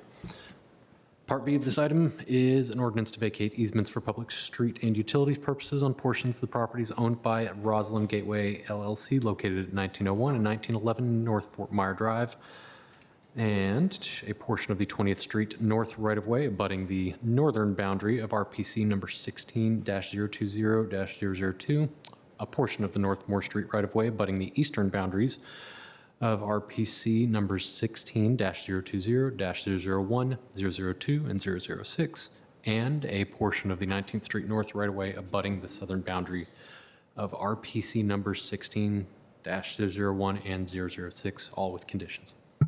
Thank you, Mr. Clerk. A note to myself, we have tried to shorten the motions. We will have to shorten also the titles. It's our continuous improvement exercise here. Thank you, everybody. It's past 8 p.m., so I am really grateful for the members of the public who are attending today, members of the commissions, and of course, staff and our colleagues. Thank you for your patience. Mr. Manager. Yeah, thank you, Mr. Chair. I'm going to turn it over to Adam Watson, who's going to give the presentation. We have a lot of supporting staff available: Rob Gibson, Mike Galuski, Dan Neighbors, Jeremy Smith, but I'm going to turn it over to Mr. Watson. Thank you and good evening. Yes, this is the 1901 and 1911 Fort Myer Drive project, also known as One Roslyn. And great. And tonight I'll be covering a couple items, the development project itself, which is a rezoning, a PDSP amendment, and a site plan amendment. And then I'll also cover the associated ordinance of vacation as well. And so I'm sure the board is familiar with this site, as we talked about this site just last month. So this is 1901 and 1911 Fort Myer Drive. There's a north existing office building and also a south existing office building on site. And it's bounded by Langston Boulevard, North Moore Street, 19th Street North, and then Fort Myer Drive. On our general land use plan, our GLUP map, this site is designated as High Office Apartment Hotel, and it's within the Roslyn Coordinated Redevelopment District. In terms of zoning, we are requesting, the applicant is requesting the board to do a very small rezoning of about 2,400 square feet along the northern portion of the site from S3A to CO Roslyn, to have the entire site be zoned CO Roslyn, which is consistent with the existing GLUP designation, and then also allows the county board to approve density up to 10 FAR. To briefly summarize the development proposal, as I know Penzance is here tonight and we'll talk in further detail, we have a PDSP amendment to discontinue the previous approval, as this project will now be constructed in a single phase. And then the site plan amendment to construct 3 residential towers above a mixed-use podium for a total of 9.92 FAR. And those 3 towers are shown on the rendering on the bottom right-hand side of the screen. So the northeast tower is 253 feet tall, anticipating this will be a condominium unit with 73 units. Northwest tower, 285 feet tall with 311 units, and then the south tower, the tallest of the 3 at 300 feet with 461 units. Overall, the residential parking ratio as requested is 0.5 spaces per dwelling unit. That's 423 spaces, and then also 6 spaces for retail parking. This project is going to be doing LEED Gold version 4 certification. They're not participating in the green building incentive policy. However, they are still going to be doing LEED Gold certification, as well as our Energy Star appliances and fixtures, WaterSense plumbing fixtures, energy optimization of a minimum of 20%, installing EV charging stations at a minimum of 2% of required off-street parking. There's also zoning modifications for additional density, reduced parking requirements, and density exclusions. As I mentioned at the beginning, Mike Haluski is also here from the Real Estate Bureau this evening. There's a very large amount of associated vacations with this project in order to realize the vision that's in the Roslyn sector plan. And so the vacated area is, or the area to be vacated, excuse me, is shown on the image on the far right-hand side of the screen, and happy to answer questions about that later as they arise. So to jump into some analysis and discussion from staff, the primary planning document or policy document guiding this site is the Roslyn Sector Plan, which was adopted in 2015. We also have our off-street parking guidelines from 2017, and this recommends for this particular site a residential parking ratio as low as 0.2 spaces per dwelling unit for a market rate building. Thus, staff is supportive of the request to reduce parking to 0.5 spaces per unit. We also have a Core of Roslyn Transportation Study and our Gateway Park Master Plan as well, using all of these documents, as well as the MTP and the GLUP and the zoning ordinance to guide our analysis of the proposal. So overall, this is a really excellent site plan proposal. This slide is not comprehensive, but it hits on the major sector plan recommendations and the proposal's compliance with those recommendations. So for instance, density, the site could go up to 10 FAR. The proposal is at 9.92. In terms of land use, the sector plan really emphasizes trying to significantly increase the amount of housing in Roslyn, which this project will certainly do with 850 new dwelling units proposed. Ground floor retail was being proposed as well along Langston Boulevard and along 19th Street. In terms of building heights, the proposed building heights are at or below the maximums that are recommended, and we're achieving that peaks and valleys recommendation of the sector plan as well. From a sustainability perspective, the sector plan recommends LEED Silver. And for projects not participating in the green building incentive policy, the recommendation is also LEED Silver. The applicant is exceeding that with LEED Gold proposed, as well as the additional commitments that I mentioned on the previous slide. There's a number of other dimensional requirements and separation requirements related to the towers, all of which I'm pleased to report the applicant is complying with. And then lastly, and importantly for our pedestrians and pedestrian safety, expanding our streetscapes, really taking an auto-oriented site and making it much more pedestrian-friendly, where we have streetscapes that are meeting or exceeding, in the case of Langston Boulevard, the recommendations of the sector plan. So this is a chart that breaks down the density based on how we account for base density and additional density or community benefits today. And so the blue shows you that, that base level of density per the CO Roslyn zoning district, which is 4.8 FAR for residential and 3.8 FAR for retail and commercial uses. And then in addition to that, the applicant is requesting to earn 5.12 FAR, and in order to earn that, they're doing a number of things, and I'm going to break this down further over a couple other slides, since there's a lot of information in these small boxes in a small font. So the site plan improvements, this is the blue bubble I was just speaking about. This is for the base level of density. These are things that the developer is doing just to earn up to the base level.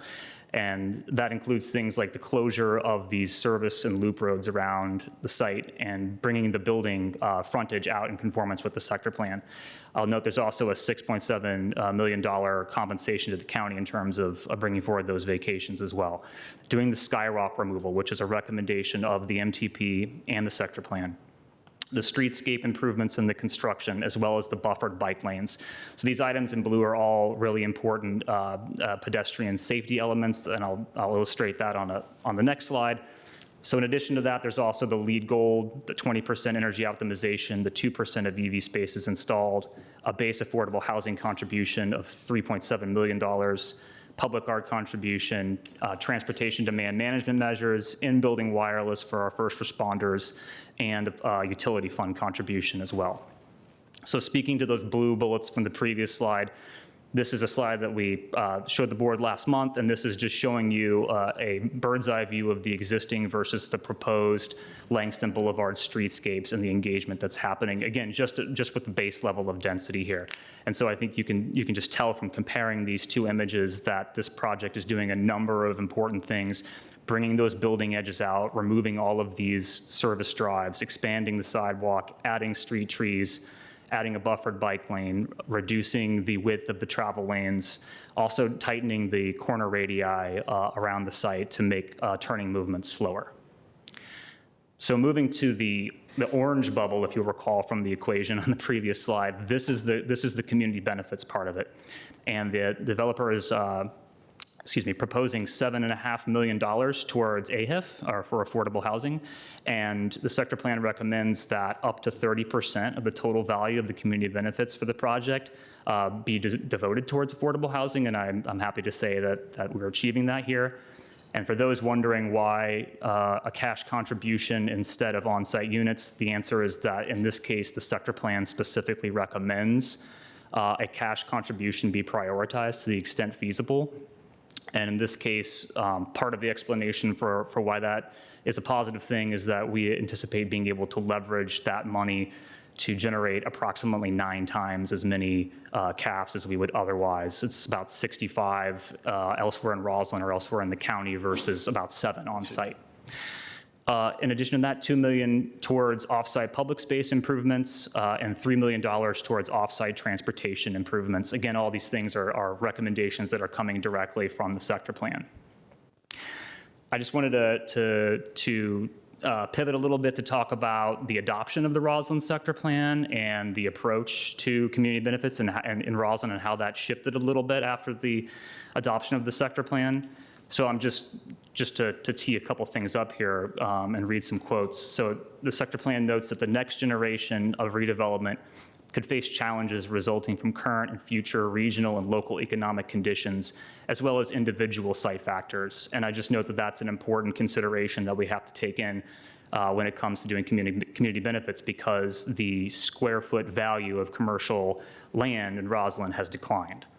The next bullet says it's critically important that the plan does not unintentionally preclude redevelopment of specific sites, as each redevelopment site plays a key role in the overall vision for the future of Roslyn. And so again, trying to target these community benefits packages so that projects are actually implemented and go to construction, unlike, for instance, the previous version of this site plan, the Roslyn Gateway project, which was more or less economically infeasible to move forward with. And so just to sum it up, it says, going forward, the sector plan sets forth an overall approach that focuses community benefits contributions in a way that can help complete certain planned improvements, improve projects sooner, and that the community benefits approach should be founded upon a focus on implementation of the transformative vision and recommendations of the Roslyn sector plan. So again, focusing more on the qualitative aspects of the community benefits and also trying to mitigate side impacts. And that is just further reinforced when you turn to the corresponding zoning ordinance portion of this, which says that the county board may approve additional density where it finds that the development of the project is consistent with the Roslyn sector plan and offers certain features design elements, services, or amenities identified in the Roslyn Sector Plan. So again, staff is really aiming to achieve those features and those design elements and those services when we do community benefits. There's a lot of information on the slide, so just offering this up to note that it's here, and happy to come back and discuss it later. But back in 2012, we accounted for community benefits differently than how we do today. So this is obviously a very different method of tallying than the bubble equation that I showed you on a couple slides ago. And one of the key differences is that things that were credited as community benefits back in 2012, we're now considering just to be standard site plan improvements, or things that they're just doing to earn base density. So this chart is comparing the numbers and the categories of the Roslyn Gateway project, the 2012 approval for this site, versus One Roslyn project today. And just as an example of that, take, for instance, in the middle of the chart, the Transportation Demand Management Program. So this is now just a standard requirement for all site plans. It has an approximate value of $1.5 million, but back in 2012, that was not the case. And so they were being given a value or a credit in the community benefits package worth about $1.3 million. To move on to community engagement, this project had a robust community engagement process. We started back in February with an online engagement that covered all of the topics that we typically cover at SPRC. We then had 2 hybrid meetings, one in March and one in May, and then took this item to a number of commissions in June and July. The commissions listed here were those that were voting on this, and those included the Transportation Commission, Planning Commission, and the Housing Commission, all of which recommended unanimous approval per the county manager's recommendation. I just also wanted to note that throughout this engagement process, we heard a lot about pedestrian safety and wanting to make this site and this intersection as absolutely as safe as possible for everyone. And so in addition to the things I mentioned previously that the project itself is doing and implementing, I just also wanted to note that the county and VDOT are working together on a number of initiatives to continue to improve safety at this intersection, things that we've already done and things that we will be doing. And so my colleagues from DES are also here this evening if there's questions, but just to walk you through a couple of those things. Arlington County installed a fully protected pedestrian walk phase for the east crosswalk on eastbound Langston Boulevard and Fort Myer Drive back in October of last year. We're working with VDOT through their STARS program. That's along Langston Boulevard from North Veach Street to North Lynn Street. That's an ongoing effort. There's operational and safety analysis reports for westbound Langston and North Lynn Street. Our capital projects at eastbound Langston and North Nash Street, as well as eastbound Langston and Fort Myer Drive, and then also ongoing signal and safety operation analyses here. So there's a lot of effort going into making sure this is as safe as possible. Again, overall, we find this is an excellent project. It complies with the site GLUP recommendations, the zoning ordinance requirements, and then advances a number of key county goals as well. So to just summarize that here, affordable housing, I'm combining the base and the bonus or the community benefits portion here. So overall affordable housing contribution of $11.2 million, 845 new dwelling units to transform this into a more residential neighborhood, approximately 14,000 square feet of new ground level retail to support life's everyday needs within a short walk. The pedestrian realm and streetscape improvements I mentioned previously, LEED Gold certification, 20% energy optimization, as well as those EV parking spaces. Urban design, world-class architecture and building design that supports the sector plan, as this is a real gateway site into Arlington. And then lastly, the monetary contributions towards nearby off-site public space and transportation improvements and infrastructure and improvements. And so with that, we are recommending approval of these items per the county manager's recommendation in the staff report. And this concludes staff's presentation. Thank you. Thank you. On to the applicant. Thank you, Mr. Chair. And given some of the lag issues that we have had with presentations, I wanted to see if Mr. Watson would be willing to share. Thank you. Appreciate that. To start our presentation, I am going to turn it over to John Kosturis with the applicant. Good evening, Mr. Chair, board members, county staff. Thank you for having us and taking our application under consideration. Our firm has a 30-year track record successfully working in Arlington County. I myself have worked in the county for 20 years. I knew some of these relationships are a little bit newer. Some of them, looking at staff members, are much older. But we really pride ourselves in collaborating with staff and the community to realize the vision and to bring forward projects that staff can support, that the community can support, and that the board members are excited to see come forward. You know, I was listening to the earlier presentation, and I couldn't help but notice when board member Cunningham mentioned the amount of studying and analysis that goes into these plans, and it's mind-boggling. And I would say firsthand, it is mind-boggling. It is incredible the amount of work, rigor, and study that staff puts forward into bringing these plans forward and having the data and analysis to support it. You know, we had a seat at the table when the Realized Roslyn Sector Plan was going through the approval process in 2015 and saw all of the thought and studies that went into the transportation, community benefit, prioritization, height, setbacks, and building form. And so when we were approaching this project, we really spent the time to meet with staff, to meet with the community, to understand, okay, what are we trying to achieve with this parcel of land here? What is the vision that we're trying to fulfill? And how do we bring forward a plan that conforms to the sector plan, that conforms to the transportation plan, that conforms to the Gateway Park Master Plan, so that way when we bring it forward, staff will be excited, the community will be excited, and we will be leaving the environment better than when we found it. And we think that the application that we're bringing forward tonight achieves that vision. We're very proud of our track record of overperforming in Arlington County. Recently, we delivered the Highlands project up the hill.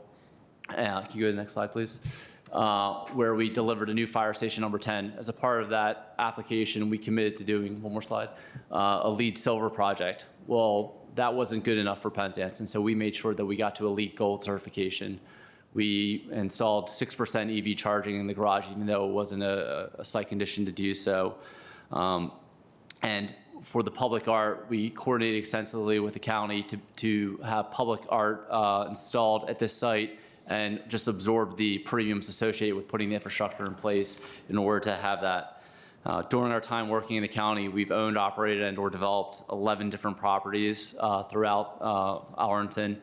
When this project successfully is completed in 5 years, we'll have contributed over $22 million to the AHIP funding, which is a staggering amount. And we think that this project is a really strong application, and we're very delighted to have the design team present on it. Thank you. If you wouldn't mind moving 2 more slides, I believe. Mr. Watson did a great job of explaining the location of the property, so I will not dwell on that. On the next slide, you'll see that the existing site is currently improved with 2 aging and obsolete office buildings. The site, as you see it here, is about 72,000 square feet in total, but as Mr. Watson mentioned, it's surrounded by county-owned loop roads, service drives that are a vestige of its auto-oriented development in the 1960s. In order to comply with the recommendations of the Roslyn Sector Plan and to create the type of urban environment that Roslyn needs, the street wall in any new condition needs to be pushed out on all sides to meet the public right-of-way. And that'll necessitate a vacation of county interest in the area at cost that will increase the site area dramatically. And the removal of these service drives and loop roads are an important component of enhancing the urban design here, increasing the safety for pedestrian and vehicles alike by creating a regularized street and sidewalk network and really creating the kind of place that is called for in the sector plan. On the next slide here, if this site looks familiar to you, that is because an approval was initially obtained by the previous owner here back in 2012. This was an office-heavy scheme that was approved, and for reasons that you can imagine, it was not financeable or buildable, so the site lay dormant. The existing property has stayed as is since that approval 13 years ago. On the next slide is some information about what we are proposing to replace it. We're going to replace that office-heavy entitlement with a new residential scheme. We're proposing 3 towers on a shared podium with 845 residential units and about 14,000 square feet of ground-level retail. Those towers are located on the northwest, northeast, and south sides of the property. The next slide gives you some information about the ground level here. You'll see we've got pedestrian entrances and lobbies corresponding on the locations on Fort Myer, Moore, and 19th Street. We have tried to consolidate and make the curb cuts as efficient as possible, which I know our design team is going to talk about in a little further depth going forward. So with that, I'm going to turn this over to Brian Pilot from Studios to discuss more about the site design. Brian? Good evening. My name is Brian Pilot with Studios Architecture, leading the site design and architecture for the applicant. This existing aerial photograph and street photos highlight the current auto-oriented 60-0 planning, including service roads that loop around the site, resulting in discontinuous sidewalks and additional areas where pedestrians have to navigate vehicular traffic, along with buildings that are deeply set back from roads with little public space engagement, and extremely limited vegetation and street trees.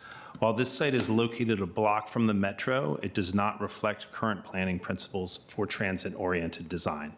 Next, please.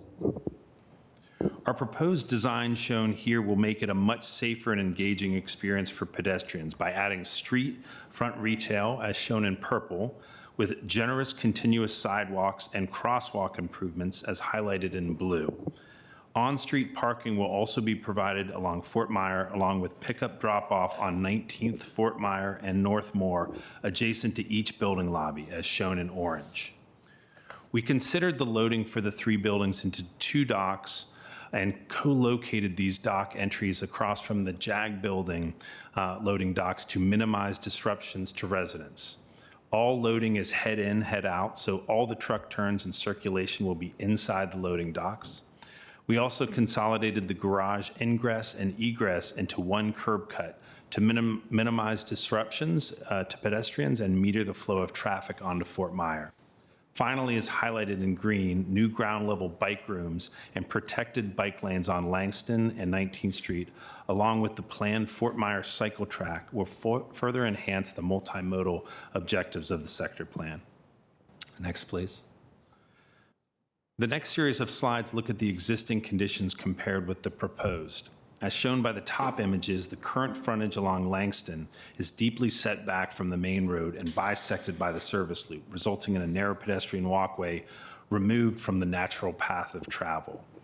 The new design introduces a generous and continuous walking path along Langston and will enhance the park experience across the street by introducing a continuous tree canopy, generous public space, and active retail frontage, contributing to a vibrant streetscape. Next, please. On Fort Myer Drive, the top images show the existing conditions with a service drive and 2 lanes of parking. The bottom image shows the proposed conditions with a much wider continuous sidewalk, street trees, and a landscape strip, while still providing opportunities for on-street parking and pickup drop-off. Next, please.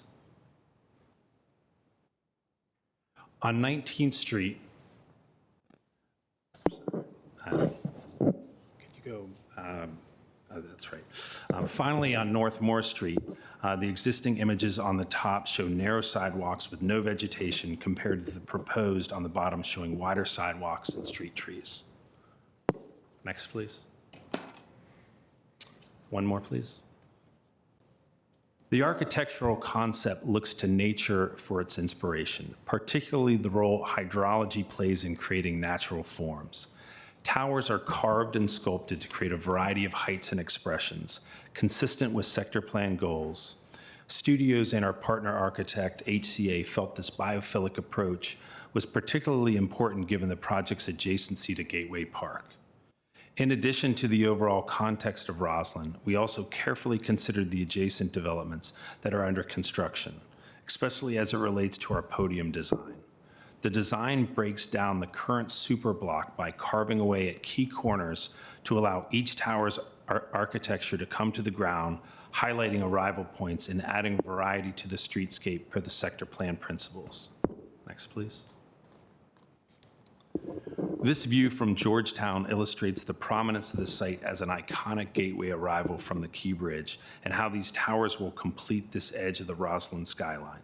Penzance very intentionally brought on a second architect for the Northwest Tower to ensure we have a variety in the design. It has been an excellent collaboration working with Hickok Cole Architects in developing a design where each tower has its own distinct geometry, but is also complementary to one another.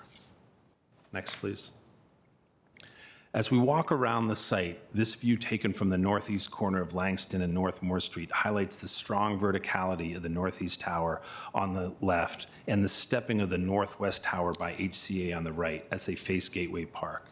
Retail and residential units front the park, creating a vibrant pedestrian scaled experience. Next, please. Rotating around the site to the corner of North Moore and 19th Street, this view depicts the South Tower as you arrive from the Roslyn Metro Station.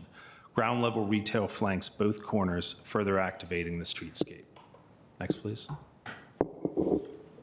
At the corner of 19th Street and Fort Myer Drive, the wrapping form of the South Tower is seen again on the right, along with the stepping form of the Northwest Tower by HCA on the left. The ground level retail, lobbies, and varied architectural language create a pedestrian scaled podium consistent with the goals of the sector plan. Next, please. In this final view, we are pivoting back to the northwest corner of Fort Myer and Langston Boulevard. This tower, designed by our partner architect, draws inspiration from the dynamic landscape of the nearby Potomac Valley Gorge and is composed of 3 distinct volumes stitched together and defined by rows of balconies and outdoor spaces. These elements create generous opportunities for residents to engage with the park and enjoy views across the river. The volume facing the park features a strong vertical expression that runs down to grade, establishing a clear hierarchy in the retail frontage and bringing variety to the street wall created by the podium. The massing of the tower gradually steps back from the adjacent northeast tower, which opens the courtyard space between the 2 northern towers and results in a tapered silhouette on the Roslyn skyline. Active uses such as a generous residential lobby fronting Fort Myer Drive and retail along Langston Boulevard contribute to a lively and inviting public realm that engages Gateway Park. With that, I will turn it over to Mike Babcock with Sustainable Building Partners.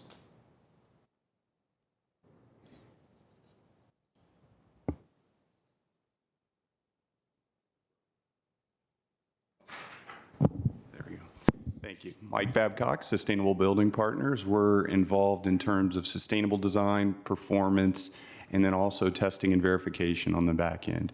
We're really excited about this project, and the authenticity of that's really important because we've been involved in working with the county for quite a while as well, from the early days of the green building policy to where it is today. We really applaud the community for pushing sustainability into the forefront.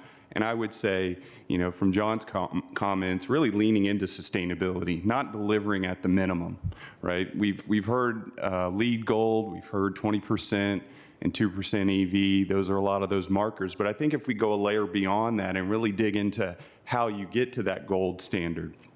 In this particular project, on-site testing and verification. So this is the benefit of future residents of the community where we're going in to test and verify airtightness in the individual units, which is a community benefit directly to those future residents. Testing exhaust fans, enclosure, durability, not just walking, talking, but actually verifying it in the field. Resiliency assessment, where we actually look at the site specific for climate-based impacts, not your traditional, you know, what happens in heat, brownouts, things like that, your population. What is your particular vulnerabilities? Light pollution reduction, a big one in this particular area. We've heard of that and through planning commissioning. High performing system optimization, durability. These are all inherent in terms of delivering a high performance project that, again, this design team, and while it's still early, is really striving to. Material transparency, environmental product declarations, reduce carbon. One of the things that I think is really important when we talk about efficiency and percentages is also scale, right? When you say 2%, it means something, but when we talk about 20% energy savings, 850 units, that is a significant accomplishment. For example, WaterSense fixtures, low flow, 1.2 million gallons of water saved, 1,300 metric tons of carbon embodied saved, and that's sort of where we're going right now. We're gonna push further. Another element that is, I think, innovative but might often get overlooked is the reduction in refrigerant volume with this particular solution. Not only that, but looking at more advanced refrigerants, R32.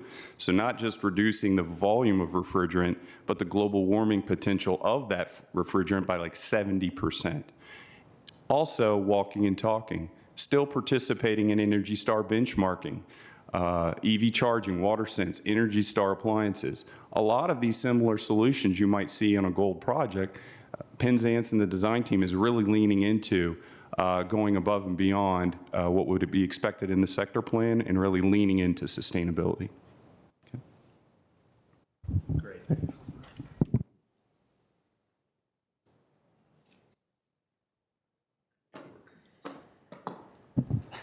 Thank you.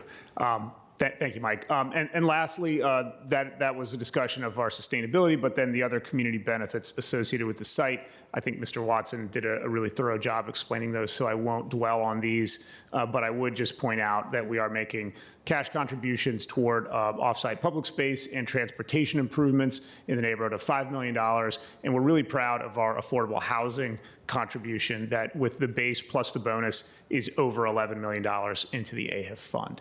So with that, we'll close and we'll be available for any questions you might have. Thank you. Thank you for the presentation.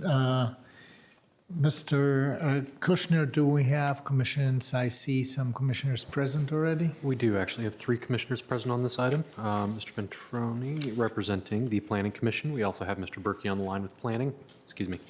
Yes, on the line with Planning, and Liliana Diaz with C2E2 joining us as well. Okay, so who goes first, Mr. Berkey or Mr. Ventroni? Good evening again. Thank you for staying with us until so late. Very excited about this project. I'm here on behalf of the Housing Commission, who on July 10th, we voted unanimously 7-0 to recommend approval of the project.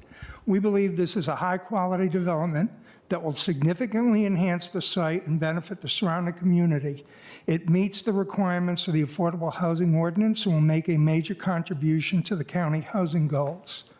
In total, One Roslyn will provide 845 new market rate units, helping to expand our housing supply in a high-demand area.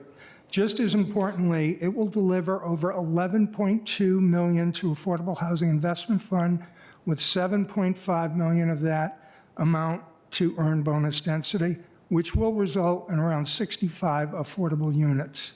We're particularly pleased that the bonus density contribution could support the creation of 65 off-site affordable units and do so with longer affordability terms than the typical 30-year standard. The Commission also expressed strong interest in retail portion of the development and the importance of attracting grocery store to serve the Roslyn community. Finally, one of our commissioners raised a thoughtful question about the condominium tower within the project, asking whether the portion of the bonus density contribution associated with the tower, which totals about $651,000, might be directed towards homeownership support programs. We encourage staff to explore that possibility. In summary, One Roslyn offers a significant and balanced set of public benefits, advances our affordable housing goals, adds to our market rate housing supply, responds to longstanding community needs. We urge your support for the project. Thank you, Mr. Ventrone. Thank you. I believe Other we have advisory Mr. commissions? Berkey with us on the line. Mr. Berkey. Yes, good evening again. Eric Berkey representing the Planning Commission this evening. So the Planning Commission heard this item at our July 9th, 2025 public meeting. This item, the site plan, was received very well by the Planning Commission. So I'm just going to give a brief summary of some of the discussion. There was significant discussion of community benefits. Some folks would have liked this project to be fully electric. Some commissioners raised the desire for bird-friendly glass. Others had raised the desire that the applicant participate in the Green Building Incentive Program. But it's important to note that the conversation came back to the fact that this application is compliant with the Roslyn Sector Plan. It's otherwise, we did make a finding that it's compliant and in accordance with our comprehensive plan.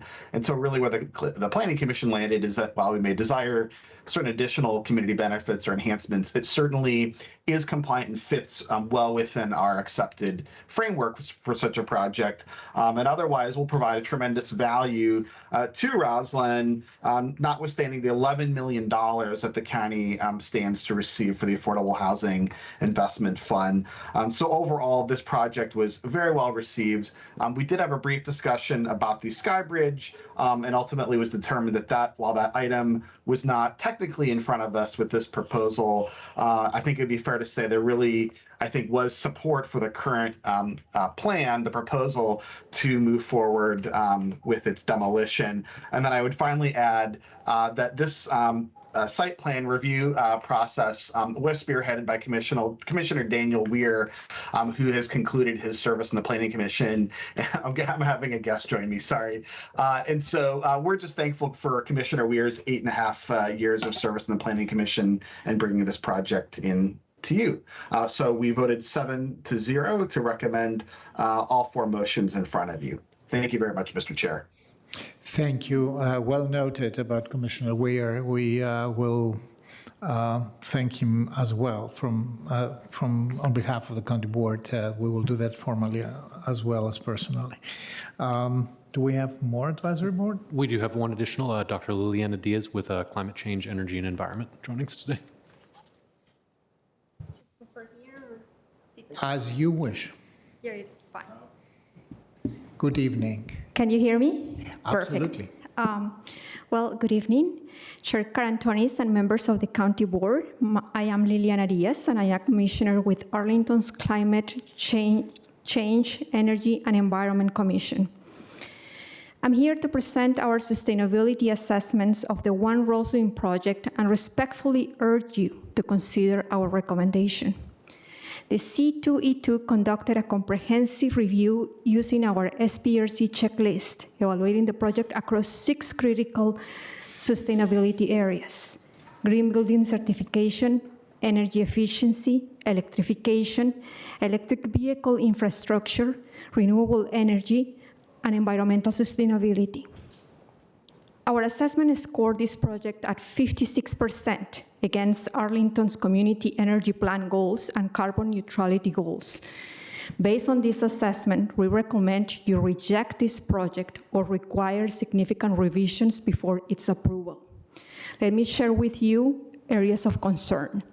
First, regarding electrification readiness. The project proposes gas cooking ranges in 65 condominium units and retains gas backup for HVAC systems. For a building that will serve residents for at least 50 years, this design locks in fossil fuels dependency and will require costly retrofits as Arlington moves towards full electrification, retrofits that will be paid by Arlington residents. Second, concerning renewable energy, the project commits to zero on-site or off-site renewable energy, despite available options, including Arlington's Green Power Community Challenge. This represents a significant missed opportunity for a development of this scale. Third, regarding building standards, the project pursues LEED Gold version 4, an outdated standard as version 5 is already available. They propose only 4% EV charging capacity when Virginia already exceeds 10% electric vehicle adoption. These concerns become more significant when we consider our existing policy framework. The Roslyn Sector Plan clearly states that while LEED certified is often a minimum goal, the county strives for and encourages new buildings to achieve certification at the silver level or above with levels of energy efficiency. The plan also specifically calls for promoting non-carbon energy production at each building and applying the county's then current highest and best sustainability standards for development projects as they come forward. The current and best sustainability standard, I repeat. This project falls short of these established guidelines, pursuing only LEED Gold version 4.1 instead of current standards, and committing to zero renewable energy production. I repeat, zero renewable energy production.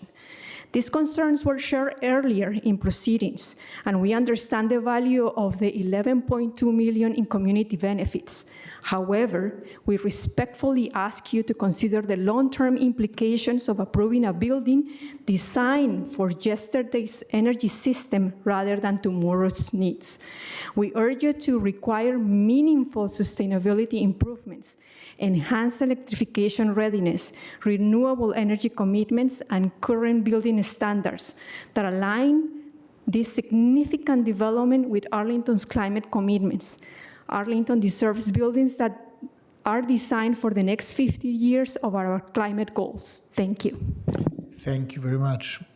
And thank you for the commission and their extensive letter to us. Mr. Clerk, more advisory commissions? No more advisory groups. Okay, so then we have public speakers, I believe. We can start calling them. We do, if you give me just a moment.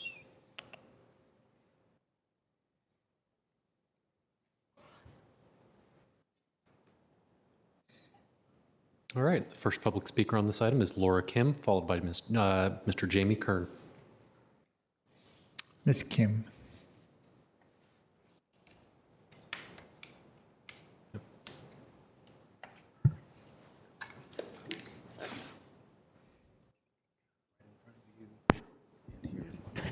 Hello. Oh, good. Good evening. Hello. Good evening. My name is Laura Kim. I am a proud Arlington resident.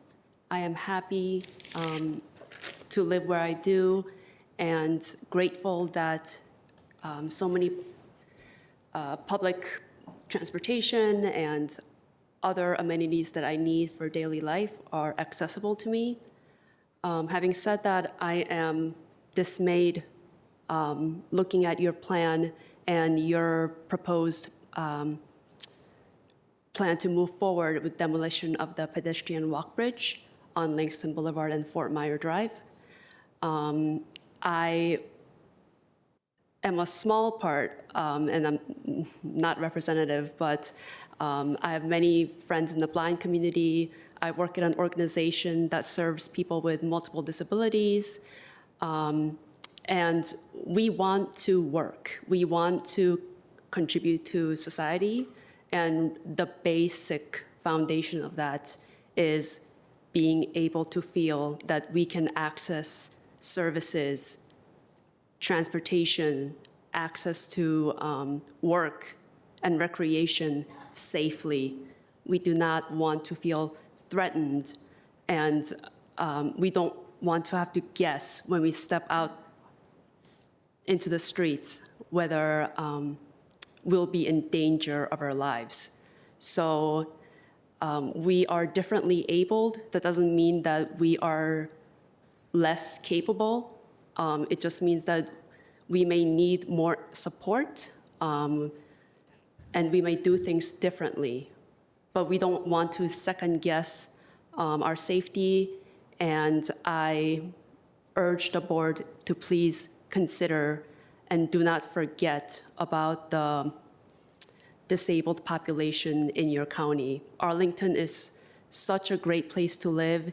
It draws in so many talented people, educated people, people who contribute to our culture, our public service, many sectors. And I think it should be an example to other areas across the country and across the world.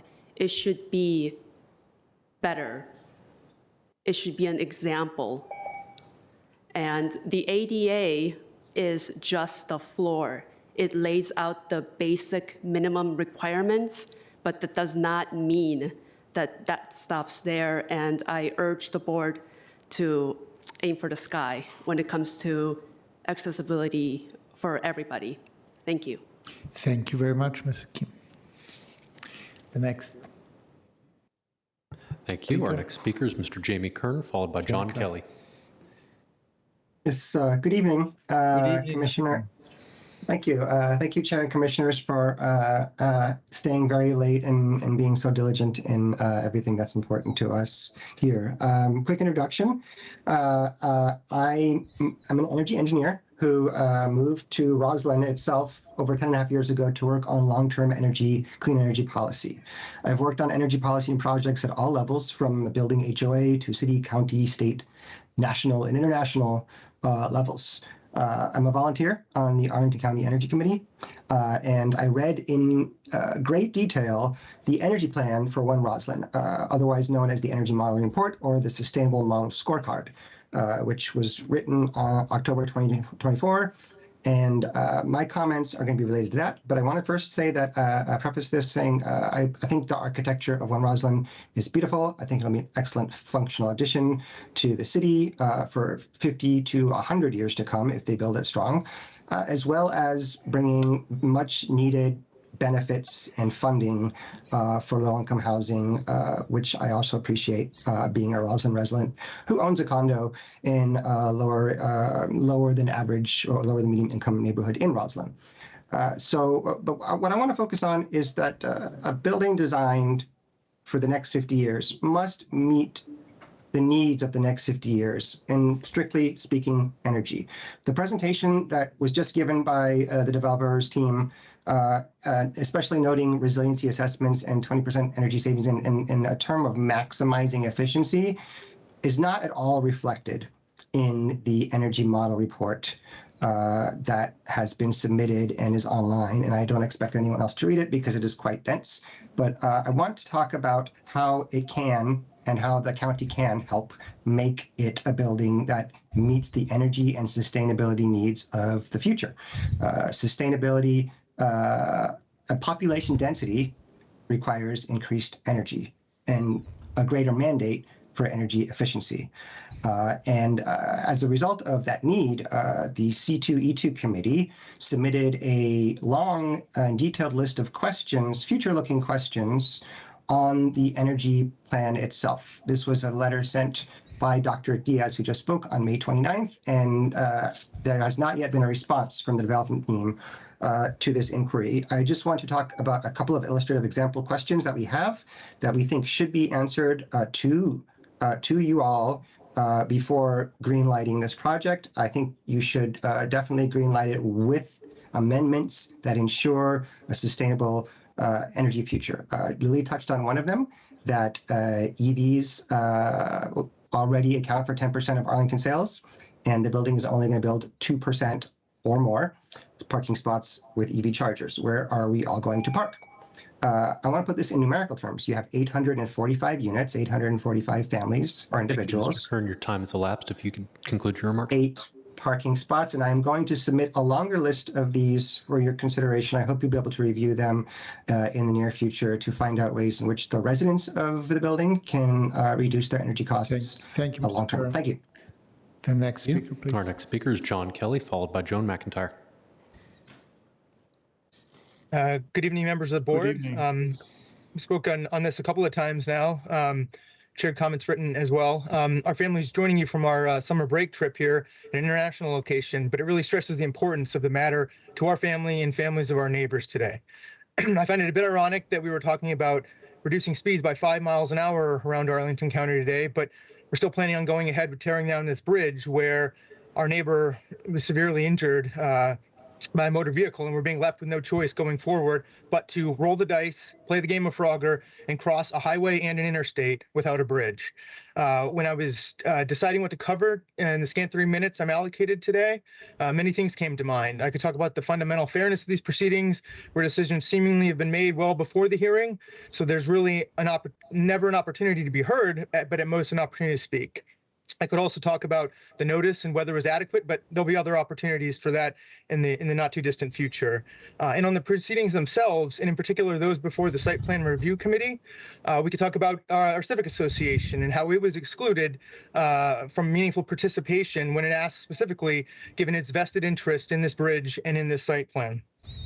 I also thought about discussing the core of Roslyn transportation study, which really was the driver for this misguided strategy of taking down the Sky Bridge for essentially aesthetic reasons, if you look at it. It was interesting when you look at that committee and those involved in the Roslyn Core study, and you see a similar cast of characters. The developer, Penzance, was there, as were other neighboring developers, including Monday Properties, Ditmar, and Meridian Group. We also saw the Roslyn Business Improvement District and North Roslyn Civic Association. All those same folks were the ones who got meaningful participation here, yet North Highland Civic Association was not part. And even Chris Latt, who was on the the Transportation Commission at the time, participated in that study, and now was representing a private interest group, presumably in favor of tearing down the bridge here. And so what we were left with was try to uncover the shell game of community benefits, moving from one site to the next, trying to understand who was really benefiting. And it's really, at the end of the day, the developers. When they give back easements, when they get back land through roadways that are no longer going to be available going forward, they get bonus density, they get more profits on the back end. And whose backs are those profits coming on? Arlington residents and families like mine who rely on this infrastructure that we're giving away for safe passage. Also thought about bringing up some of the other misguided aspects of the plan, including the elimination of on-street parking, lack of accommodations for pedestrians during that construction, which if other projects are a guide, that could result in sidewalks being unavailable for 4 or 5 years in some cases. I could also talk about the degradation of the bus routes, which rely on that slip lane on Moore Street to safely get to the Roslyn Metro Station. No thought was given to that. In fact, we're looking to add a radius to those curves. Sure, yeah. But at the end of the day, there'll be other forum to adjudicate those issues that I alluded to. So if I don't meaningfully hear from me today, I at least ask you to hear from my children. Thank you.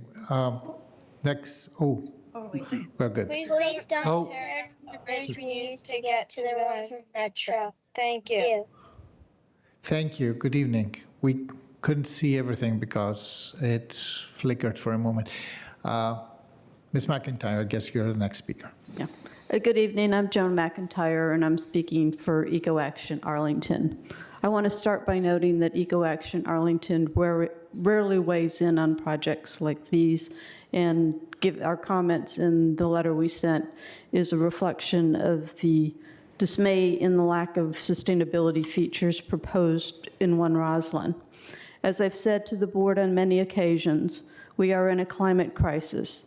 Today, as in the past, I can point to numerous recent extreme weather events, 100 and 1,000-year floods, extreme heat waves, and out-of-control fires. To put it bluntly, we were running out of time to prevent the worst consequences of the climate crisis. Decarbonizing buildings, which accounts for almost 60% of the county's greenhouse gas emissions, is critical to meeting the county's climate goals. New buildings in particular should be highly energy efficient and all electric, that is, no on-site use of fossil fuels.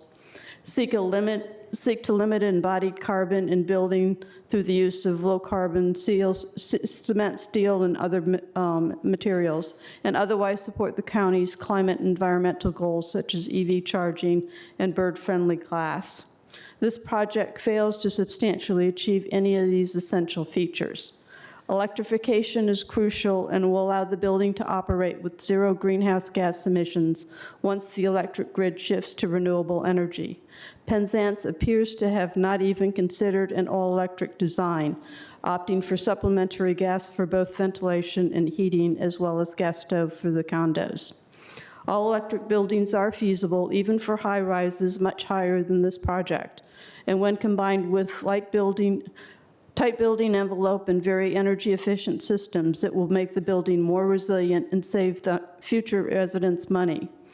People are becoming increasingly aware of the health impacts of gas stoves, and it would take very little to convince buyers of the advantages of induction stoves as a luxury feature.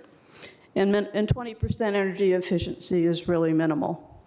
More broadly, I would like to point out that the project, as well as other projects I've looked at recently, really highlights that the green building incentive policy needs to be updated to provide compelling incentives for developers to advance county's climate goals. In addition, the county needs to continue to push for legislation that allows for stretch codes and building benchmarking and for timely updates of the Virginia Building Code to national standards. In the meantime, the county should expect developers to align with the county's climate and other environmental goals that benefit their residents, our future neighbors, and contribute to the livable climate for all of us, our children and grandchildren. It's the right thing to do. Thank you, Ms. McIntyre. Next speaker, please. Our next speaker is Leslie Loudon, followed by David D. Good evening. I'm Leslie Loudon, a 31-year resident of the Roslyn Courthouse area, architect, and lead accredited professional of over 20 years with numerous sustainably designed large-scale projects in my experience. I'm very concerned that the One Roslyn project is moving forward with sustainable design features considered minimal by today's standards. LEED 4.0 Gold is no longer setting a high bar. To meet the county's goal for carbon neutrality and address the climate crisis, it should be highly energy efficient, all electric, and minimize embodied carbon. The proposed 20% energy savings is meager by today's standards. The GBIP baseline of 24% energy savings should be applied as a minimum. This will save residents money, make the building more resilient, and reduce the building's future carbon emissions. Every sustainable building should start with a tight, well-designed, well-insulated building envelope. Building skin technology and construction practices, including high-performance glazing and enhanced thermal breaks, are more affordable than ever. Many builders around the DMV, such as Red Brick, are using advanced practices that demonstrate a clear return on investment in terms of energy savings and enhance the comfort of the occupants. The proposed design should go further with aspects such as the U-values of assemblies to improve insulation. The HVAC system should be as efficient as feasible, using newer, improved equipment that is all electric, such as window-mounted heat pumps, mini splits, and central air-to-water heat pumps. Such systems are becoming more familiar to contractors, and developers have demonstrated that they can be cost competitive. Domestic water heating is a key component of any highly efficient residential design. Recent breakthroughs in the scalability of all-electric systems and heat pump water heaters make this achievable and desirable for owners and tenants. Minimizing the building's embodied carbon should inform specs for lower carbon concrete, steel, and other materials. A life cycle carbon assessment should be conducted to seek a minimum reduction of 20%. Opportunities such as using mass timber where permitted by code should be maximized, enhancing the biophilic quality of public spaces as well as carbon sequestration. Penzance's choice to opt out of the GBIP squanders the opportunity with this large redevelopment of a pivotal site to be a model of what could be readily achieved using proven approaches to multifamily construction. I urge the county board to withhold approval of this project until it demonstrates a true commitment to make it a truly sustainable investment in our community's future. Thank you. Ms. Loudon. The next speaker, please. Yes, our next speaker is David D., followed by our 5-minute speakers, beginning with Dr. Aaron Roberts. Yes, thank you. I will share a remark, and I don't mean to offend y'all. Trump really pretty much bullies the Congress Democrats. You guys pretty much adhere to what the county manager might say or approve of, and perhaps other county officials. But us residents, you don't take us in consideration. Your viewpoints are your viewpoints, and not our viewpoints, the citizens. Shame on y'all. So the project is taking away some of these streets, the loopholes, the loop-arounds as they call them, just so there isn't congestion. Instead of the footprint being reduced, it's increased, and it may not seem that large, but it is large. And shame on y'all for allowing it to increase instead of having them reduce it. Why can't a structure, be consistent in itself and be reparable by being a little better managed for the people. In addition to all those things said, you guys talk about parking, 0.02 or 0.2. What is that? It's not even 2 spaces. Or if it is 2 spaces, you all know, or people know, when you go visit a family member or a friend that lives in a condo, there's never parking. In addition to off-street parking, what kind of off-street parking is there? You guys want to reduce something. You don't have no imagination or vision to make something more sustainable or beautiful for the county. Just a footprint gets larger and taking up space. And this tree canopy or whatever they want to call it, because that's what I call it, or whatever, the county needs to put their footprint down naturally. And them contributing to it, it's just a natural thing that they're contributing. I reserve to have my last minute towards the end of my y'all's remarks so I could kind of gather my thoughts and say something else, if that's okay. Is that feasible? Yes, you can yield anytime. Thank you, I yield. Oh, no, you cannot speak later. Sorry. Well, you're going to have to give me 15 more seconds onto my time.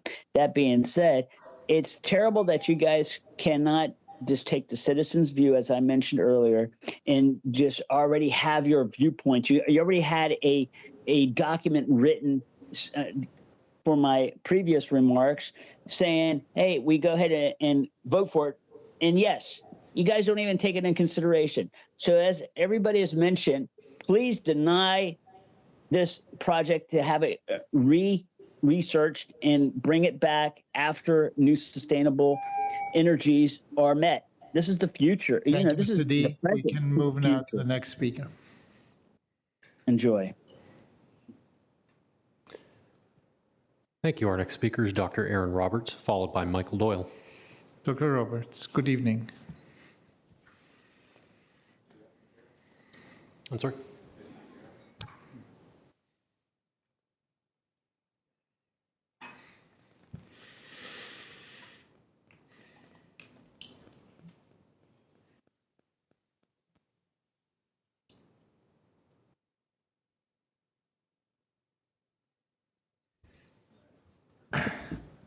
Well, hi, I'm Aaron Roberts, and thank you for your time. I'm here representing North Highland Civic Association, and here to speak with you about protecting vulnerable road users near Gateway Park. Next slide, please. So, our community's requests are twofold. Please consider rebuilding the public infrastructure that our county or community has come to rely upon. And please also take seriously into consideration the Transportation Commission's recommendations and fold them into the site plan conditions. Next slide, please. So a little bit of context about why we're here today. North Highland's 3,000 residents have come to rely on this infrastructure for accessibility and for access to Metro Rail. The net new population is forecasted to grow within the next decade by at least 5.5 thousand new residents. According to government data, this site is home to the 7th most dangerous in the entire county. And according to third-party analysis that clusters traffic accidents, this is shockingly, to me at least, the 8th most dangerous in the entire Commonwealth. Next slide, please. Now, in the time that we have today, I'd like to run through what we take to be the county's perspective on why this bridge must go. Next slide, please. Now, we've heard a great deal about the cost and affordability of this type of public safety-enhancing infrastructure. But the question that we have to ask is, what is the cost? After 3 weeks of a public records request going unanswered, it stands that no cost estimate exists for this site. It's also noteworthy that the community benefits package on this began at $30 million in 2012 and has declined to roughly $14 million in 2025. We've heard public testimony that the market is down, but that's not the Federal Reserve's perspective on the commercial real estate index that they maintain. We've also seen earlier today on slide 17 of the staff presentation some curious accounting about public benefits. One I would call out is $7 million for the demolition of Penzance's own building. I'm not sure if that's a community benefit according to the Arlington County zoning ordinance, but it's definitely worth discussing. Next slide, please. We've also heard asserted that it is against county policy to preserve bridges in Roslyn in particular. But if you look carefully at the very third page of the Roslyn Sector Plan, it's very clear that it's not a regulatory document. Also, missing from this conversation is Vision Zero and the 2019 commitment to, I quote, eliminating all traffic fatalities and severe injuries. Next slide, please. Now, we've also heard that rebuilding the bridge will delay reconstruction of Gateway Park. I wonder if this is a good reason. I think this is worth discussing publicly, a good reason to not invest in public infrastructure. But also missing is the analysis to cost and schedule to support this contention. Next slide, please. We've also heard asserted that no one uses this bridge. Curiously, it's most frequently asserted by those who don't live in the neighborhood adjoining it. But most importantly, I think, is the fact that the county has already stated that the data doesn't exist. So from an evidence-based policymaking perspective, there's something left to be desired here. Next slide, please. We've also heard that the bridges are ugly, and admittedly, the ones today are very ugly. In fact, the Roslyn Sector Plan struggles to fathom a reason for bringing down this bridge other than how ugly it is, stating, and I quote, that this bridge at this site is uninviting and actually blocks the views between the parks and central Roslyn. Now, I don't think the public's seen an attractive sketch from Penzance on an alternative bridge design. Admittedly, this one is quite grotesque.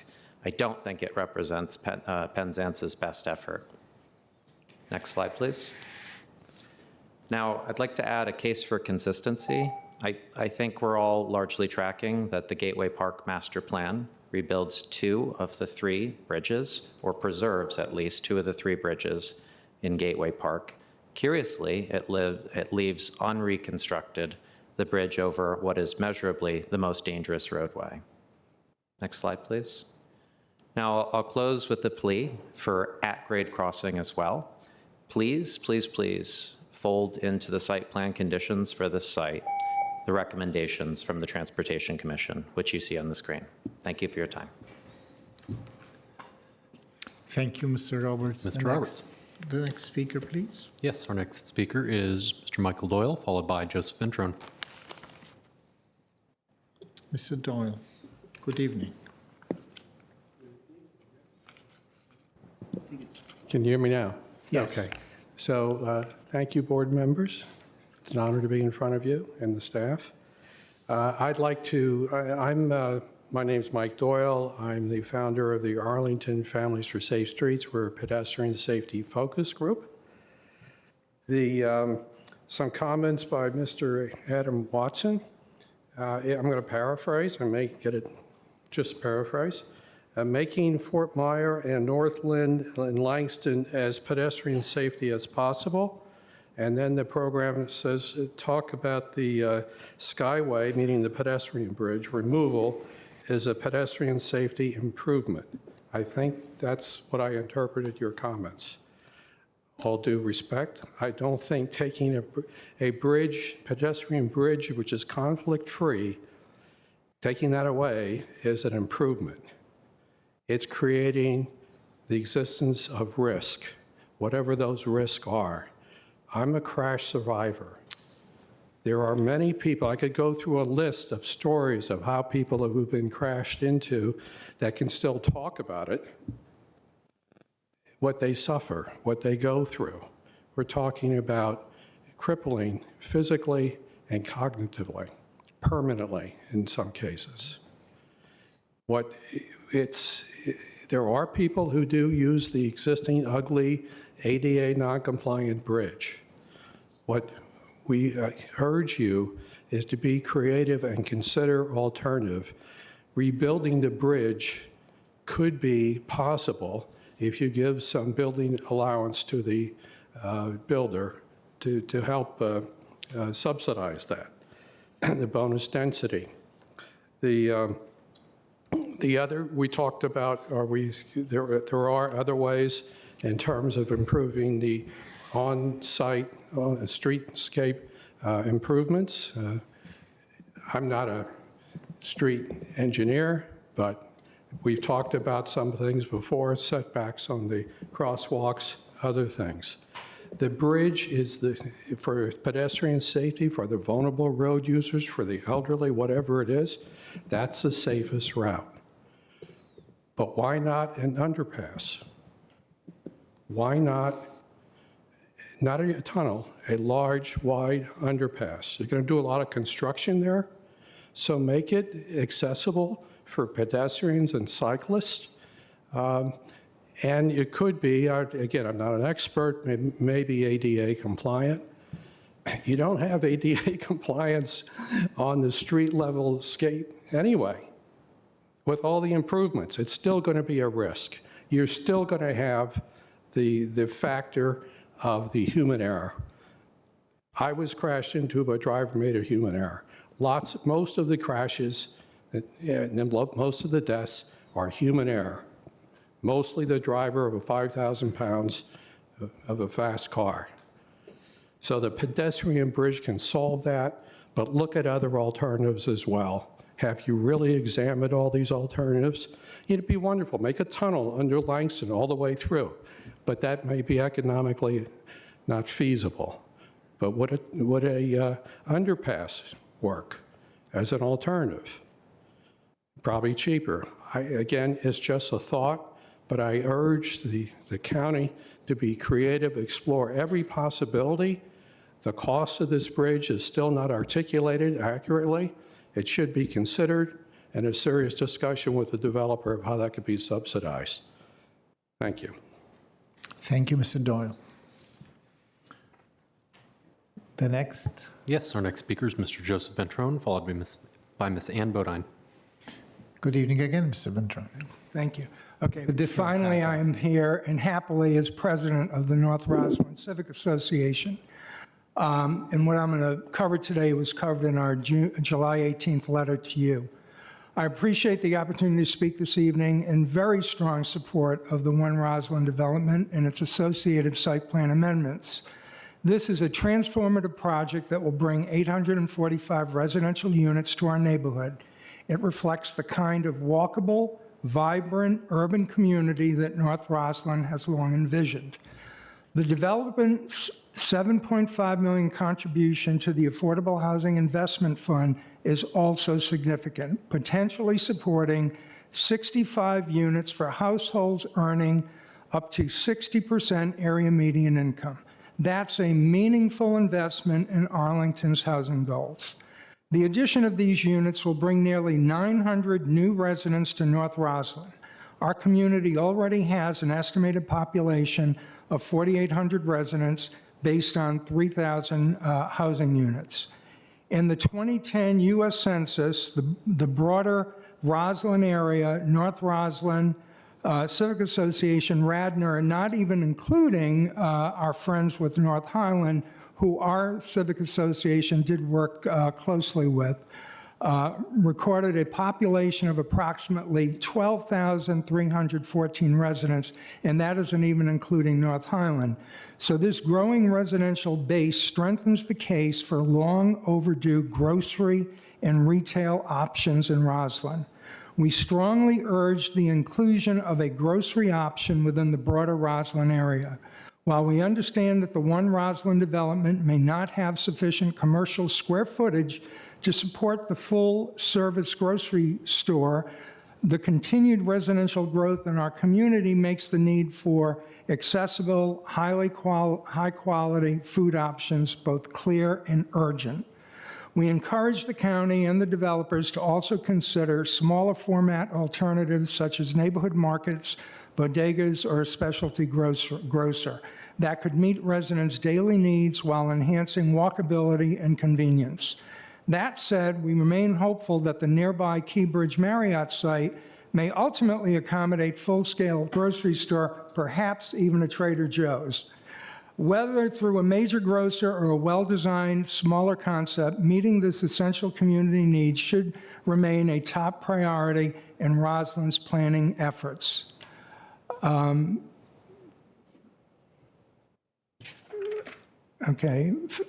Transportation. First, we strongly oppose maintaining the pedestrian bridge and strongly believe that the associated community benefit would be better allocated to to affordable housing. And on that, the North Roslyn Civic Association wrote to you all twice previously to my July 18th letter. We fully support the Transportation Commission's June 30th letter calling for safer crossings like pedestrian scramble, narrower lanes, and red light cameras. But there are some additional concerns we have. North Moore Street is a major bus route, but the current design doesn't safely support wide bus turns. There are multiple curb cuts, entry bays, and a loading dock with no turnaround, creating hazards for pedestrians and drivers alike. On-street parking and the lack of traffic calming will only increase the risks. We urge the county to restrict through traffic on North Moore to buses and vehicles accessing loading areas only. And this is very important with the RCA building that is currently under construction. North Moore is really going to be a traffic jam. On Fort Myer Drive, there is currently little accommodation for package trucks like Amazon or FedEx, rideshare pickups, or food deliveries, which hundreds of residents without parking will rely on regularly. Without designating spaces, we continue to see this kind of double parking and congestion already affecting nearby streets like those near the Key and North Lynn Street between Wilson and 19th Street. This is probably the #1 negative impact of our welcome, robust development in Roslyn. Hopefully, the county staff can come up with a solution fast.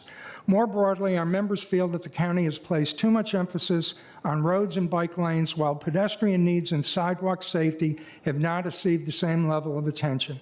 This balance needs to shift. We believe the challenges can be addressed without delaying this important project, and thank you very much for considering our comments. Thank you. The next speaker, Ms. Bodine, I see. Yes, our next speaker is Ann Good Bodine, evening. followed by Mr. John Bloom. Ms. Bodine, give me a moment. I've got your slides. Can you hear me? Slides? Yep, You one have left. them? Thanks. Please. Just imagine I'm surrounded by lovely, darling children, like those other speakers.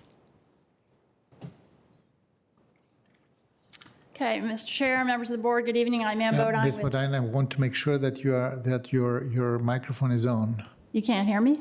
Yes, Should I now raise far it? better. Okay, sorry. Okay, You're before good. we start the clock Same. again. Okay, hi, I'm Ann Bodine with Arlingtonians for Our Sustainable Future, and I'm here to speak about the One Roslyn site. Next slide. So with regard to the Sky Bridge at 1901 Fort Myer, in 2012, the plan to remove the bridges was based on an idea of connecting buildings, but you'll see from the picture there are no buildings to the north of the site, only a park and major roads. So keeping a sky bridge here is not going to threaten your street level vibrancy as it would in other areas. So we're recommending that you retain it. Next slide. Also in Plan Langston Boulevard that was approved several months ago, the county staff noted that Langston Boulevard itself was one of the most significant barriers separating neighborhoods. So we see a bridge here as a better connector to encouraging metro walkable communities. Next slide. In addition, it's key to improve safety for all users. According to your own data, this was the 8th most dangerous in the county, or as we heard earlier, possibly the 7th. But in any case, it needs to be addressed. Street level improvements, especially as you're adding so many new residents, are a non-starter. Next slide. Same relationship, disability improvements with the Sky Bridge. The current bridge is not ADA compliant, and this is a chance for Penzance or the county to offer ease of access by all to the park and surrounding areas. It is a choke point for cars connecting DC to Virginia. We've added thousands of residents. We're adding more. We need the Sky Bridge. Next slide. I'd like to address affordable housing. We heard earlier Mr. DeFranti say that you were happy to welcome on-site units at a previous project, which is very important to us. Yet in this site, you're approving only off-site affordable housing. This used to be a priority to have on-site units, and ASF recognizes that we should have on-site units here. You are exposing how upzoning for density actually prices out affordability in areas like Roslyn. ASF has made this case in other areas such as Missing Middle, River House, and Langston, but you are actually conceding their point now. When a developer has confirmed what we're saying, it's too expensive to put the affordable units here. Next slide. There are other concerns about the affordable housing. Instead, you are gaining credit here. We were noting that the affordable housing ordinance report from 2023, the county's own report, showed that when developers do AHIF contributions offsite, their financial burden is reduced by approximately half. But we don't hear any discussion about reducing the bonus density by half at this project. So when you're talking about 67 units, those units are not being leveraged by the density being given today. And you're also getting a reduced amount of that density because of the reduced contribution by the developer. So I think you have to take that into consideration. And then we'd like you to commit that you will not be counting bonus density again when there's a new site plan, when the AHIF money is being used. You should be transferring that bonus density and showing it in your projects that are going to be using those funds. Next slide. ASF is consistently noting the county is not planning for these additional people that you're adding with density. Larger Roslyn and Falls Church each have about 14,000 residents. So the example we're using here is to show you Mary Riley Stiles Library, a very large library in Falls Church City. But the county has no plans to increase the size of the Bosman Library here.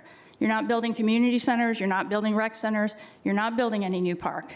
And your site plan amendment in 2012 was only going to build 273 residential units. So we note that adding 845 or 860 proposed today, you're creating a lot of unmet demand for these infrastructure services, and you're not meeting it.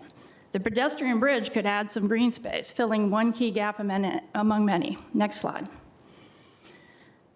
Of huge concern, and we've heard others talk about it, we're calling this the minus 15 million Roslyn instead of one Roslyn. The prior owner agreed in 2012 that he would provide $30 million in public benefits. The county manager is now recommending only $15 million in benefits, while still awarding bonus density and exclusions and reduced parking ratios. This 50% reduction discounts inflation and reduces the community benefit by half. It is not a fair deal. And if market dynamics have changed since 2012, then throw out the old site plan and start over. Next slide. So in sum, we're asking you to claw back the $15 million in original benefits. We're asking you or Penzance to pay for the Sky Bridge or to connect, specifically to connect North Highlands, and even consider doing this in other neighborhoods when you're connecting Radnor and Fort Myer, where you're also adding density and asking people to commute to Metro by foot.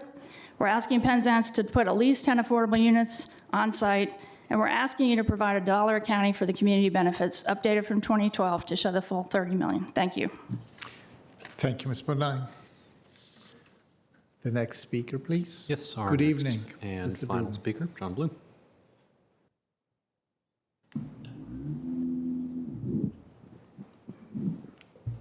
Good evening, Chair Carantonis, board members and staff. I'm John Bloom, your final speaker, speaking on behalf of the Sierra Club's Potomac River Group. As you know by now, the environmental community has serious issues with One Roslyn. The project is not anywhere close to meeting Arlington's climate needs. Our view is that we need to take the time to correct this. The project misses the mark across the board, but I'll start with EV parking and just touch on a few brief points in light of the other speakers.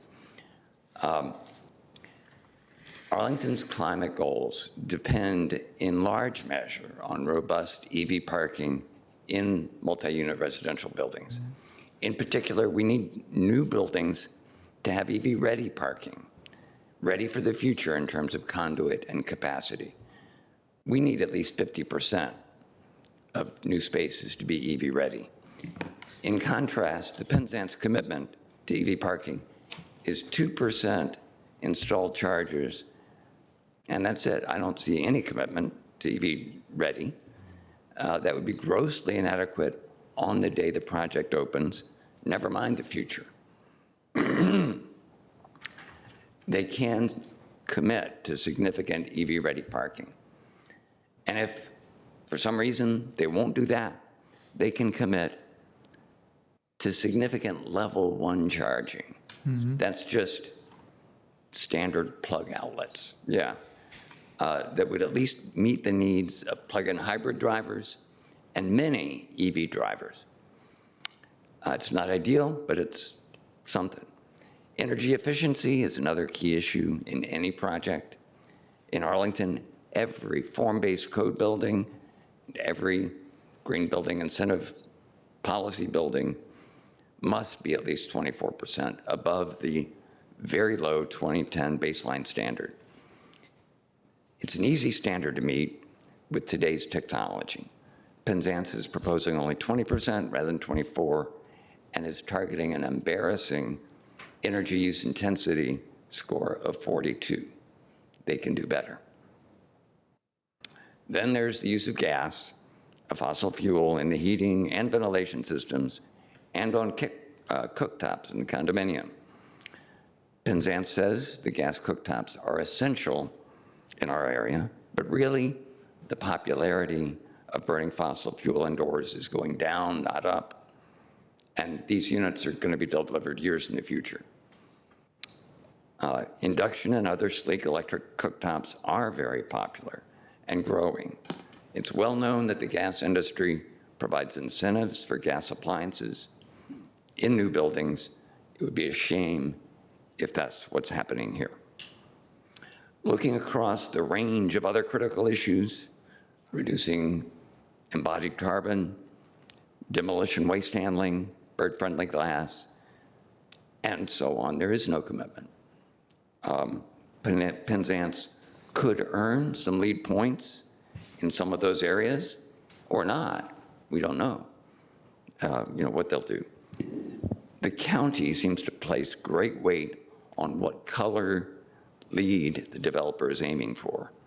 But as we have said over and over again, that's not a good guide. It's all about how the points are earned.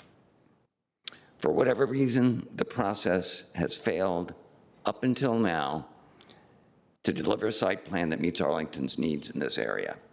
When that happens, it's up to the county board to require a course correction. You are the fail-safe. Thank you. Thank you, Mr. Bloom. I believe this concludes. This concludes our public speakers. Yes, so the discussion is now with the board.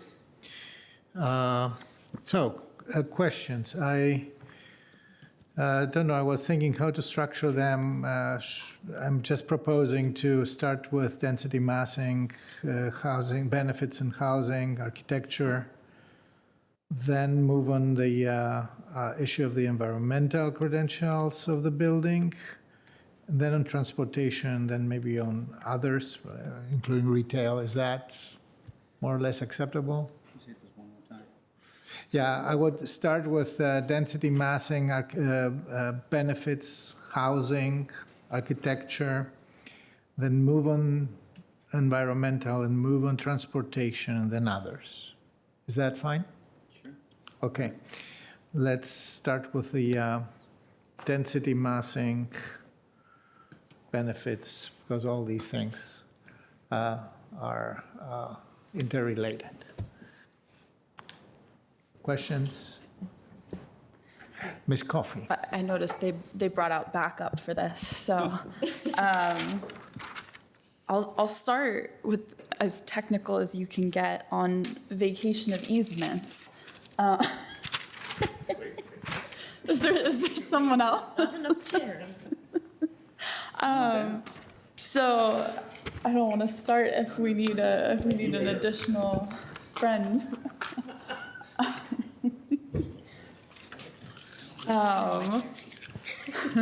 What happened? They're too far away. No. Can we first? No worries. I don't know that it's that complicated that we need like a specialist for this, but so currently with the property and the amount of access roads and circulation on the site and everything, the county holds easements from the property owner in order to create that right of way. And because we are basically the property owner is buying that back from us for $6.7 million. Is that right? Is that the correct understanding of what is happening? Hi, thanks for the question. Yes, so there's a portion of the vacation that is easement, street and utilities easement that encumbers the private property. And there's also a portion that is fee-owned street that's dedicated to the county that would be vacated and become part of the private property. Okay, and so that's the 6.7 million valuation that? That's correct. Okay, and so that gets paid from the applicant to the county upon at what point, I guess, does that occur? That will be, in this case, it will be paid after the demo permit, but before they get their first building permit. Okay, great. And then, this may be a manager question, honestly. Where does that 6.7 million go? Is it part of the development fund, general fund? Is it restricted use? It goes into the general fund. General fund. Okay, great. That's all I have on vacation of easements. Thank you for your participation. I think,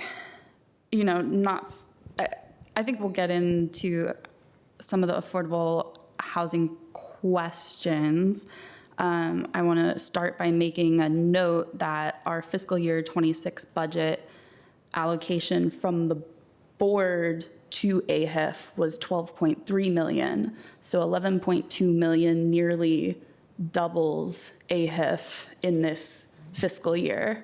I think that is worth us being aware of. Obviously, normally we do greater one-time funds, but this year we put those one-time funds into a emergency rainy day fund, which was the right choice. But I think putting in context that large number really matters. And then I don't know, Mr. Watson, if you want to speak to why it is that the value of the cash contribution is, it seems disproportionate relative to what we could get for on-site units in this situation. Like, we have a preference for the cash contribution. Can you just explain why and how that works for us? Well, yeah, I mean, in this specific instance, it's because the sector plan recommends having cash instead of on-site. And part of that is what you just spoke about being able to leverage that to get about 9 times as many units off-site versus about 7 on-site.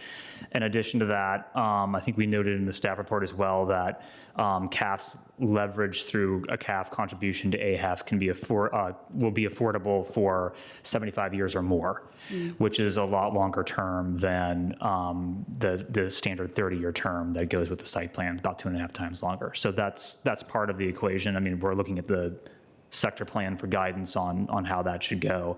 And in this case, we had very explicit guidance to go with the cash contribution if possible. So great. Thank you. I'll pass along. Vice Chair DeFerranti. I'm trying to think through the categories, and I think this is related to density and massing. And I'll focus on, and I don't know that there's a clear answer to this. We also had pretty extended discussion on some of the issues last month. And so show your math is always what I think is important in the board. And when we've recently had a discussion, I sort of try to focus, mindful of the hour. So it's Mr. Watson or Mr. Schreiber. It's about, there was a statistic that Mr. Roberts mentioned about 65% increase in commercial real estate value. And I don't know whether that was Roslyn or not. It was national. Okay.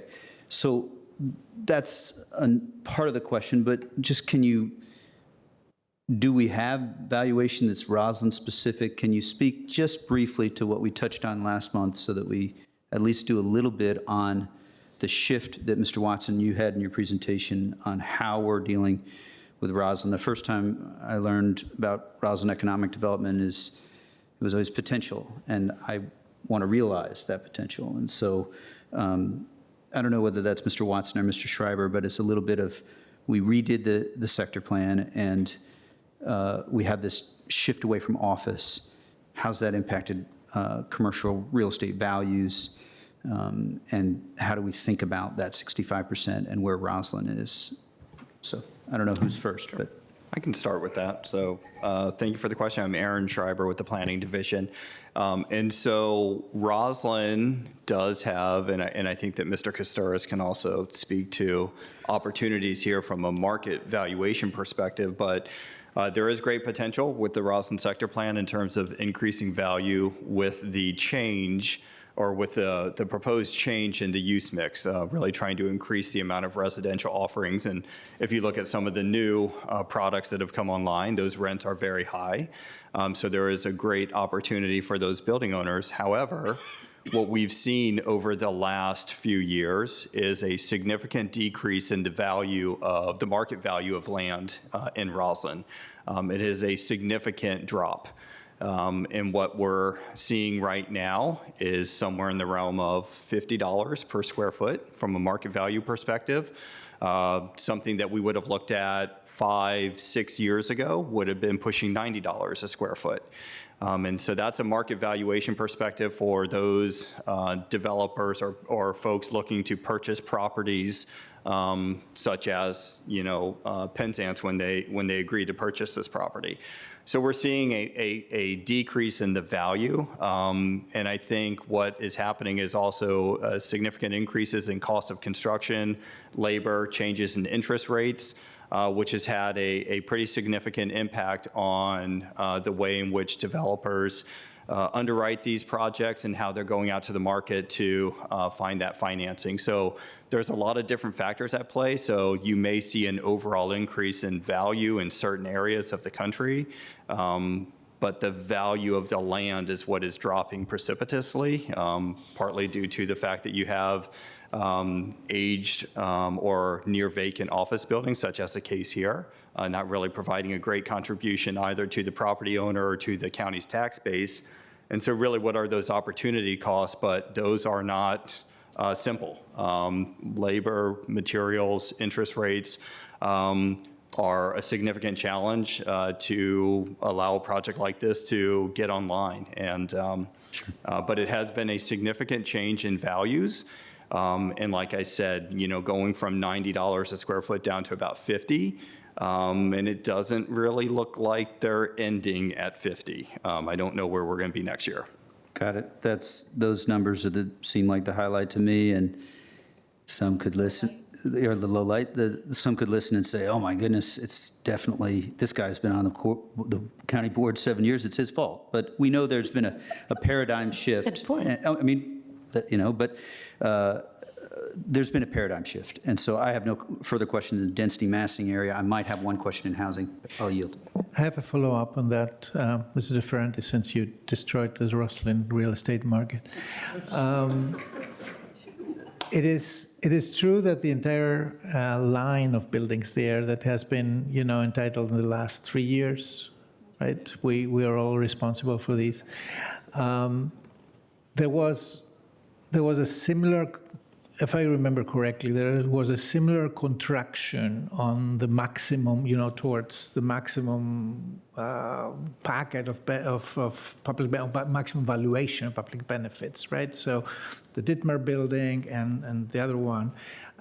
So is this one in any way different, or is it similar?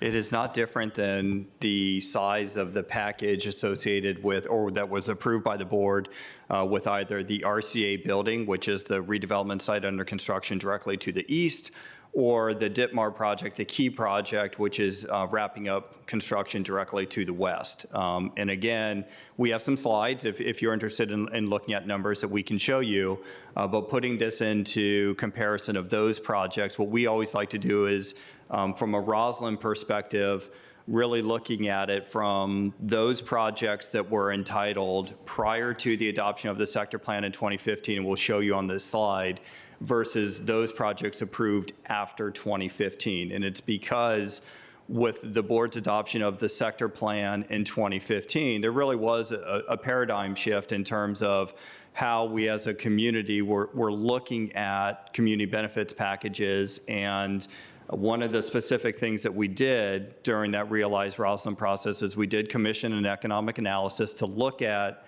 these valuations and what were some of the factors that were putting a drag on those projects that were entitled but never constructed. Part of that was the size of the overburdened community benefits packages. So when you put this package in comparison to the RCA site and to the Ditmar project, very similar. Very similar. The one thing that I would say that is different between this project and the Ditmar, which here on the slide you can see as it's entitled Roslyn Holiday Inn, and the RCA, is those were at the time where we had much higher land values. Right, so that was at a time when we were looking at valuations of between $80 and $90 a square foot. Here, again, you're looking at more in that $50 range, but again, same thing as those projects, but a big difference than those projects entitled prior to the sector plan. And one of the things you'll notice from this slide, if we look at the Roslyn Gateway project as previously entitled in 2012 and the 1401 Wilson Boulevard project, those are massive community benefits packages. Neither of those projects have been able to go to construction. One of those has changed hands and has gone through a complete site plan overhaul, which is this project. We are expecting the same thing to occur with the 1401 Wilson Boulevard project. We're expecting a complete resubmission of that project later this summer to do exactly what is being requested here, and it's a reevaluation of the project under the existing guidance of the sector plan. Right. Thank you.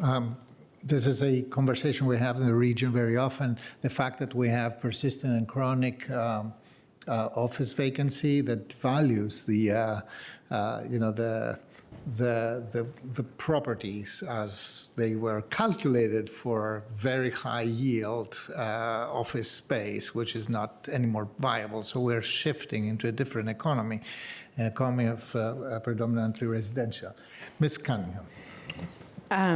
I was going to ask to see a slide, so you've already partially fulfilled my desire and wishes. Thank you. Could we go back to actually, before we leave this one, I think just comparing maybe Ames or RCA to One Roslyn, if you add the last two columns together and compare them, that's kind of what we should be looking at. Yes? The RCA site is a little bit of an outlier. If you look at that last column, the vacation, to Ms. Coffey's earlier question, one of the significant things about all of these sites in Roslyn is really the compliance with the sector plan, which I wouldn't say imposes this vacation, but it really recommends the way to maximize redevelopment is to take on this burden of consuming those county streets into the development site to eliminate this older infrastructure of the slip lanes and things of that nature. It just so happens that some of these sites, like this subject site in RCA, you're looking at a quarter to almost a half of the site area coming by way of a vacation. So those, again, are significant costs. So we just wanted to show you this column on the vacations just to show you that it's not just the community benefit compensation. We're also looking at what is the contributory value of these developers acquiring county leftover land that we no longer want in our system, and how does that become more usable both to them and to the county. So I wouldn't add the two together, but I would just want you to put it in perspective of really how are these developers making these sites work. This is not what you'll see elsewhere in the county.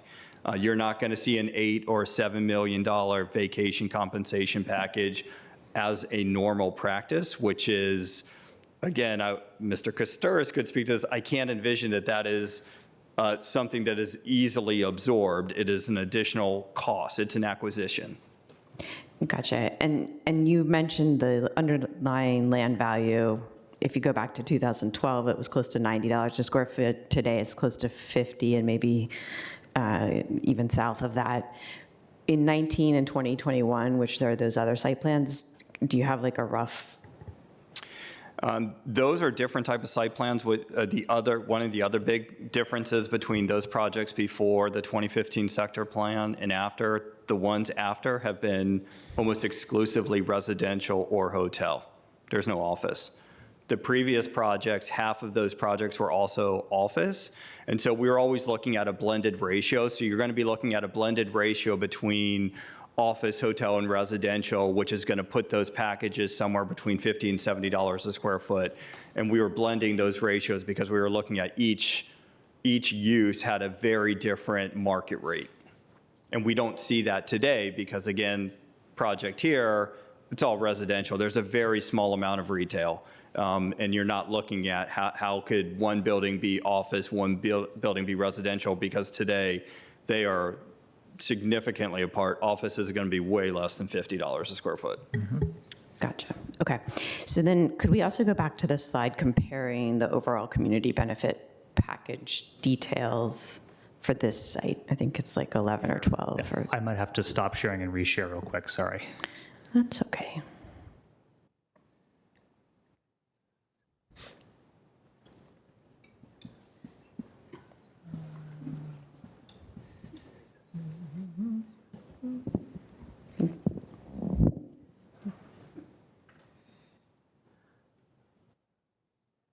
Okay, sorry for the delay.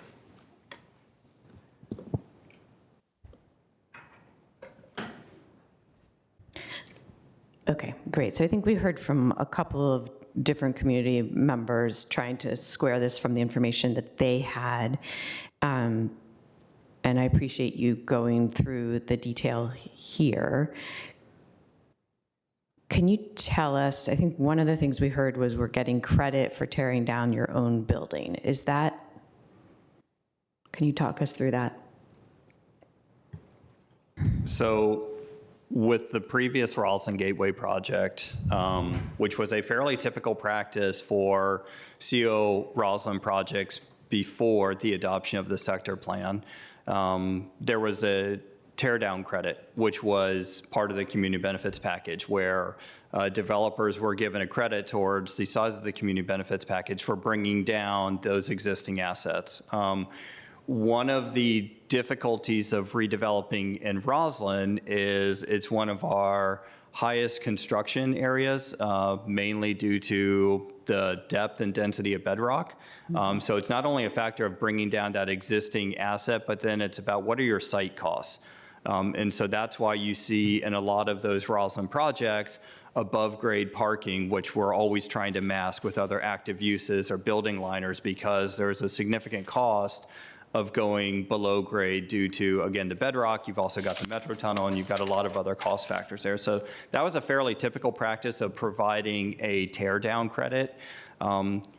Again, looking at those projects after the adoption of the sector plan, and what the sector plan did in 2015 was clearly identifying a new way of looking at how these projects are earning their additional densities. So the sector plan in its implementation chapter focuses pretty heavily on what are those site development aspects that we just expect of any site plan project. It's almost like, what are the baseline things that you need to do just to make this project work to comply with the sector plan? That's where we would bucket a tear down credit today. And we would say, you know, maybe in 2012 we gave a credit, we wouldn't do that today. But we wanted to show you what is the actual cost of taking down those buildings. So if you wanted to do an apples to apples comparison, in 2012, the county board was willing to provide this credit, whereas today, if we said, you know, Penzance, you know, we did ask them this to work with their general contractor to estimate those costs to deconstruct the buildings, that's what it is.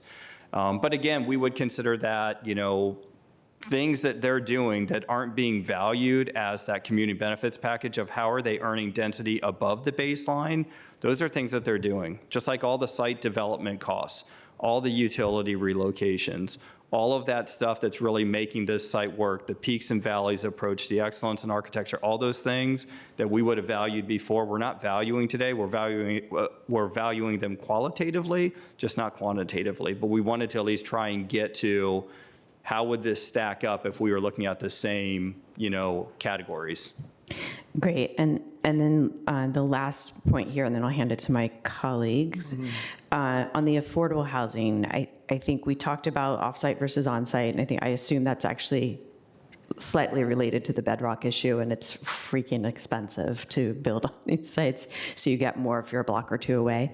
Can you break out, I think Ms. Bodine or some others mentioned, like, it felt like we were double dipping on affordable housing. Can you talk through those calculations? You may need your other slide up as well to do that. But I know we're all trying to communicate this a little bit more effectively. Some piece of it we can negotiate and some pieces in code. Yeah, I wouldn't say that we're double dipping. What we tried to show you here is because in 2012, the $6 million affordable housing amount was a total amount. So that was the base as well as the bonus amount, if you want to call it that. But it was also based on the full build out of the project at the full PDSP value. You just remember in 2012, there was a PDSP for all 3 buildings, but then there was only a final site plan for 2 buildings, right? So that full amount, $6 million, it was actually less, which was committed in the final site plan. But that is the all-in cost there. What we showed you here in the second column is with the One Roslyn, that $11.2 million number. That is both, again, trying to show the apples to apples comparison, that is both the base amount plus the $7.2 million, which is what we negotiated as part of the community benefits package. No double dipping there. Again, we did have very detailed analysis and negotiations internally with our housing staff as well as with Penzance, and they were willing to provide units. But again, as was explained by Mr. Watson earlier, from our perspective, it's a value judgment, and that's one of the things that the sector plan speaks to is because of those significant development costs, can you do more with a cash contribution rather than units? And I think our conclusion on this project was unequivocally yes. How we could leverage $11.2 million versus getting a handful of units was much greater because not only, again, the construction costs, but with the rents, and we've seen this obviously on other Roslyn projects as well, the value or the cost per CAF unit here, it outweighs anything else anywhere in the county.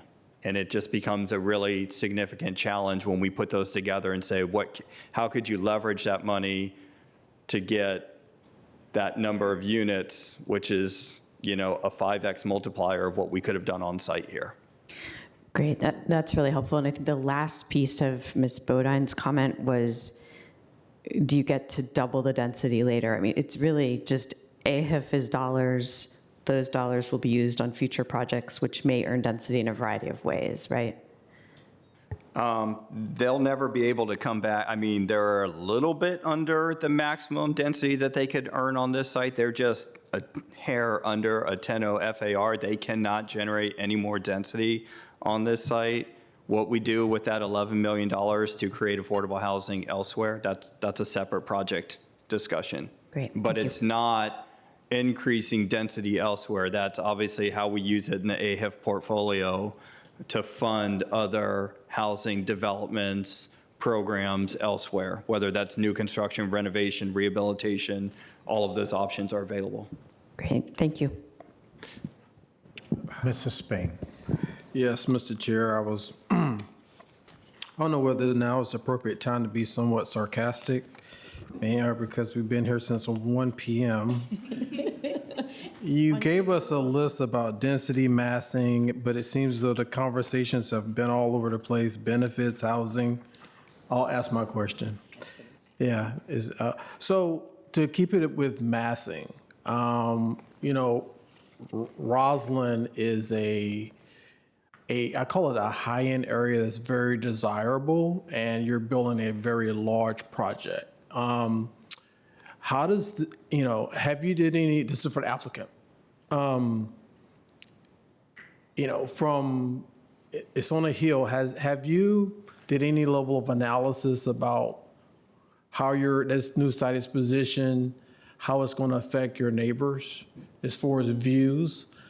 A lot of folks come to Roslyn moving to Roslyn because proximity, but also views. Just curious, have you heard anything? Is it, and also while we're getting ready to talk about this, I'm going to go ahead and use this time wisely. I want to hear a little bit more about bird-friendly glass and why we haven't pushed on that a little bit in this project.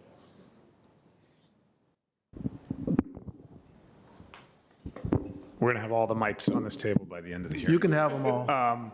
In terms of the views, one of the really great elements of the Roslyn sector plan is that it established view corridors and view sheds and heights for every site throughout Roslyn. So, while sometimes we come up here and you all have a judgment call to make and you say, does this make sense? Does this block the view?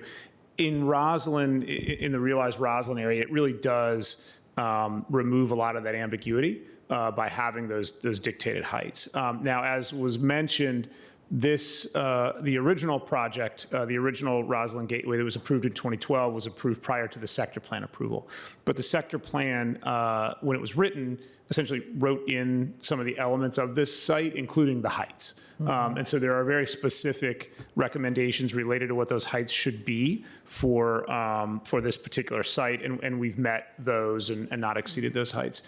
There are also some guidelines related to orientation of the buildings for the same reason, right, to ensure those view corridors, and we've maintained that as well. I don't know what discussions, if any, there have been with the neighbors. I assume that they would be very happy to fill in this gap in Roslyn, or you have two really nice projects going up on either side of them, of this site, and in this case, we're kind of filling in that gap that was there previously. In terms of the bird glass, I think a lot of this goes back, and once we get into that larger conversation about sustainability, I think we'll talk some about the GBIP, right, and the participation of the GBIP versus non-participation in the GBIP. One of the things that we looked at here was kind of what the materials at the lower levels were in that 8 to 36 foot height. And one of the things we found is that there is a significant amount of kind of non-reflective material in that area that we think reduces the concerns about the bird glass. And again, in going into that conversation about the GBIP and the various elements of it, I think that the balancing act, right, that we look at with all of these site plans between transportation improvements, safety, housing, and other enhancements called for by the sector plan, we elected to provide some more weight into the affordable housing area and some of the transportation improvement and open space improvement area. And that's how we came to the conclusion that we did. Yeah, I'm sure I'll have one or two more questions. I was trying to stay germane to massing and density in my questions there, Mr. Chair. I'll turn it back over until we get to the next area. Okay. Vice Chair DeFerranti, we're still in density massing, affordable housing benefits and architecture. Without being, while respecting you, the chair, I'll speak for myself and maybe Ms. Coffey. Ms. Cunningham covered adeptly the housing points that I had with respect to Ms. Bodine, and I would note that so I'm done with housing in addition to massing, and leave it back to colleagues and you as chair. Any other additions? We had really exhausting conversations. I'm not going to belabor the architecture as it is not dispositive, at least not for me in this case. It's a good project. It's very interesting. I actually like the reintroduction of balconies towards the park and even verandas you have and pergolas that should count something for LEED. I mean, you mitigate solar gain after all. So environmental, speaking of which, colleagues, that has been, we've heard really passionate and in-depth testimony. Vice Chair DeFerranti. There are lots of pieces to the environmental comments we heard, and I will focus. I was primed, I think it's Mr. Babcock is, right? So it is notable that EcoAction took a position on this, particularly mindful of that. 20 versus 24% above ASHRAE and energy efficiency of buildings is the question. I think Mr. Koustaris, you mentioned that you'd like to underpromise and overdeliver on that.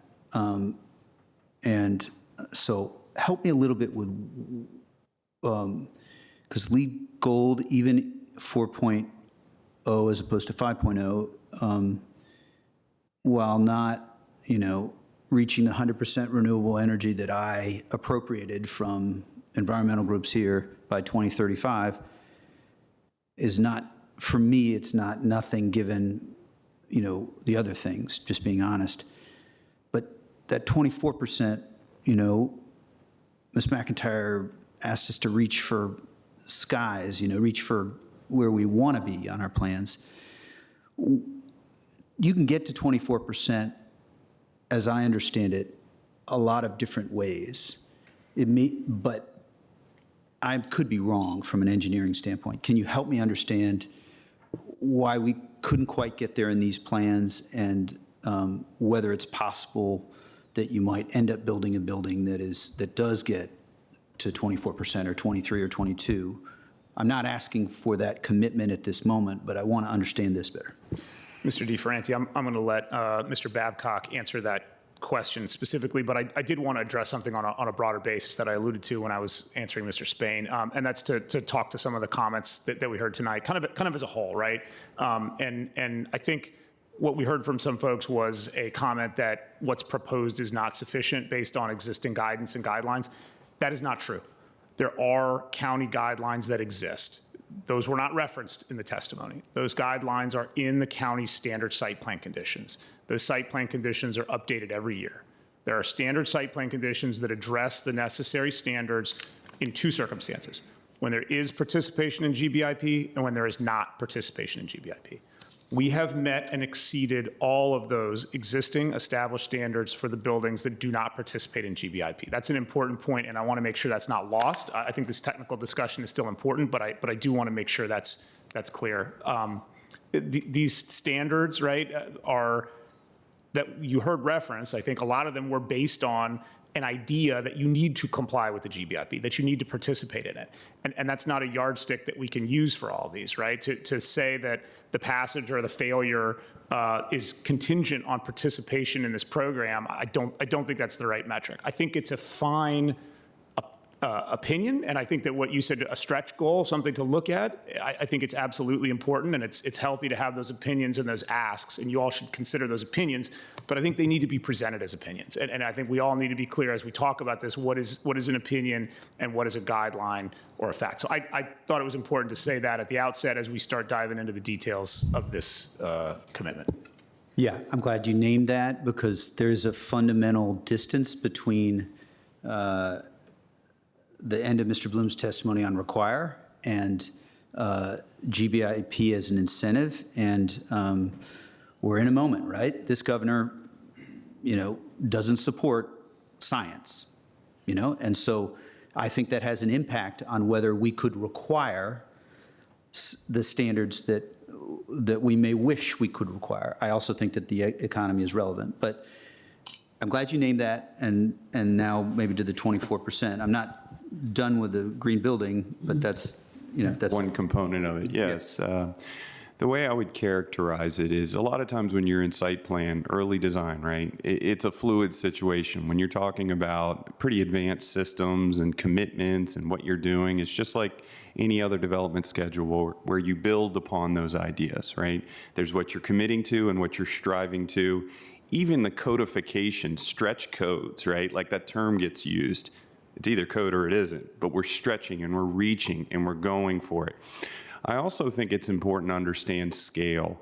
The bigger the building is, the harder it is. So when you get to those thresholds of say 20%, then 21%, then 22%, once you start to optimize the building, every little percent is another level of reach. So when you look at return on investment, getting it to a point of say 20% as a, we'll call it a floor, but I wouldn't, because that's 20% above standard practice. to get to that next 24, 25, this project's going to continue exploring. It's just what is being committed to versus striving. And I'll be honest, I think it speaks in the history of the developer is really pushing for that performance. There's a vested interest. One, utility expenses are going up. There's significant house costs, and I don't mean like house, I mean like common area costs that the owner is going to be incurring. So they have a vested interest in pursuing it, and 20% is not a small accomplishment. So that additional 4% on the surface might be like, why not 24? Why not 25? Why not 26?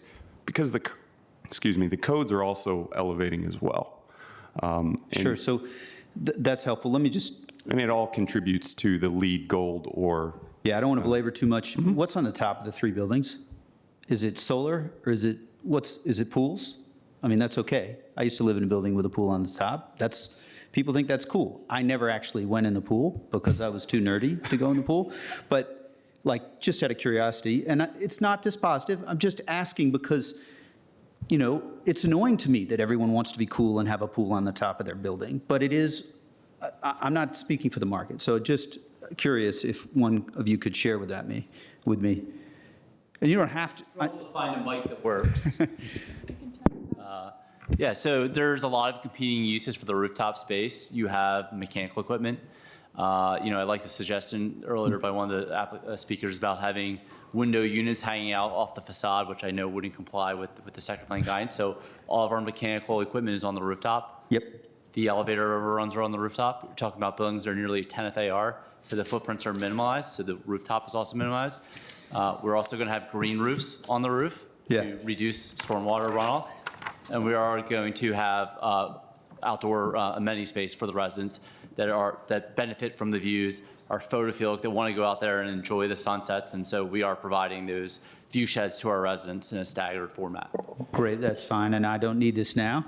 But there's a scientific answer to whether a green roof is as good for energy efficiency as solar, and I would like to know that answer in the next 6 months, because we had a great colleague who I don't care about pretty. I want affordable housing, and I want energy efficiency, because I think that's going to be a deal. But and I'm not actually asking. I mean, if you know off the top, Mr. Babcock, I suppose it depends. But yeah, it is competing priorities, and I also think it's important to understand density and footprint. Right, when you have a building that has a small rooftop relative to the size and mass, you start to see diminishing returns for major moves that on the surface, I'll use your terminology, it looks nice or noble, but how much is it really materially affecting versus more efficient system versus something that, given the density and the small roof area, coupled with needing the ventilation to ventilate the building, it gets really tight up there for the taller buildings. I mean, if it's small and you got mechanical, I understand. And I've taken plenty of time on this topic. I'll let others follow up on EV and other items. I just want to note for the record so I don't have to cover it in closing. I did 18, page 75 includes condition 18, which is a check every year for 10 years on LEED. And there's a couple of provisions that I saw in the site plan conditions that were at least heartening to me, that we're going to be measuring this, because the history of Arlington's community energy plan is when we started to measure, we did better than everybody else. And we're in danger of still being best, but Fairfax is trying to catch us, and that doesn't make me very happy. So thanks.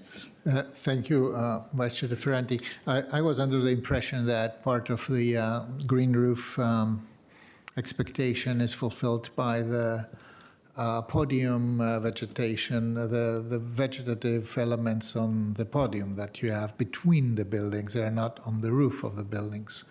But I don't know if this counts in any way. Now, anyway, that's not my point. Is what's wrong with full electrification of the building? Why are we still? I mean, we've seen buildings here of significant size, and allow me to tell you or to ask you.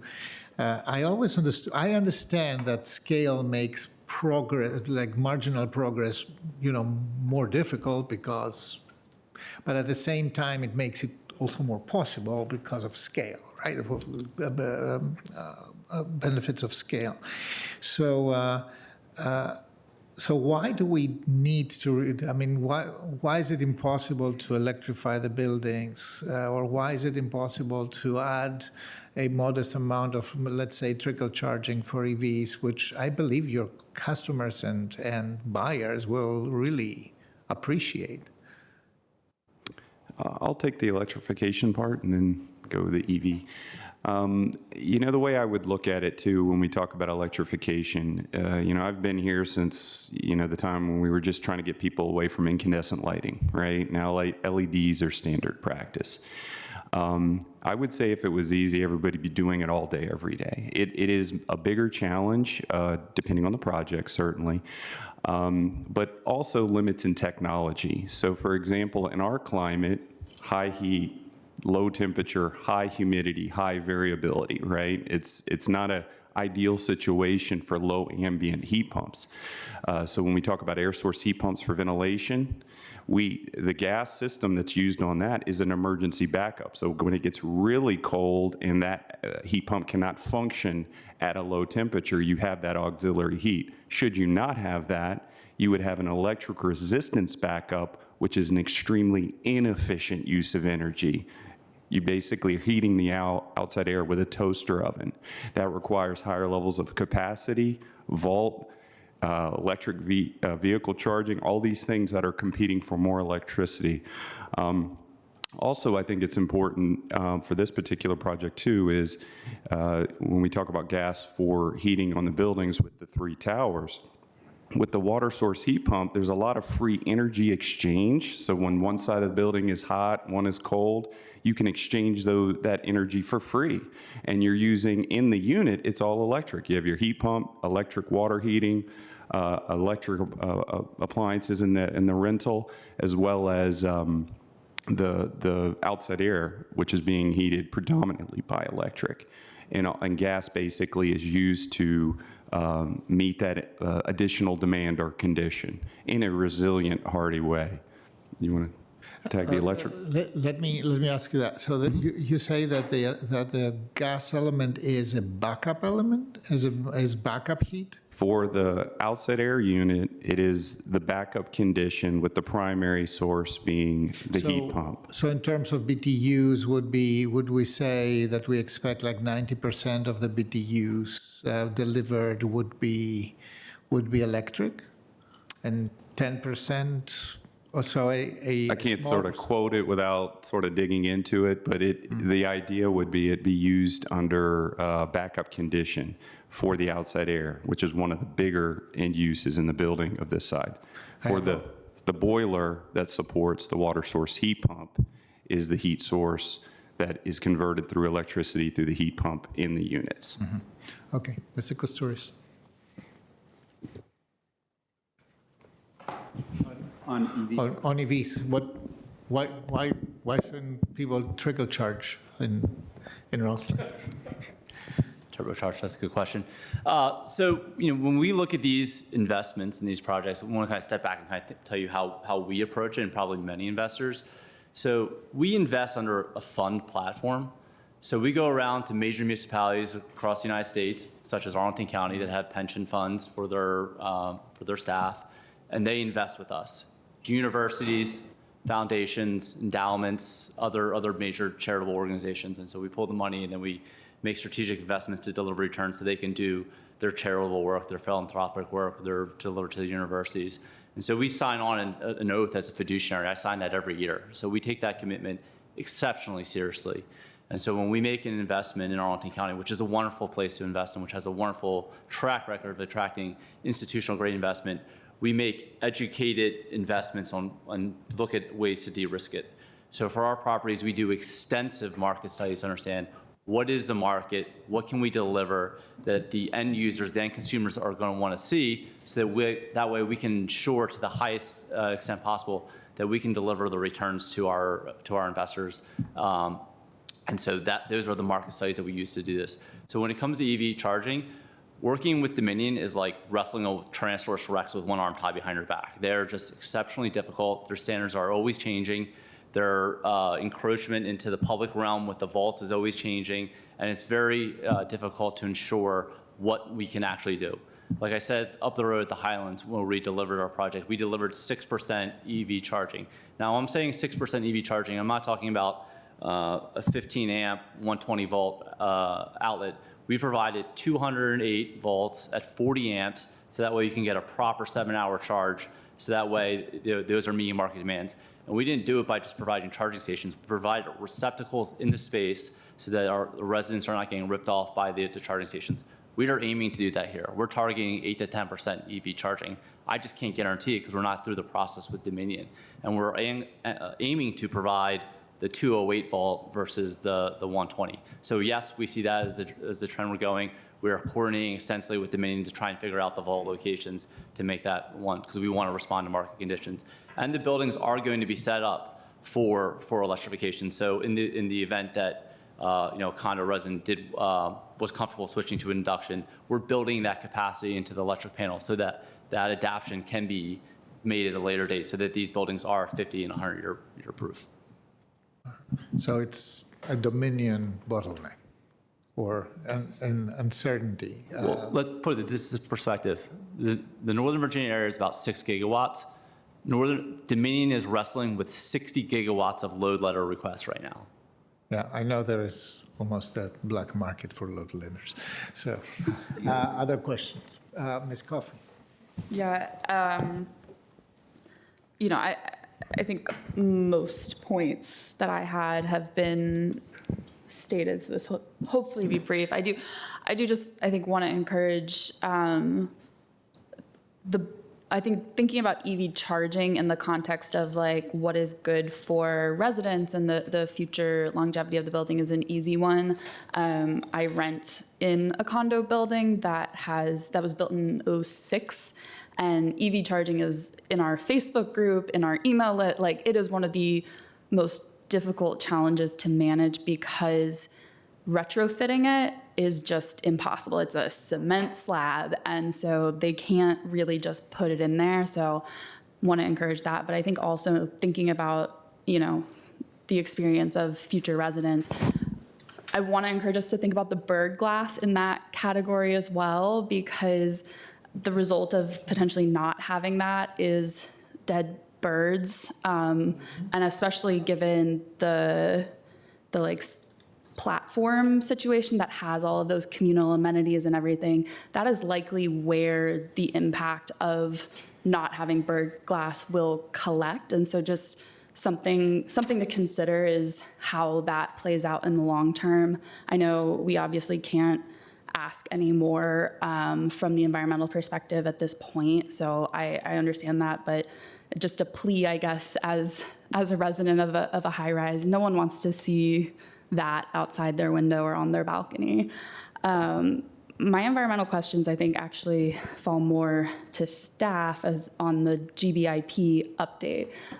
This is 2 site plans in the July meeting where we are really feeling that we have reached the limits of what we can ask for, and that the GBIP is no longer bringing people along with incentivizing them to do it optionally. And there has been long talk of an update to the incentive program. I think I would seek a status update for the record. I know I asked this on Saturday, I think, too, but I think it is really important for us because we are going to continue to get stuck in this situation, I think, particularly given the economic factors that are a reality today. Yeah, I'll take a shot at that. We did talk a little bit about this on Saturday, and I said there's going to be another facilitated conversation taking place next month among all the stakeholders. But we're going to get to the point where even with the best of intentions on the part of all the parties who are participating in that conversation, we're just going to have to stop the conversation and come forward with a new recommendation for you all, because the standards that we have, I think, are from 2020, if I'm not mistaken. So, time is passing us by. Yeah. So I'm going to commit to coming back to you in the fall with a report on that and a new set of recommendations. Now, notice how I said fall, so that goes all the way up to December 20th. So. All right, we'll think about before the end of the year then. And then I don't know if DES staff would be appropriate to answer this, or potentially someone from the applicant staff. We heard from a number of speakers about the obsolescence of LEED 4.0 versus what has been released today. Are there important differences that, this is more of an educational question, I think, that we as the board should be aware of between what has previously been under LEED 4.0 and what we, ought to be looking for under the newer version of the standards? Thanks. So I'll start by trying to answer that question, then I'll probably call on our Penzance friends to answer maybe more fulsomely. But like, when a site plan comes in, they are asked to do the LEED version that is part of our standard conditions at the time of the site plan acceptance. So they could do 4, or they could do 4.1. Those are in the conditions. There's different energy performance metrics to meet depending on which one of those things you're doing. I don't think that the conditions don't preclude you doing 5 either. In terms of what those, in terms of what you have to achieve on your scorecard with each increment, that's something that I think these folks may be able to answer in a much more eloquent and educated way than I could. But hopefully that just starts off by answering part of the question. Yeah, I think it does. And I don't know if the applicant is able to answer that. I understand that that may not be something that, since it's not part of your application, you're prepared to speak to. I mean, I'm going to phone a friend in a minute to Mr. Babcock, but I do think it's just important to highlight when we began this investment process back in 2023, when we began our due diligence and began the first step of this journey, which is going to be a $600 million project when it's fully built out. It's going to go from delivering $740,000 of tax basis a year to over $9.5 million when it's fully built out. So some real impacts. The design standards that we began designing to in 2023 were the LEED 4. And so we finished the design, which is, the entitlement application process is basically a $7 million investment. That was the design criteria which we were designing to, because that was the standard of the day, just like you work with the certain building code. And so that was kind of the guiding principle. And I'll hand it over to Mike to talk about LEED. Yeah, I think that question could be a whole conference on understanding the dynamic shift in the theory. Sometimes sustainability is sustainability, right? It's just sort of packaged in different ways, right? More energy efficient, less carbon, emphasize this, emphasize that, right? In the context of this specific project, we're going LEED multifamily, which is really unit driven. There is no 4.1 technically. It's a LEED V 4.1 residential, which is not adopted in the United States.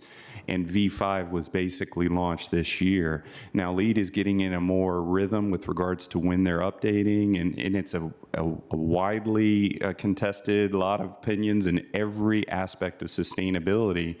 But it does not limit sort of the leaning into for performance, especially since, Penzance is committing to providing information post-occupancy and benchmarking, which is ultimately the goal, right? When we talk about how can we use post-occupancy outcomes to inform better design, right? This also goes to former projects and what we learned on those. And every time we get a little bit better. So I think it's less, is it 4, 4.1, 4 point something else, or 5? It is advancing. There is different emphasis in different categories.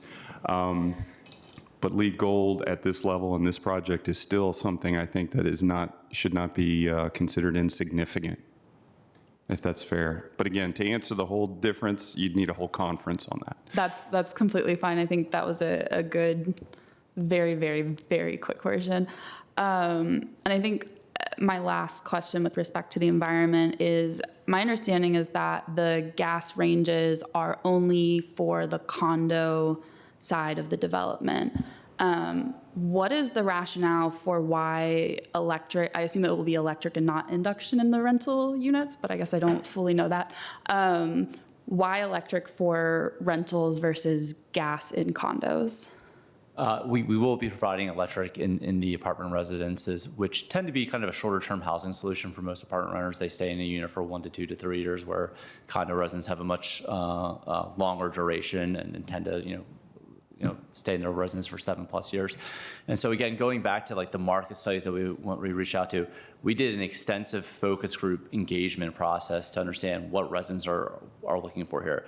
And as you can imagine, the buyers of these type of units have many options, are very discerning, and have just really strict criteria. If you're not providing 2 parking spaces for a condo unit, it doesn't matter what the price is, they're not buying it. So we have to provide 2 parking spaces.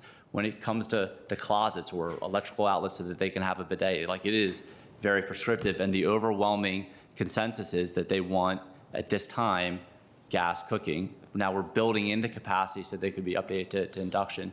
But if you can't provide that, they're gonna buy a Turnberry, they're gonna buy somewhere else. And so we are just trying to be as safe can be in terms of what we're providing to meet the market demand. Thank you for explaining. I'll pass along. As a condo owner, I would object.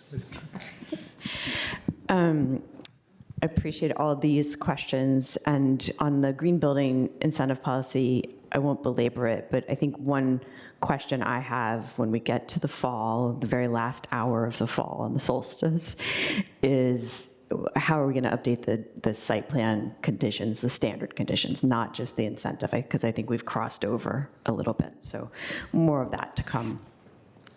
We have heard a lot from our commissions and community, and I suspect you've heard even more.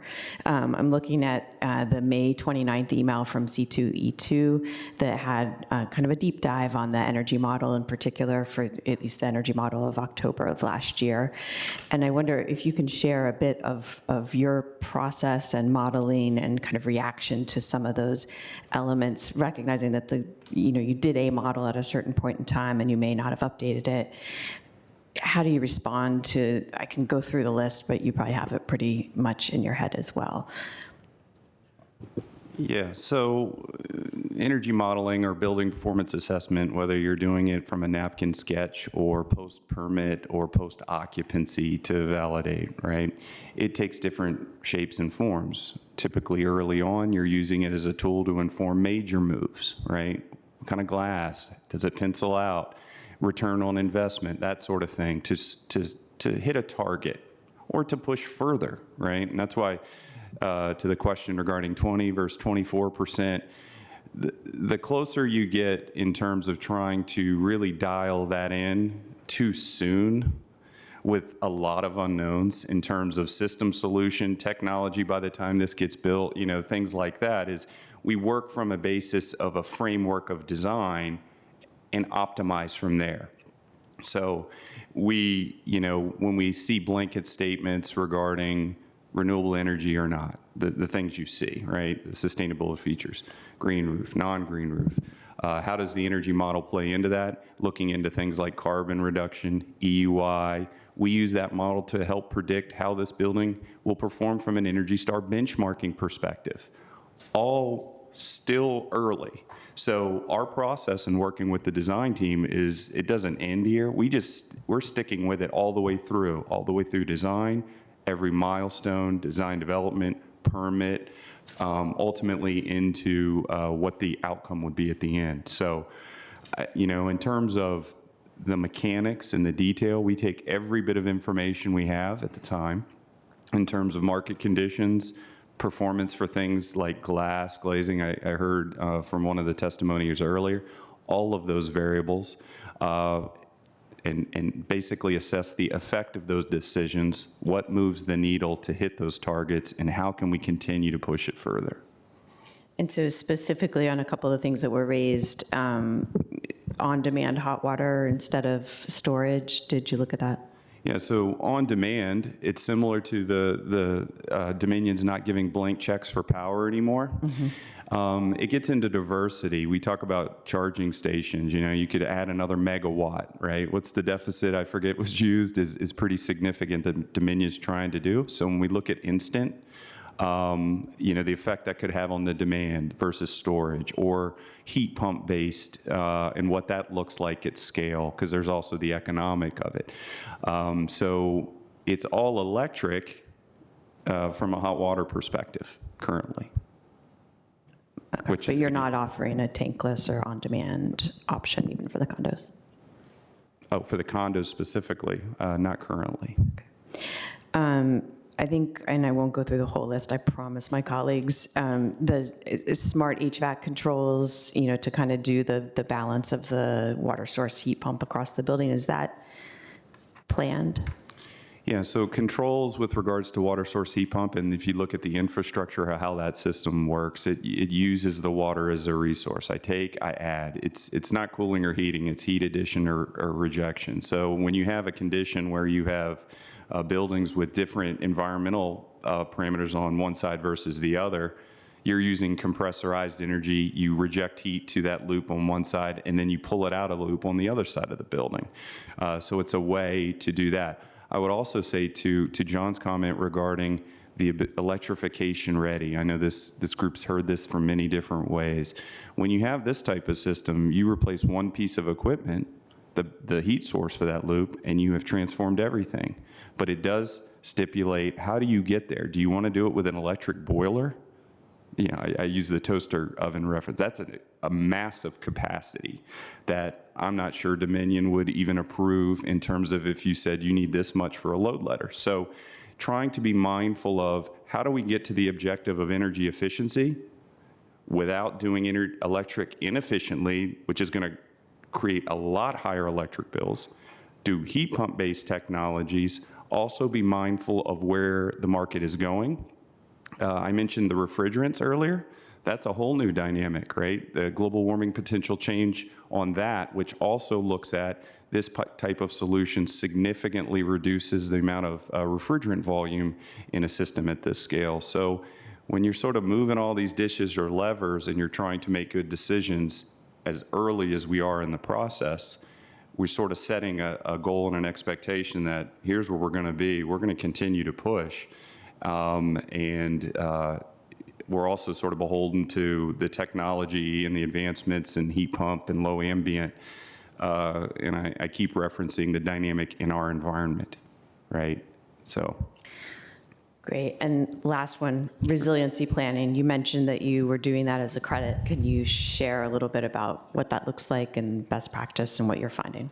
Yeah, so part of what LEED does is in the generation, if you sort of, to the question about the conference and what is V5 is, first you get people to be aware of something, right? Then you study the effect of it. Then you get credit for it.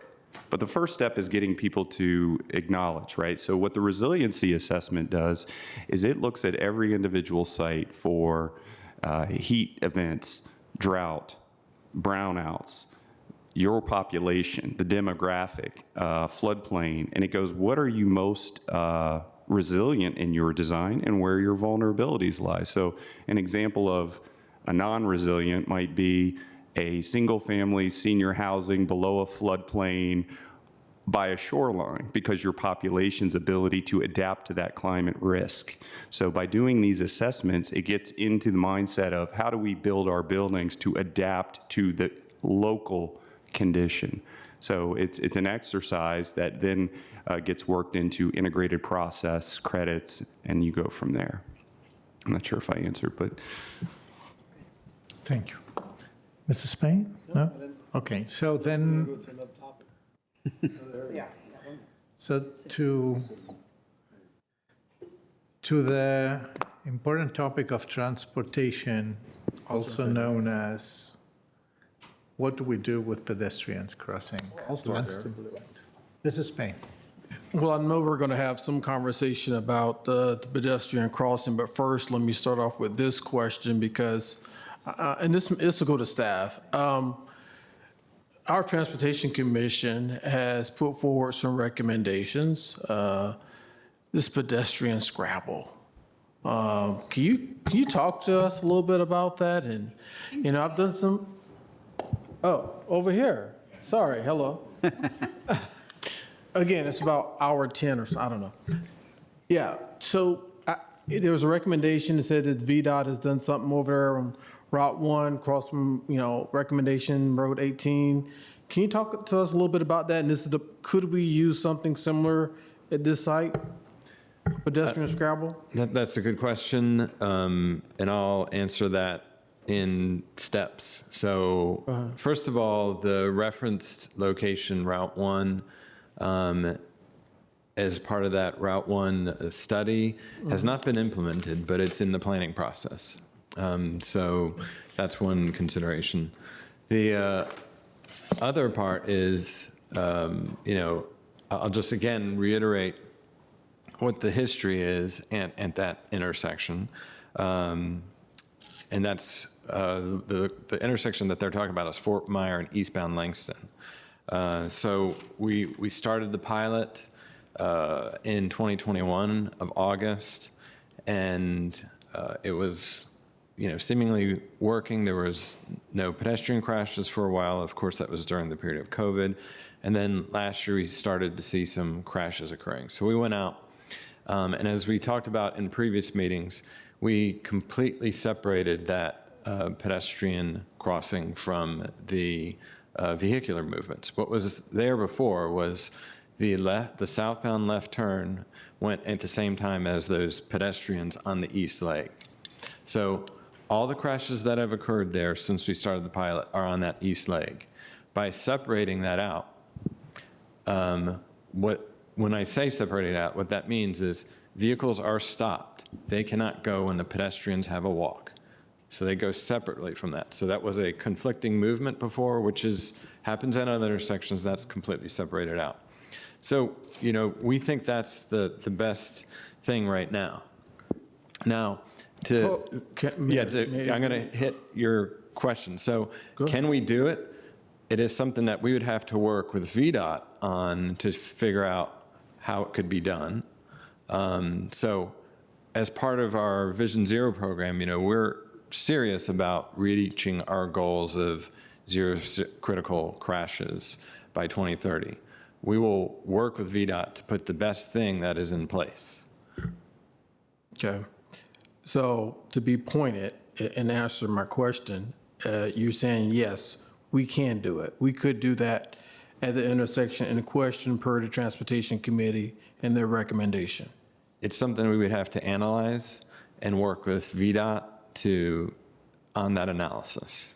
So it's something that we could definitely look at in conjunction with VDOT. Okay. I think Ms. Wong wants to add something, but she's in search of a microphone. Well, you come up here. The applicant took them all.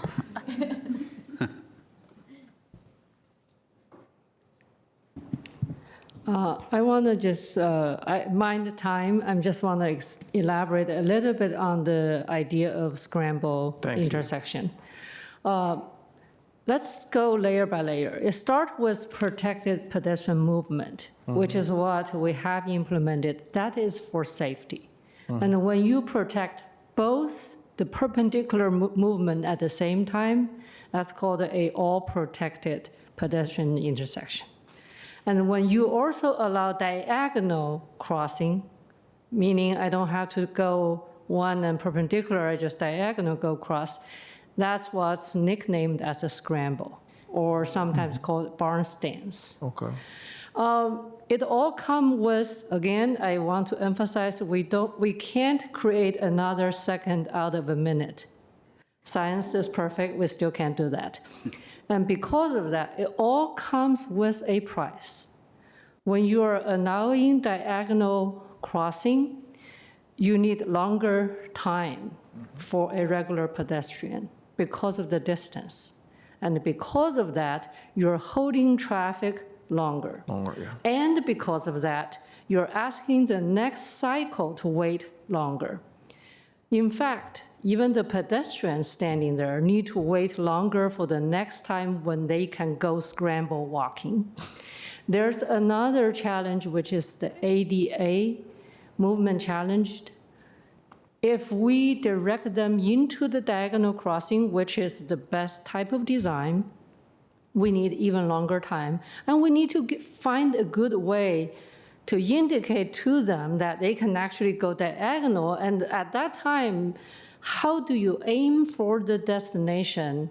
Because, there are guide dogs and things like, help them to go perpendicular crossing. Diagonal could be more challenging, and we have heard from that community that it could be more challenging. So I would say the best case scenario of scramble is a high reach. Can we arrive at somewhere in the middle? Try to extract the most safety and the efficiency? Yes, we can. But I want to say a protected pedestrian phase is essentially the safety piece of that scramble. The scramble gives you more convenience. I would love to be able to cross diagonally because that's, faster. But again, it comes with a price, which is why we need to study this. We need to see what are we giving and what are we gaining. And is that just for safety or is there other things? And along with, this is also a coordination conversation with VDOT. Thank you. That was clearly articulated to us. Thank you. Can I add one point to that? What's that? Oh. Is, as we had discussed, the current condition of that intersection, 3 of those 4 crossings are protected. So it's like 3/4 of a ped scramble. Yeah, great. I walked it last week. Yeah. Thank you. Vice Chair DeFerrant. Mr. Roberts and may have done some organizing. We got a lot of letters that had 3 or 4 different ideas that were the same. And so you mentioned the scramble, red light cameras. I was trying to read through to understand this request that's in the letters through 3 red light though 3 red light cameras are already deployed, there is no such camera at Fort Myer and Langston intersection. And the request is that get put in the site plan conditions. I think there's reference to this on page 83 of the staff report, but I could use a little context and understanding as to whether this is something that we still would have to study or where we are on this. And I'm mindful that the tag team of the two of you might have to, but Mr. Neighbors. Sure, Mr. DeFerrante. This is an ACPD managed program. The photo red and photo speed are managed by them. So that would have to ultimately be something that they would have to respond to. Our role in that is to help identify locations where we think they would be beneficial in reaching our Vision Zero goals. Additionally, to protect the movement that we currently have seen the conflict of cars and vehicles, that red light running would be located off-site along Fort Myer Drive, north of the site. So it would not be impacted by this project whatsoever, delivery of that. So I guess I'm understanding that requiring this at this stage without, I'm not about to offer an amendment, but I want to understand requiring this in a site plan condition would be premature because you want to have conversations. You would want to have conversations with ACPD. And to your point, requiring it as a site plan condition would run into concerns perhaps from our attorneys as to the nexus between the site and the condition. Is that? Principally, the developer couldn't deliver it. It's a thing that Arlington County and Arlington County Police would be responsible for delivering, not the developer. Great, so we wouldn't condition the project upon that.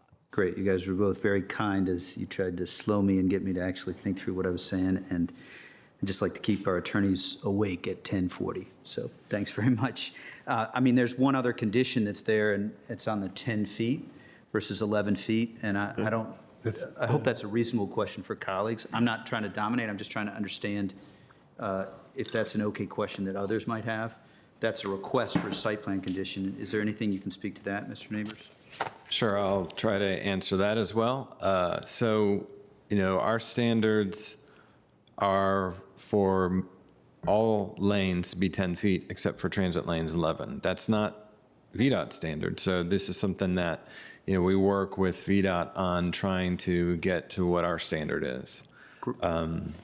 It sounds like you would like to not commit VDOT to something that legally you don't have the ability to commit VDOT to. Well, that's yes. Okay, Yep. thank you. Ms. Coffey. Thank you. I certainly was interested in Planning Commission's 3 specific recommendations. I think we've covered that they are not site plan conditionable recommendations. And so I guess, and I do think we've covered elements of this, so I apologize for asking what might be a somewhat redundant question, but if the sense of the board is that these 3 things are worth pursuing, what is the process from here to actually go forward and do that? Well, I would say, that would be something that, again, similar to the previous question, that is really in VDOT's control, that we would work to see what the best scenario is. And in the case of, again, I think we covered the red light running camera is more of an ACPD function with, their efforts. I will say that, the other thing to consider is what we have right now is a 100% approved plan with VDOT for that intersection. That includes building out the 3 remaining corners that have not been touched. The southwest corner was touched by the site plan, which removed that slip lane, which is great. We think that's a much better condition. The recently approved plan will build out those other corners, reducing crossing distances. It's also extending that cycle track on the west side of Fort Myer, north of eastbound Langston, so it can connect with the trail. And with that, what it's going to do is it's going to deliver the cycle track on the west side that is basically taking that same curb-to-curb space and it's narrowing it. So those 4 lanes that are on southbound Fort Myer are going to be narrowed, and a cycle track will be on that west side. So that's a project that is approved by VDOT that we hope to move forward with very soon through procuring a contractor and construction. So we see that as kind of like the next phase.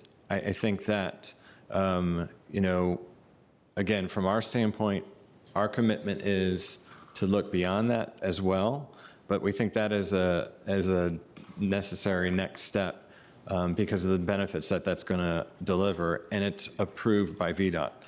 These other things we're talking about are things we need to kind of garner VDOT's temperature and what the feasibility of implementing those additional things are. And just to add, I think we cannot forget that we continue to evaluate the pilot project. And if conditions were to change, we would go back into, look at those accidents in detail and look for mitigations appropriately. Some of the things that have been talked about today may rise to the top in that process.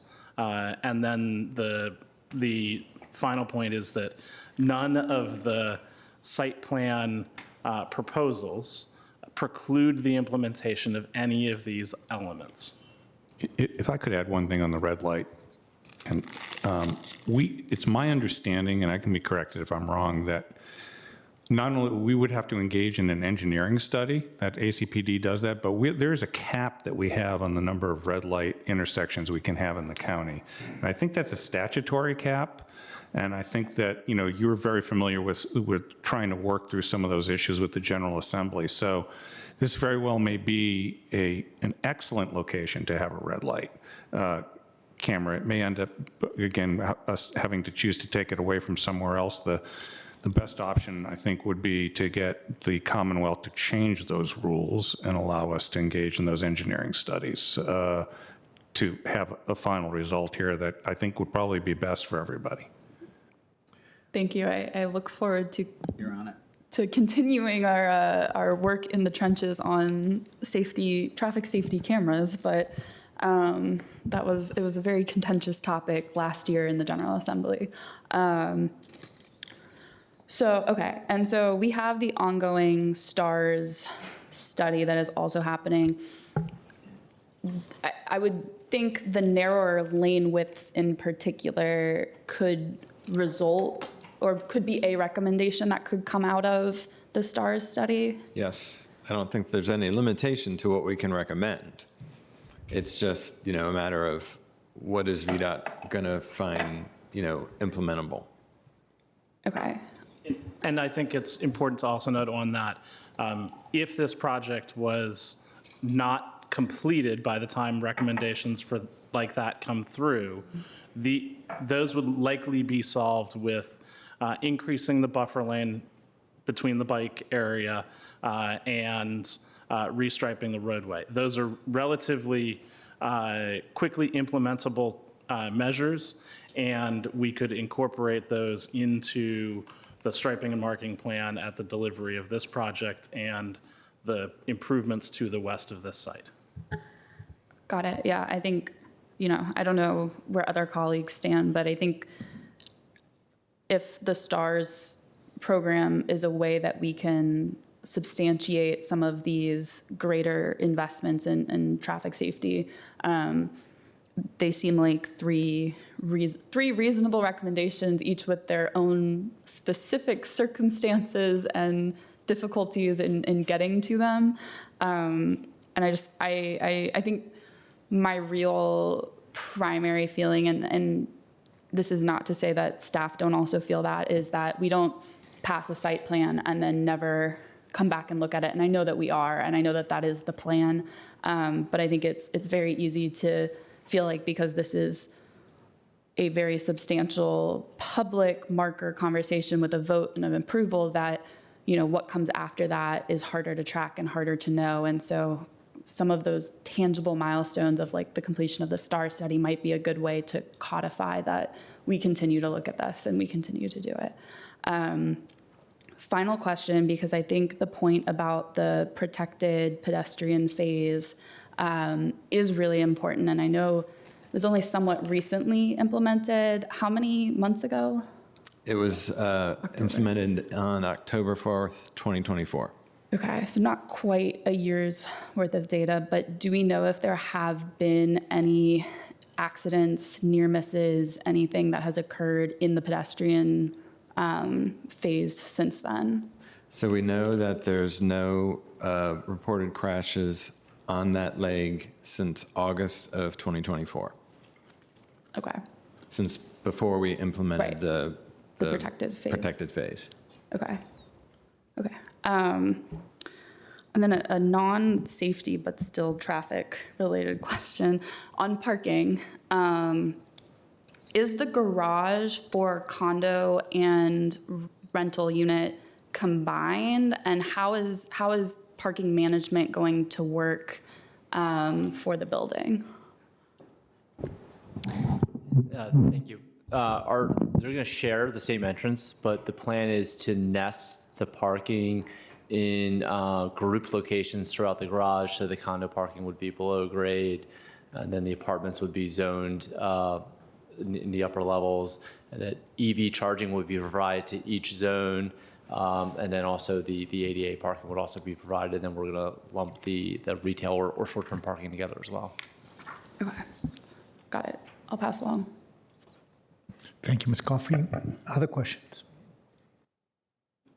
Ms. Cunningham? You asked me twice. Dangerous. I think Ms. Coffey has covered a lot of the issues well. I think we did not hit the question about the bus circulation around the site and how the slip lanes may contribute positively or negatively today, and how that proceeds. Yeah. So I think there may have been some confusion, and we erred on not enough information out back to Roslyn. But the configuration of the right turn off of... And I'm going to keep asking it just because I like to harass the county manager. Is there a slide we could put up that would help those of us? Yes. Yes, there is, and we may find it today. Okay. So the right turn from eastbound Langston Boulevard to North Moore Street is how many buses may access the Metro station. Northmore Street is proposed as a 3-lane segment. Through the process, we had originally had it as fully 3 lanes for vehicles for the full length of the street. What the project is delivering is addressing a number of concerns by adding a PUDO area in front of the residential entrance along Northmore that allows the buses to turn into the middle lane, which provides a wider swing for buses. And then it also helps address one of the other concerns about PUDO and delivery for these types of buildings. So to head off one of the other questions, which was, is PUDO and on-street parking being provided? Pickup, drop-off, thank you. Pickup and drop-off, so your Ubers, your Lyfts, your other delivery operations. So there is space for pickup and drop-off operations, short-term parking type uses on Northmore Street adjacent to the northeast tower. Then there is space on 19th Street across from the south tower, and space across from the northwest residential entry along 19th. Okay, so it's late. Help me, you're a bus at 19th and Moore, and you want to go around the block. You're in the middle lane of Moore? Most of the buses are going southbound. So you would be coming from Langston Boulevard. You would make the right turn into the middle lane, and then you would continue either through the middle lane to Metro at 19th, or you would make a right turn onto 19th. Both of those lanes are sized for bus operations. So 11 feet is fine for bus operations. This graphic shows the bus not in the middle lane. That's what I'm stumbling on a little bit. Okay, it changed a little. It's also kind of where it gets cut. As you're when you're at 19th, it is a southbound through lane and a southbound right turn lane. So there are 2 southbound lanes and 1 northbound lane. Okay. So we're sure that buses can make those turns and will know where to be? Yes. Okay, and don't need the slip lanes to do any of that? None of that. Okay. I may have forgotten my other question. Oh, last one. So curb management. So you've got the pickup drop-off here. I know there's been lively discussion in the region about sensors or flashing lights or cameras, or how can we manage these curb spaces? Because I think, as several folks mentioned, this is a block or 2 away from one of our sort of most difficult to manage curbs. What tools do we have? What are we exploring? And what do you need from the state legislature to do better? That's a great question. I'll try to start answering that. Obviously, our performance parking pilot is giving us data that is really helpful in determining how people are using that space, or how they're using spaces where the pilot exists in about 4,500 spaces across the county. We're looking at other technologies and things that might be feasible as the next generation of that, as to how can we, assess some of these pickup and drop off double parking needs. And there's some technologies out there that we are exploring. One of them is, we have the sensors that are embedded in the ground. Some of the sensors that potentially are surface mounted are things that we could utilize in future iterations, possibly. So there's things that, we're just beginning that phase of exploration as to, how we can get better information beyond just parking, but how the curb space is used. Great. And then last transportation question from me, can someone square for me the VDOT STARS timeline, this project timeline, and the consideration of whether we take over Langston at some point? how do those fit together? Sure. You were doing great I think till this the might third be a one. tag team here, but I'll start with the VDOT STARS timeline. So, they started last year. They're calling for, they will do another public outreach this fall, which is a great opportunity for, for people to provide feedback on a lot of the things we're discussing. They're going to conclude in the study, that is, in the end of 2026. So that's the VDOT STARS timeline. How that matches with the rest, I'll pass to Rob. I'm actually going to Adam? pass to the applicant Okay. for that.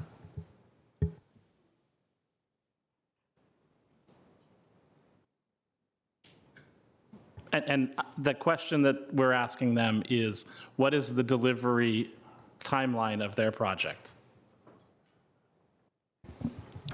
We're targeting to begin construction in Q4 of next year, and it's going to be roughly a 40 to 42 month build out. So Q4 of next year would be December 26. Which is about when the STARS is slated to be finished analysis, so we might be able to then do some improvements. We together with certainly VDOT. would be able to work with the applicant if their plans were approved to see if changes could be simply implemented. We also would be doing work in the area to implement work just west of there, so both the applicant and the county could coordinate. Great. And I think I'm hearing during construction as well, we may need to put our thinking caps on with ACPD and with others to really overinvest or invest more in some red light cameras or other things temporarily, because that construction may be also disruptive until we get the lanes down. And like the West Roslyn project that the applicant worked on, when APS was building their facility and we had a lot of construction activity in a very confined space, DES would expect to be working with their project team and potentially other project teams to ensure that pedestrian safety and vehicle safety is at the forefront of thought. Thank you. Okay, moving on. So we are looking forward to about 3 years or so of continuous construction. It's this project that starts in Q24, this Gateway Park and the other projects that are finishing, right? Nobody has asked about the bridge.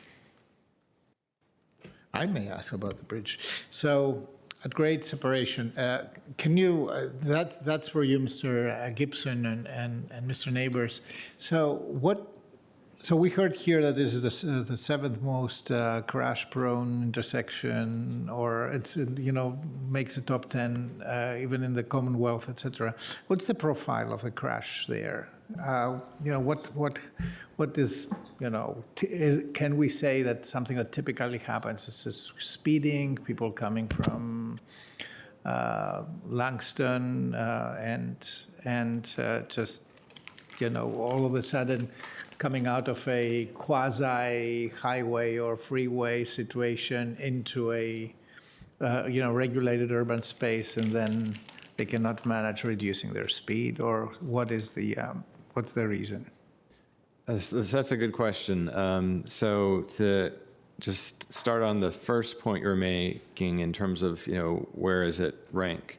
So it is this Langston Boulevard between Veatch and Lynn is on our high injury network.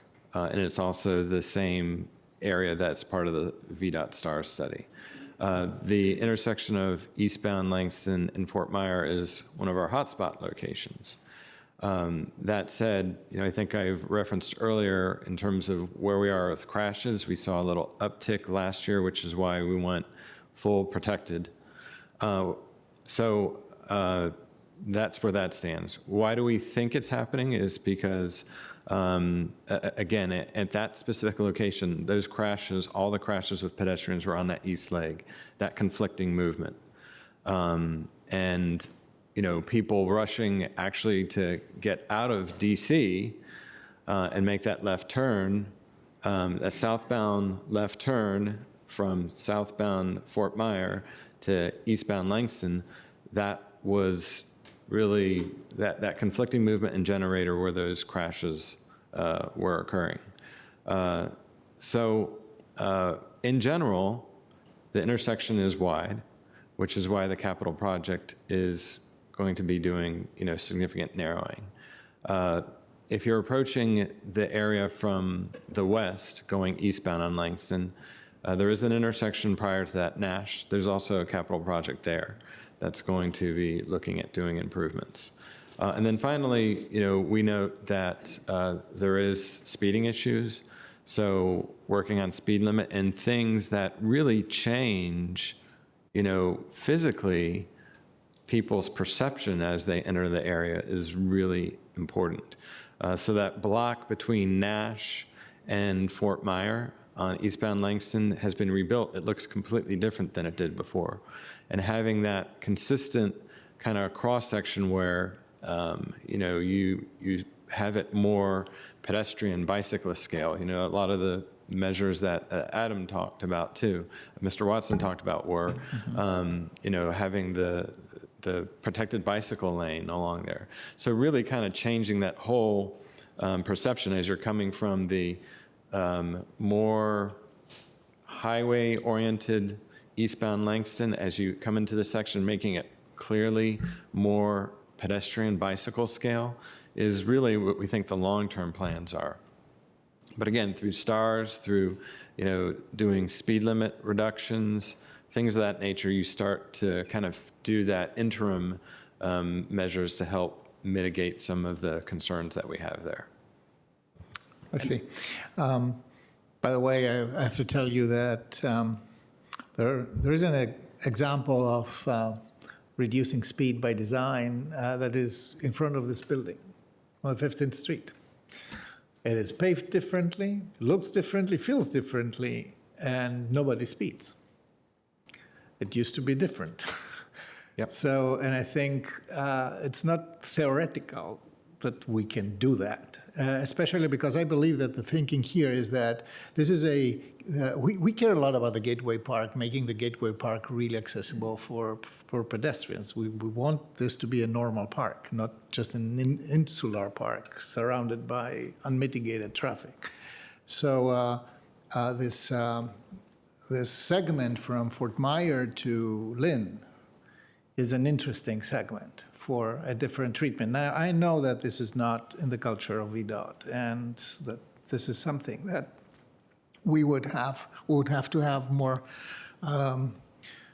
sovereign rights on, on the right of way in order to do that. Another thing that I wanted to ask you is, I'm very concerned about this 40 miles an hour rated feeder that goes and stops at Nash, enters at Nash, because this is a really long segment. Motorists don't see what happened. I mean, they don't remember that rustling happens in seconds after a curve. So they tend to really be very, very, very fast there. And I don't believe that this is a very high volume place. I mean, it's relatively sparsely, they don't have so much traffic. I've never seen that congested, for example. Maybe I'm wrong. Anyway, is there any way to reduce speed there? Or, for example, in other places, people would consider putting speed-triggered red lights, right? If you are over 40, the Nash light is red, and you have enough time here to stop. Is that something that we would, is that part of STAR? Well, again, this is something that we would have to work with VDOT on and, determine what kind of requirements they would have in terms of analysis. I will say, what we've kind of done with some of the other speed treatments is, we've used kind of low-hanging fruit. We've, put speed limit markings on the street and our slow school zones to really emphasize that, this is a reduced speed area. So there's things like that we've done. We're also starting some speed management pilots on some of our corridors, our county-owned roads, where we see higher speeds, where we're testing new treatments to see if they could be, added to our toolbox of speed management measures that are essentially effective in reducing speed. So that's an opportunity we hope to see in the near future. It's a difficult problem, though, and admittedly, because there's not been anything nationally where somebody said like, oh, this is the thing that's going to solve it. So again, it's a lot of exploration. I think there's some opportunities working with VDOT through STARS. And it's something that, we know is going to require a lot of time and commitment for us to analyze and see if these things are working or not. Yeah, another thing that we did here is also an elevated crosswalk, so that motorists understand that there is a difference in not only in texture and color, but also it's a little bit higher, so they have to reduce their speed in order to be comfortable. Okay, colleagues, any other questions? Got closing comments? Closing comments, but we need to have a motion first.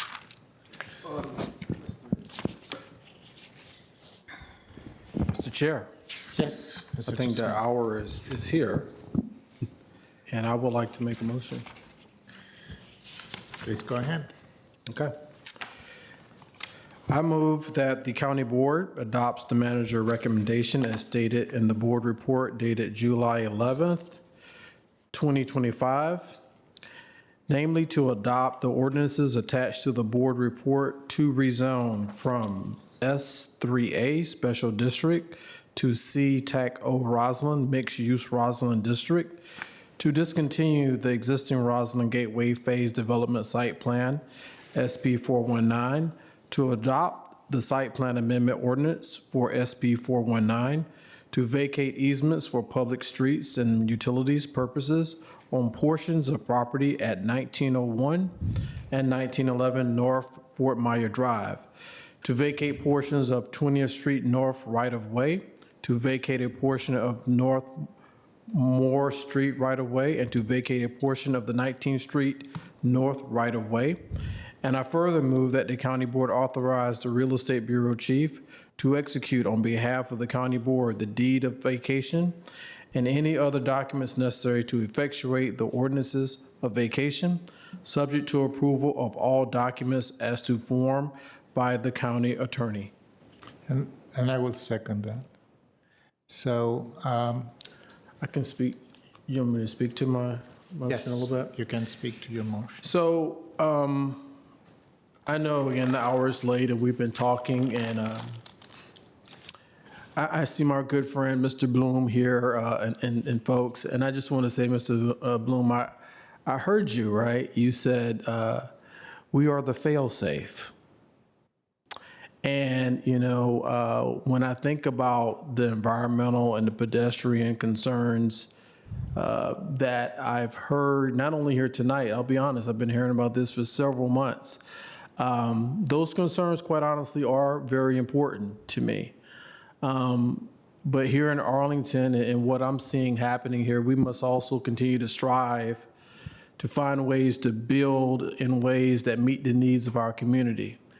Many of you know, and I'll keep ringing the bell on this, I am a big-time pro-housing person. And when I look at, all the issues that have been brought up, what we're trying to do today is continue to lay a strong foundation for the future. As we've heard, the project in and of itself has met established guidelines that are set here in Arlington. And it represents, I believe, after hearing all of this conversation, a very meaningful step forward here in Arlington. We're going to have 845 new homes, over 14,000 square feet of street-level retail. We're going to endeavor to improve our safe streets. We're going to enhance our public safety measures. sustainable design, even though that may be, conversation to be had. I think we're moving in a good direction. Is it perfect? No. But it's high quality architecture, and we've all looked at the designs. And it's also what really is good for me, and I think for our community, is the $11.2 million investment that we're going to see into the AHIF Housing Fund, which is going to yield, I believe, a considerable amount of committed affordable housing units that we greatly need in Arlington down the road.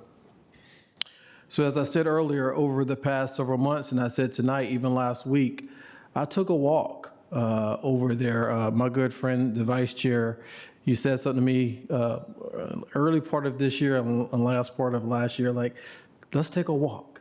But I literally took a walk and just went and walked that intersection. I thought about, the conversations I heard from the civic associations and I've spent time there with family, and I understand the concern about safety. I understand it.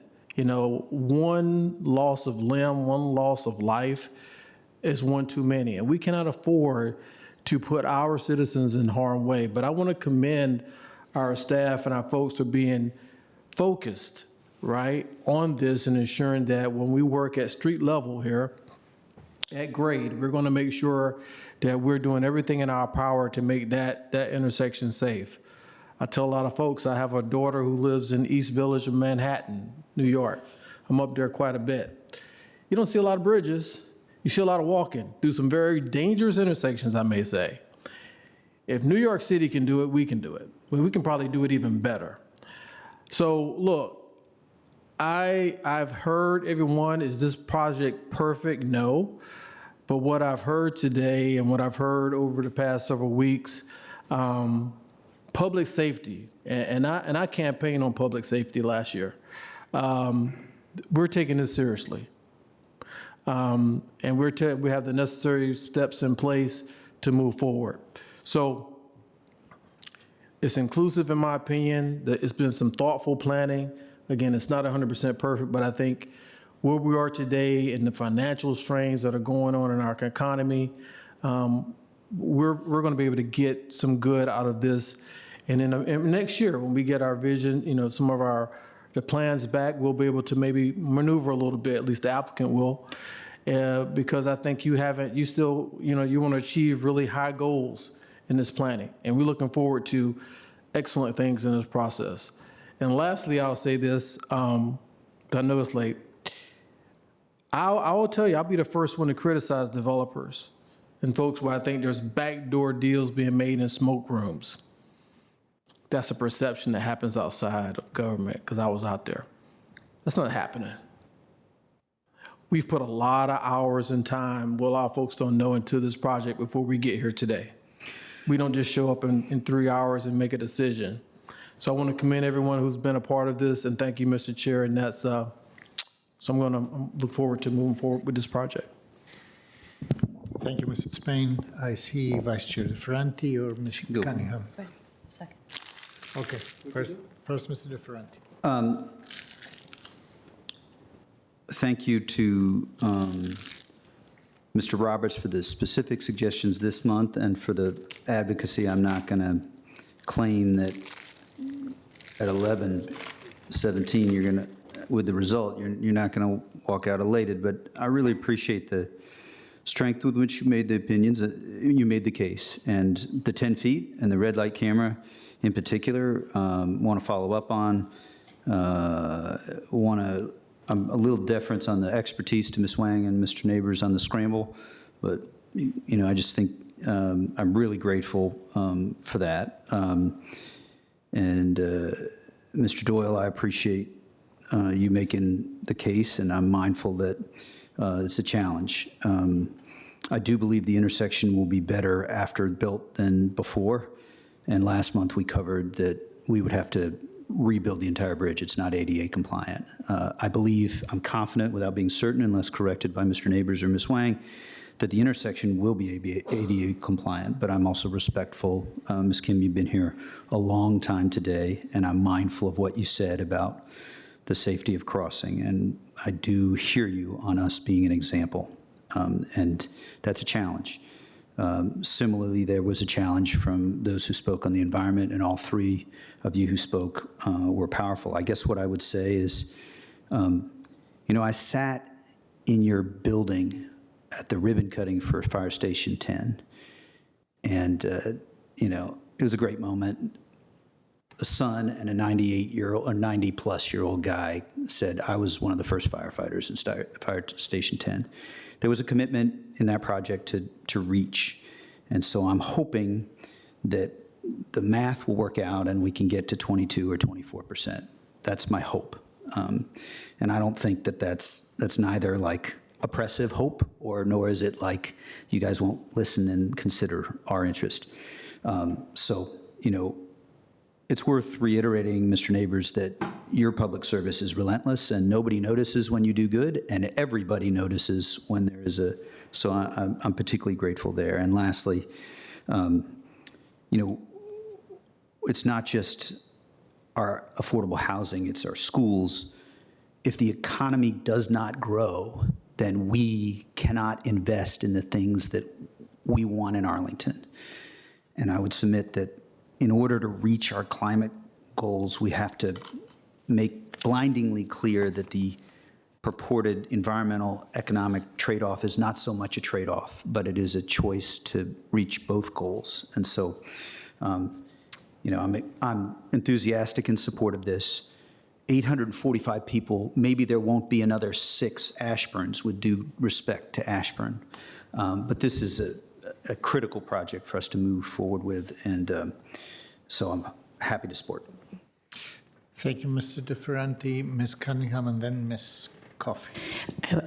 Just echo what Mr. Spain said about the hours that have gone in before today, and you all know it because you were there for many of them, but especially to our community members who have been relentlessly analyzing, thinking, pushing us, bringing ideas, and will continue to do so as we move into the construction of this project. I think Mr. Doyle and I intersected almost a decade ago, I think now, just when you were founding Northern Virginia for Safe Streets, and I was advocating for streets around some of our schools and in this room, and that's where it all began. But it's an ongoing process. The near-miss data is so helpful, and we have a team in our community, in our development community, in our staff, and up here on this board that is truly wants to make the best decisions that we can going forward and help us get through the transition from completely car-oriented, which Gateway Park was the car gateway. It was literally designed to be the car celebration, to a mixed mode environment where everyone can make safe choices, whichever mode they prefer. So it's a journey. I hope you will be with us throughout all of it. I'm excited to see the VDOT work, the Langston Boulevard plan work, the developers' work, and our staff's work kind of come together and amplify each other. And I've told several of you, and I've taken staff through the paces, I'm willing to consider major changes. And I pushed hard about thinking, could we do a bridge at a 3rd level that just would fly over the park? Doesn't work right now. And the trade-offs right now really are that the at-grade crossing is likely to improve safety for everyone over time.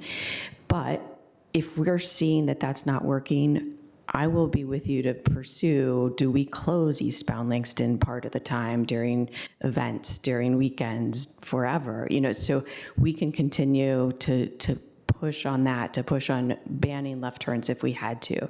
And I know our staff have been thinking hard about that and still gracefully answer the phone every time I make them explain it to me again, because it's really that important. And we're going to be working up and down Langston for the next decade, frankly, to get safety in that road in a way that it's just not been there.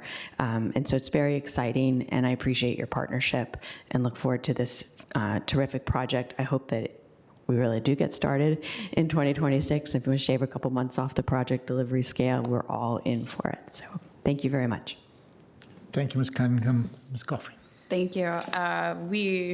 have said a lot already, and so I don't want to necessarily belabor anything that my colleagues have shared, but I also think that there's a lot of work that happens outside of these meetings and this time up here, both beforehand, but often also after. And so I'm thinking about Mr. DiFerranti and I have been in recurring community meetings on South Carlin Springs, for example, where the community has brought us a real transportation problem, a real safety problem, and the board is working in an ongoing and continuous fashion. And I wonder if this may be another place where board members, it could be me, it could be others. I don't have any pride of ownership there, but you know, let's not let this conversation stop here, and particularly not let your engagement, Mr. Roberts and others, stop here, because managing construction is going to be an ongoing pressure that we have to realize. You know, when sidewalks close, when things shift around, it does impact pedestrian safety pretty significantly, and this is a place where the margins are going to be pretty thin. And having that community liaisonship and having that kind of active collaboration, I think that that could be one of the most important things for success here as we facilitate these changes that I really do believe are going to create a safer and better intersection. And I think that, you know, I really appreciate the thoroughness of our presentation tonight on some of the community benefits calculations, on how this works with our sector plan and our overall community goals and objectives.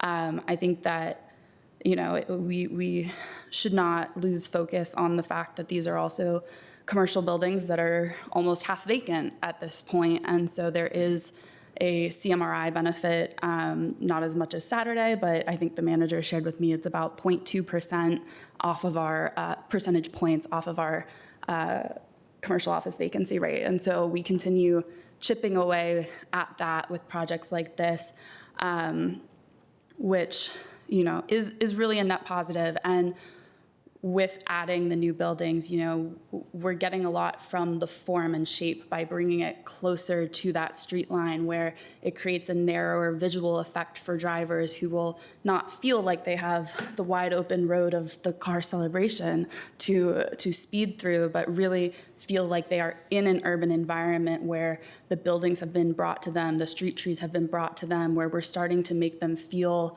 the level of density that we all know Roslyn has. And I think Roslyn is just such a wonderful, unique neighborhood to Arlington and to the DC area, frankly, where it's, when you look at the skyline pictures that anyone uses for the DC area, it tends to be Roslyn, which is very interesting. And this is a building that is likely going to be in those pictures going forward. So it matters that it is a good building. It matters that we all like to have it there. And so we didn't spend a lot of time on design or anything like that, but I think having collaborative applicants who were interested in really building out our community and the vision that comes with Roslyn and the identity that is Roslyn being just across the street from our nation's capital is something that's really important to me. We have a long way to go with the rest of Roslyn, I think, right now, but I'm heartened to get this done with the corresponding investments in housing. I wish there was more environmental. I really do think that that falls more so on us to get our green building incentive policy to a point where they said the meeting is over. Are we still presenting, though, at least? So somebody is, Okay. wants to tell us something. I just didn't want to keep going if the stream had stopped. So Clock starts at 12. yeah. And so that's my cue. I think that there are a lot of important investments here, and so being able to get this done, it's overall good for our community environment. That's where I was when that all happened. I do think it's incumbent on us to get our incentive program to a point where it's actually an incentive and it gets people, you know, we should engage in our legislative process and encourage state level upgrades to our building code and requirements, but barring that, we don't have the authority to force people to do some of the things that we know would be the right things to do for the next 100 years of our environment. And so if we can't make them do it, we need to give them a really darn good reason to do it for their own benefit. And so I think I really take that on us as something that we need to get done. I'm happy to hear perhaps by the end of the fall or the end of the year, we'll have an update. But otherwise, I appreciate everyone's deep work on this. This has been a long time and a lot of hours that have gone into this, so thank you. Thank you, Ms. Coffey. A few words from me. You can, yes. I forgot just one thing. Okay. And I do want to take a second because it would have been almost uncivilized to leave for tonight and not after we did something today during our recess meeting. This is Disability Pride Month, and I just want to thank you to Laura Kim for coming earlier and giving your testimony and let you know that we hear you. I hear you, and that it is, we did not have our Disabilities Commission, I think, weigh in heavily on this project, but we do understand that those voices, your voice needs to be heard in all of these processes. So I just want to thank you. And then lastly, to Penzance, and I know my colleague, Ms. Coffey, just talked about it. I think you've heard from, Eco Action, you've heard from C2E2, you've heard from the Sierra Club, all of whom, everyone on this board is really hard line, environmentalists, and climate change is real, right? So I think, as we move forward, think about, setting a standard for others to emulate. I understand we have baseline policies and all that, and there's some things we need to do at the state level, but I just encourage you to really set that really high bar with the environment, because we're going to need your support. We're going to need you to be leaders here in Arlington as we build out in the future. Thank you, Mr. Chair, for the additional 60 seconds. Thank you, Mrs. Payne. So everybody has said everything? No, I haven't yet. So I will try to be brief, and I know that we will have many conversations that will follow this meeting. To begin with, thank you so much for your endurance, for staff, etc. This is almost midnight, and also for the people who work for the applicant themselves, and our residents and our commissioners. We really appreciate the passion. We know that you care a lot about what you testified today. And Ms. Kim, I made a note here in front of me to thank you for coming and testifying specifically on the facilities that on our sensitivity and sensibility as a community when it comes to deal with people with special challenges. And I have to tell you, one of the things that when I came to Arlington 22 years ago, one of the things that was stunning to me, it was how little actually Arlington and the United States in general cares about people with visual disabilities. In every other place in the world, you will find groove sidewalks. You will find all the tactile elements, right? In every other places with orders of magnitude less money that we have here, and yet we don't even discuss that. So I take your testimony as a starter, because I think that what you and Dr. Roberts and Mr. Doyle were talking about was not so much about the building Penzance's project.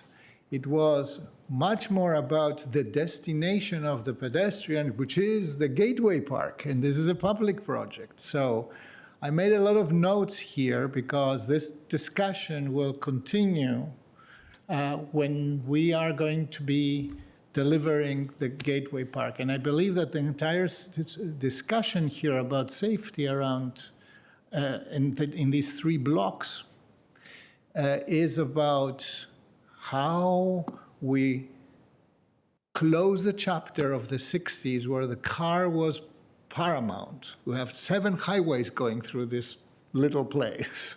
And we open the chapter of the 21st century where, as we saw yesterday, the pedestrian is at the top of our priorities. And Mr. Doyle and Dr. Roberts, this is a fundamental philosophical discussion that we have, whether separation of grades is any more contemporary and actually reduces the risk, because the prevailing ideas today say that they actually facilitate the permanence of a car-driven society that brings all these dangers with it and the risks and the crashes, etc.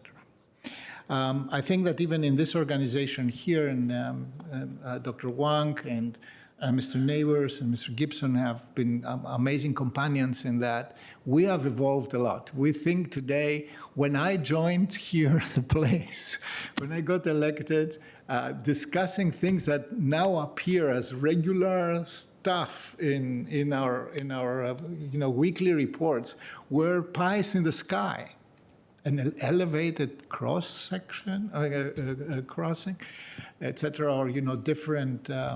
So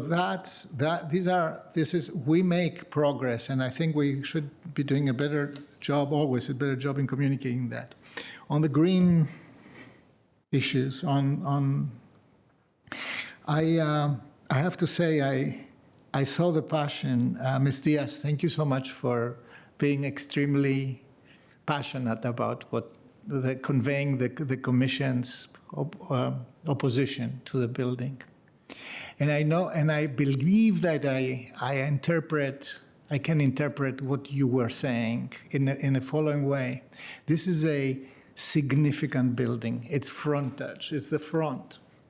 It is part of 3, major landmark buildings in front of us. As a green person, I will tell you myself that I still don't understand. The last one is not even 60 years old, and yet we have to replace it, that bad. And the question that you put is, do we put the value in it? We know that we have to make compromises in many things right now. And we have to make compromises in a world that is getting hotter, that is, that where the climate catastrophe anymore, it's not anymore a crisis, it's an everyday thing. So do we see our values reflected in our decisions? And at this point, I have to tell you, for me, the compromises were very difficult because I was expecting, a higher delivery, $600 million building. But I understand the constraints. I respect the constraints. But I hope that we have a mutual understanding that you respect also the desire of this community to really break through that. We want to see more buildings like, for example, the Amazon buildings. I understand that this is a luxury delivery, but Fusion is not a luxury delivery. So we are beginning to have, or our own buildings like La Baronne, for example, we are beginning to see that what just a couple of years before was completely thought to be absolutely impossible in pie in the sky, that yes, there are ways, if you try hard enough, you get at least to a certain degree there. I enjoyed the testimony of Ms. Loudon. She literally listed everything in the wish list, including massive timber. Thank you for that. It's a good sign that we are alive and we are still striving for the best. We are not done. We have more. And for everybody who is questioning the economics of that, in very difficult times for Arlington, it's a $600 million investment, right? More or less, right? And you said that the tax return on that, the tax base enhancement of that will be somewhere close to 9.9 million, so around about every year. I just ask everybody to multiply that and to think what we are going to do with that. We are going to invest back in our community, and we will do that in a way that is compliant with our climate resolution and with everything else, our equity resolution, our dedication to education, to second what Vice Chair DeFerranti said before me. So, and with that, I conclude, and I will call for a vote. All in favor of the motion of Mr. Spain, seconded by me, please say aye. Aye. Aye. Against? Abstentions? The motion passes unanimously. Thank you very much. Congratulations. And for everybody else, we will continue to work. So, colleagues, unfortunately, we're not done. Mr. Clerk, can you call the next item, please? Yes, of Item course. number 54. Item number 54 is the amendment to the fiscal year 2026 Race to Rebuilding Trust and Community Grant Agreement with Aspire After School Learning. Joe. Mr. Chair, Mr. Manager. So the theory was that Elizabeth Matlock was going to present virtually. I told her that she probably would have to stay up till 10 o'clock. So I don't know if she's here, but I will just say I'm willing to dispense with the presentation and just ask the board if they have any questions about the report that was provided to them. And I know that, oh, actually Elizabeth is awake. So now I'm going to, and since she stayed up, I'm going to actually ask her to make a very brief presentation. Elizabeth Matlock with the County Manager's Office. I'm here tonight to present the grant agreement amendment, which adds $16,600 to the Race to Rebuilding Trust and Community Grant Award for Aspire After School Learning. As a part of the FY26 grant process, Aspire was awarded close to $150,000 to support their free after-school programming for roughly 150 third to eighth graders during the school year and 120 youth during the summer. Part of their success has relied on the support of 15 to 20 AmeriCorps members each year, serving as tutors, mentors, and facilitators in their program. But earlier this year, Aspire received notification that their AmeriCorps funding was ending because of federal spending cuts, creating a significant gap in funding and capacity. So approving this amendment award partially offsets the funding loss. As a result of the federal spending cuts, it uses unawarded Race to Rebuilding Trust and Community grant funds. Amending the agreement at this time enables Aspire staff to hire in time for the upcoming school year, which maintains their program quality and allows them to continue serving youth without interrupting their programming. It also empowers Aspire to continue to fulfill their goals that they agreed to in their grant agreement for the RACE grant, which was approved earlier this year. And it helps to continue to reduce inequities faced by Arlington County youth. Therefore, we recommend the approval of this grant agreement amendment. Thank you, Ms. Matlock. You are the absolute best. We don't have applicants and we don't have advisory groups and we don't have, Mr. Clerk. We do not have any speakers. There are no speakers.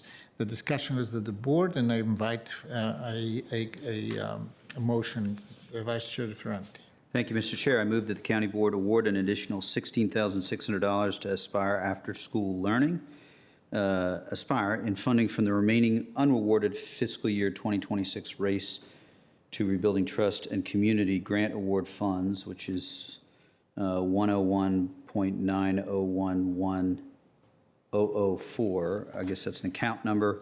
In addition, authorize the county manager or designee to sign on behalf of the county board an amendment to the grant agreement between the board and Aspire to reflect this additional funding in a form approved by the county attorney. Is there a second? Second. It's seconded by Mr. Spain.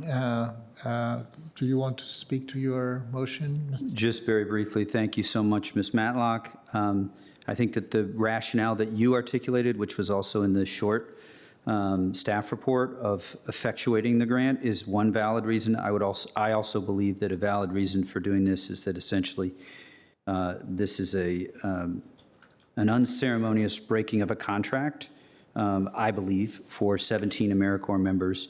And I personally believe that this is a unique circumstance that merits this action at this time. And due to a cutting off of significant federal resources, which I believe in July of this month is a way that we can reflect serving those most in need and doing so in a fiscally responsible manner. Thank you, Mr. Ferranti. Any other comments? Seeing none, I will call the vote. All in favor of the motion of Mr. Ferranti, seconded by Mr. Spain, say aye. Aye. Aye. Objections? Abstentions? None. It passes 5-0. Ms. Matlock, thank you very much, and apologies for keeping you up for so late. The next one, Mr. Clerk. This is our final regular hearing item of the evening. We do have a This is couple of the, additional items. We have an additional item. We have a settlement. We do have a settlement agreement. Should have a motion prepared in front of you. Yes, I will move that the county board authorizes the county's participation in the proposed settlements of opioid-related claims against Henry Schein, General Injectables and Vaccines, Insource, Alvogen, Amneal, Apotex, Hyca, and Indivior, Mylan, Sun, and Zydus, and their related corporate entities, and direct the county attorney and/or the county's outside counsel to execute the documents necessary to effectuate the county's participation in the settlements, including any required release of claims against these entities. Is there a second? Second. It's seconded by Ms. Cunningham. Is there any discussion? I'm not going to speak on my motion. All in favor, please say aye. Aye. Aye. Anybody against? Abstentions? None. It carries 5-0. On to the last act, hopefully, of this night. It's still today.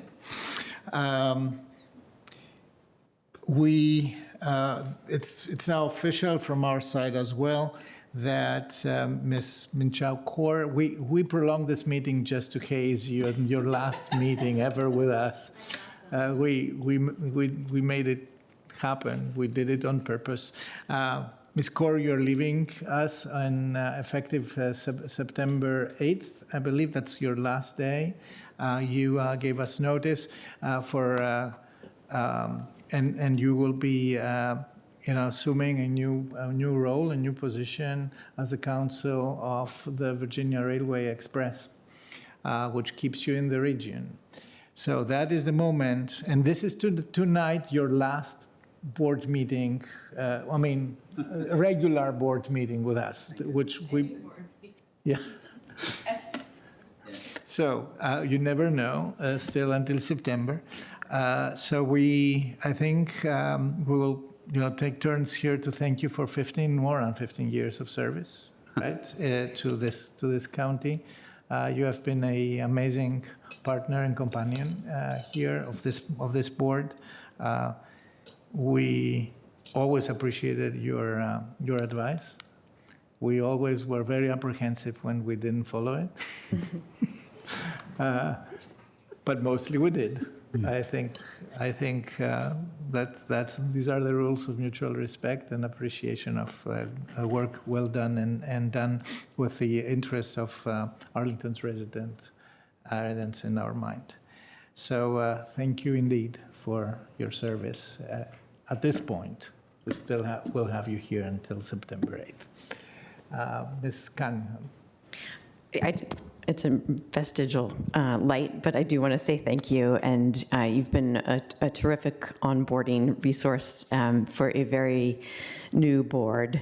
So I know that it's been a heavy lift and may still be for a few more weeks here, but deeply appreciate your counsel and patience with all the questions and all the onboarding, and we wish you all the best. I feel like going to work on the Railroad Express, are your kids there? Are they too old to truly appreciate how cool that is and how Thomas the Tank Engine may show up at any time? And it's pretty, you're never too old to find trains really cool. Well, we'll see you on the rails. Thank you, Ms. Cunningham, Mr. Ferranti, and Ms. Ms. Coffey, and Mr. Thank you, Ms. Kaur. You have worked extraordinarily hard and well for 3.5 years as county attorney and then the time before that. I've said it before in other settings. I was a local government attorney before this. I could not have done the job that you have done, and you have worked so hard. I don't know that I ever envied the job that you have, but I also just want to provide that measure of respect, and I appreciate your continued commitment to public service and the history and leadership you have brought to the position. So just big thank you. Ms. Coffey. Yeah, I think the best way we can thank Ms. Kaur is to get her out of here before midnight. So I'll keep this extraordinarily brief. Your years of experience have been so critical as we've onboarded quite a new board here. And I just have really appreciated even the short time we've had to work together. I think it shows how much you care about this community and this organization as a whole. And you've got some big shoes to fill, but we are certainly going to miss you. And congratulations on the new role. As we have representation to VRE, you'll still get to hang out with us, though ideally not at 11:50 p.m. So thank you, and we look forward to working with you over the next couple of months to make this the most successful transition that we can. Thank you, Ms. Coffey. Mr. Spain. I'm going to keep, Board Member Maureen Coffey has said we have to get you out of here by midnight. Look, I have very high admiration for those individuals who serve, who are in positions of public service.